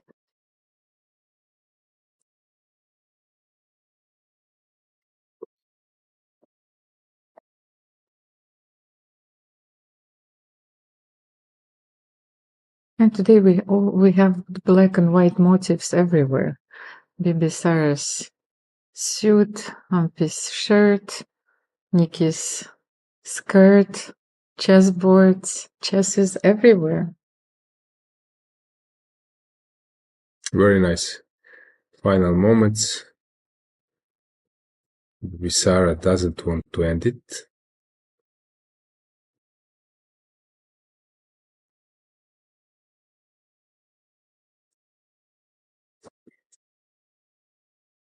But what can you try here? The king is marching towards d5 and d6, supporting the pawn on Rook c7. would be untangled, yeah. Okay, let's just demonstrate a simple line. We can play a5. a5, king d5, rook c1, king d6, threatening to move the rook. So Rook d1 force, check, king c6 or king c1, and then king b6, and I can collect this one in the process. And then I can come back, collect f5 as well, so if I want, but also it's possible maybe to play it a little bit differently. But I think this is enough. And then let's just check, check. King d6 again. Always check. King e5, rook c1, collect this one. And then push the h5. Yeah, 3 points.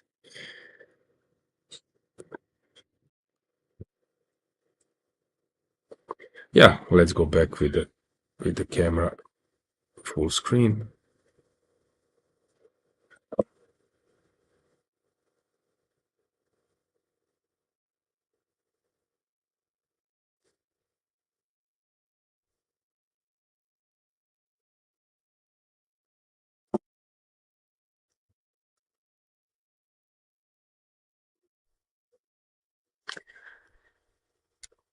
And how will this result affect the standings in the bottom? Let's see, Bibisara will share the last place with Elisabeth Paehtz.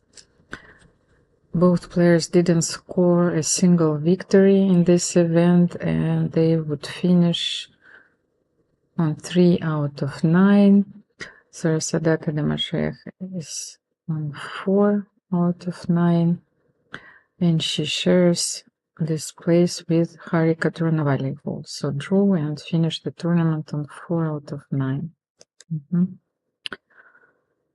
So one last result is needed for this event to be over, and how difficult this moment is for both players. Humpy just wants it to be over. And Bibisara is still looking for one last trick. Unfortunately, we can't find one.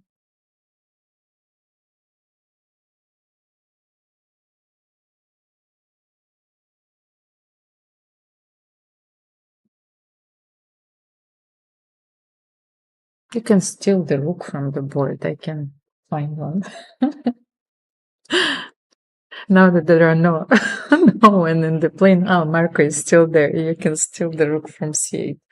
I like the famous character from the novel 12 Chairs.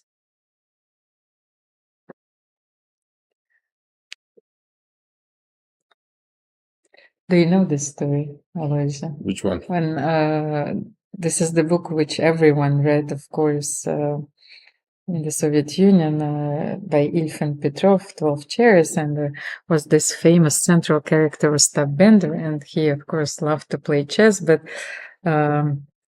he exaggerated a little bit what was his strengths, and he was given a simultaneous exhibition at some moment. He said that he was such a strong player, but he was forced to steal a rook from the board.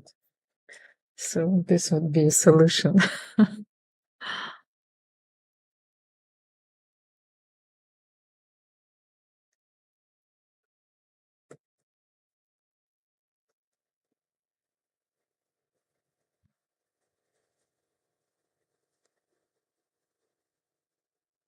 Yeah.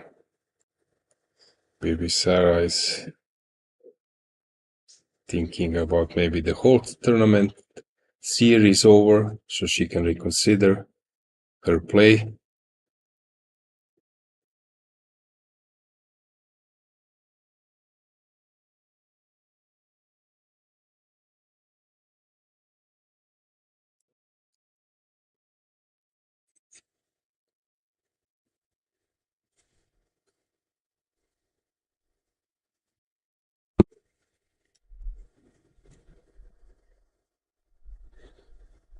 So we will have a three-way tie. Mm-hmm. Let me check. Humpy was just a point behind.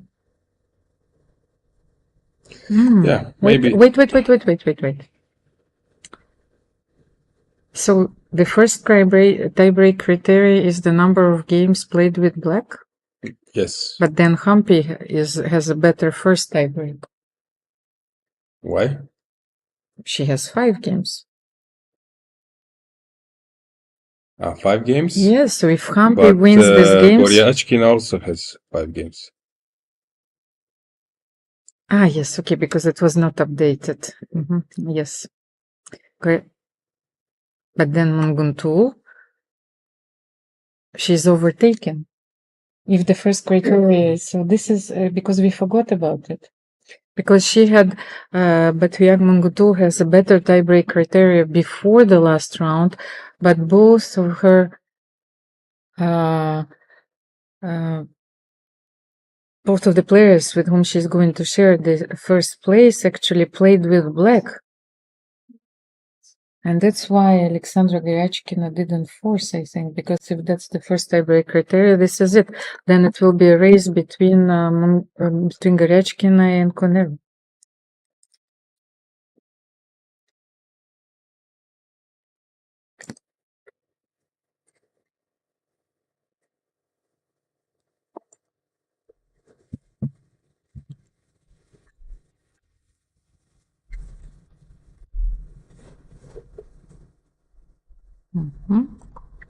We are going to check this for you immediately.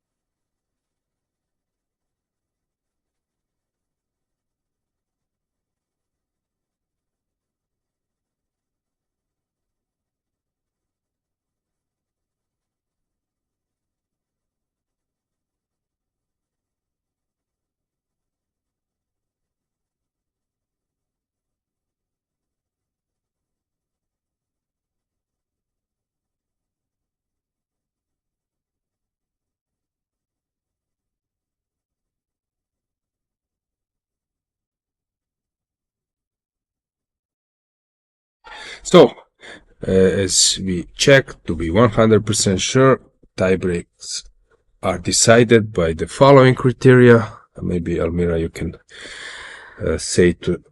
Yes, of course, in order of priority. So the first one is the higher number of games played with black pieces, and according to this criteria, Humpy, Koneru and Alexandra Goryachkina will overtake Batkhuyag Munguntuul in the standings, so she can only be third.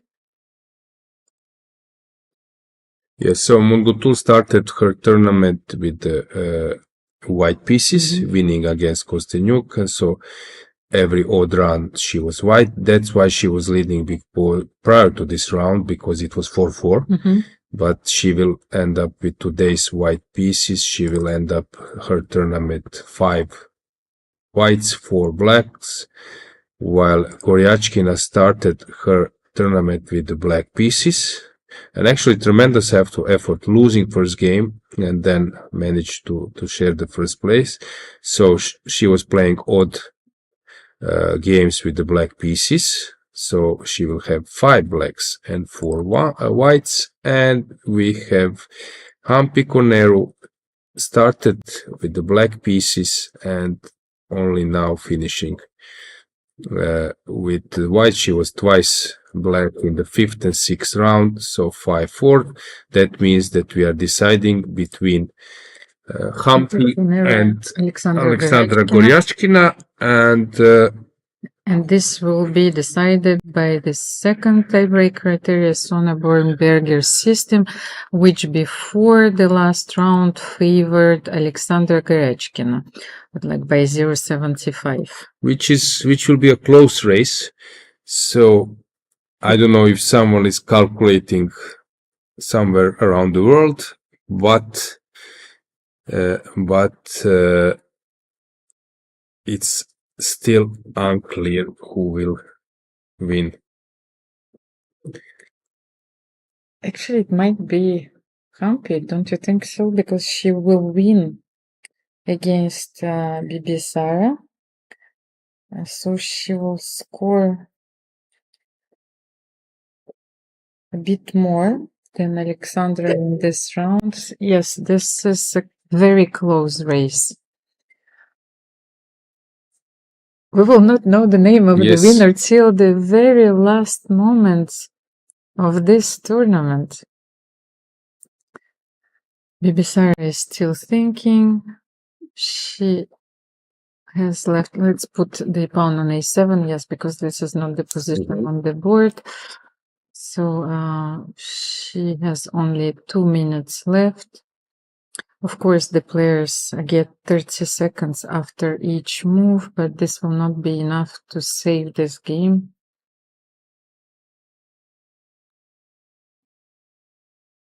So if this happens, just to remind the viewers about the standings, so we will have first place shared by Koneru, Goryachkina and Munguntuul. Then on 4th place we will have Tan and Lagno, 4th and 5th, and on the 6th Alexandra Kosteniuk and 7 Harika, and no, Harika won. So she Harika made a draw against them. Yes, she made the draw. So Harika and Sara, they will share 7th and 8th place, and 9 and 10 will be shared between Elisabeth, Paehtz and Bibisara Assaubayeva, if this happens, but it's still not yet finished, although this King d6 just finishes the game. Rook d3, check. Now King will collect the A pawn.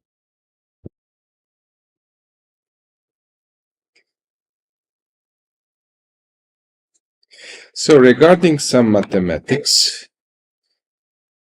we got an info, unofficial one, simulation, that in case Koneru wins, we will have Goryachkina having 5 blacks as well as Koneru, but Sonneborn would be 1 point higher, 23.5 versus 22.5.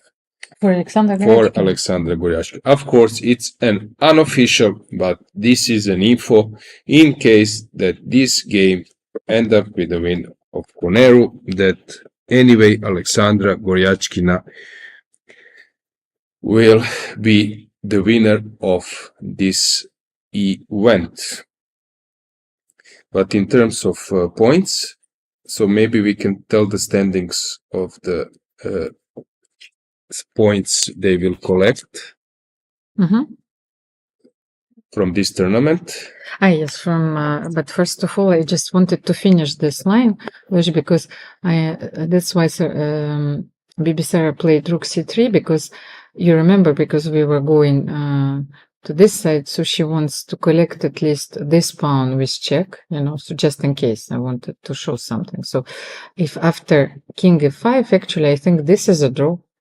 I wanted to show you, because she thought for a long time. Of course, Humpy will not fall into this trap, but there is a draw. So if you run towards the f5 pawn in this line, and Bibisara will be able to collect the pawn on c3, wonderful defensive resource. So how do you win here? I think that even this is just a King win. c5 is King most d4. important. If you go on, I just start pushing h4. And you wait, I push. You wait, I push, you cannot take because of this. And after king h7, now I start marching. King d6, king e7, collected, so.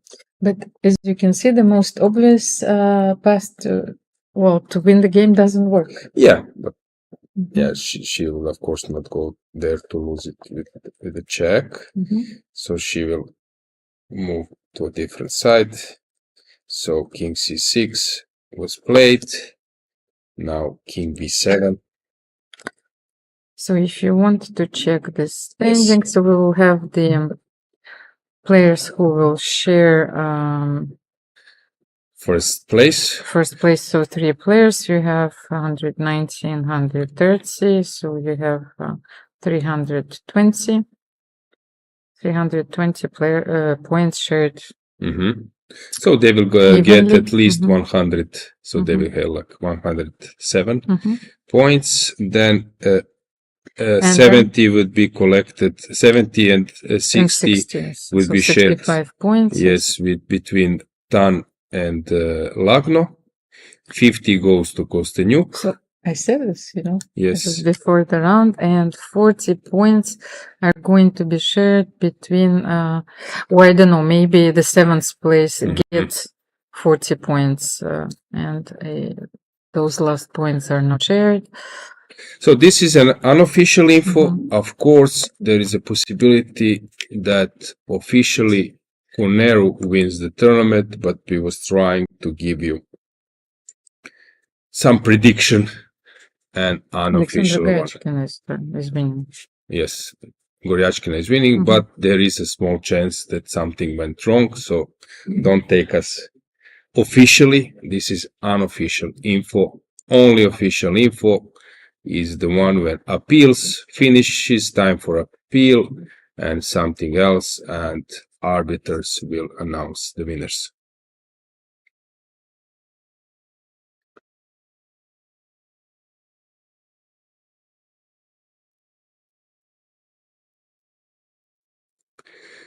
Fantastic tournament, 9 rounds, really of interesting chess, and maybe like 1 or 2 draws, which I think is fascinating. And it actually confirms that classical chess is not dying. Still, there are so many interesting moments.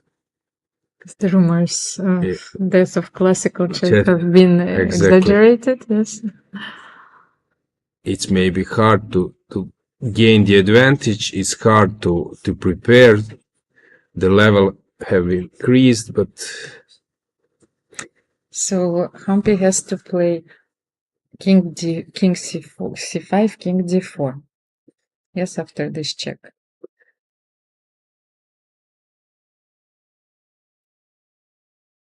Now she's considering either to go to a5. A5 is also possible, but she's thinking about that and then push h-pawn. You need to play h4. King a5 also wins. The point is that, but king c5 is also good because rook e3 allows rook b8, but here it's rook e3 allows also rook g8, but this would be maybe a mistake because this is known that this endgame is drawn. and then h5, and you just wait with the rook. I've seen this many times, but of course it's not necessary. Rook a just wins, and check, and the pawn promotes.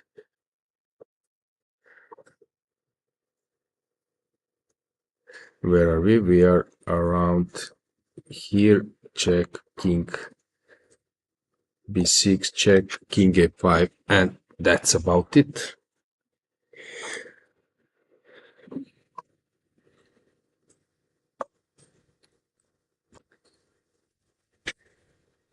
I think it's taken its toll on all of us.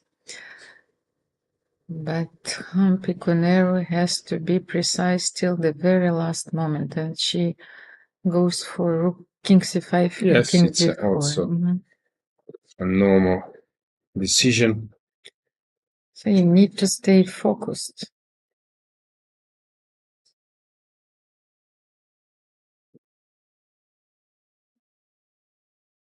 It happened to me that I have been so tired at the end of the tournament that once I even forgot about the clock.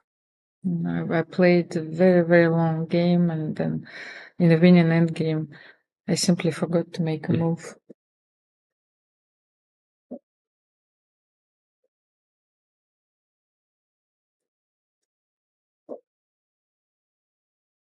Rook c3 played. Now king d4, I guess. King d4. Rook c1, and then h4, h5, h6.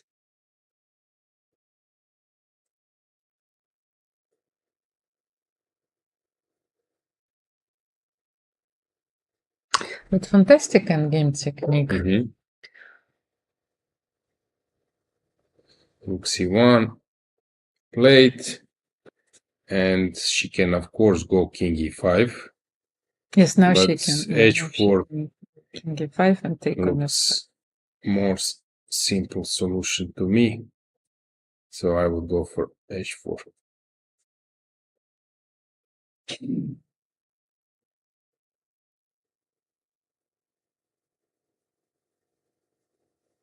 And of course, we hope that you have enjoyed the show. Yeah, maybe we should thanks to our viewers. Of course, it was such a wonderful experience for us. We had like new media content, a lot of video which were created especially for this event. I hope that you enjoyed those as well. Yeah, we can mention, of course, Cheryl is doing great interviews. Nikki, fantastic photos. Thomas was around with videos and everything. Jean-Claude running around the playing hall and the studio area to manage everything. Etienne, super fast in actually just allowing us to switch from one mode to other mode and give us fantastic angles. So all the team involved in this event can be praised. And Jean-Michel Repère, of course. Yes. We're still alive, I hope. Yes, alive and kicking.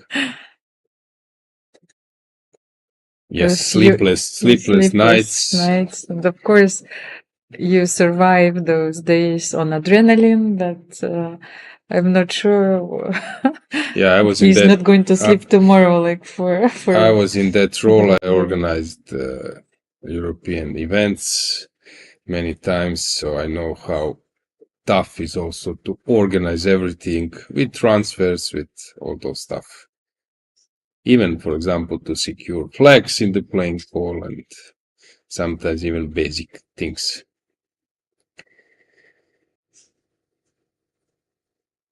And of course, big kudos to players because they really entertain us.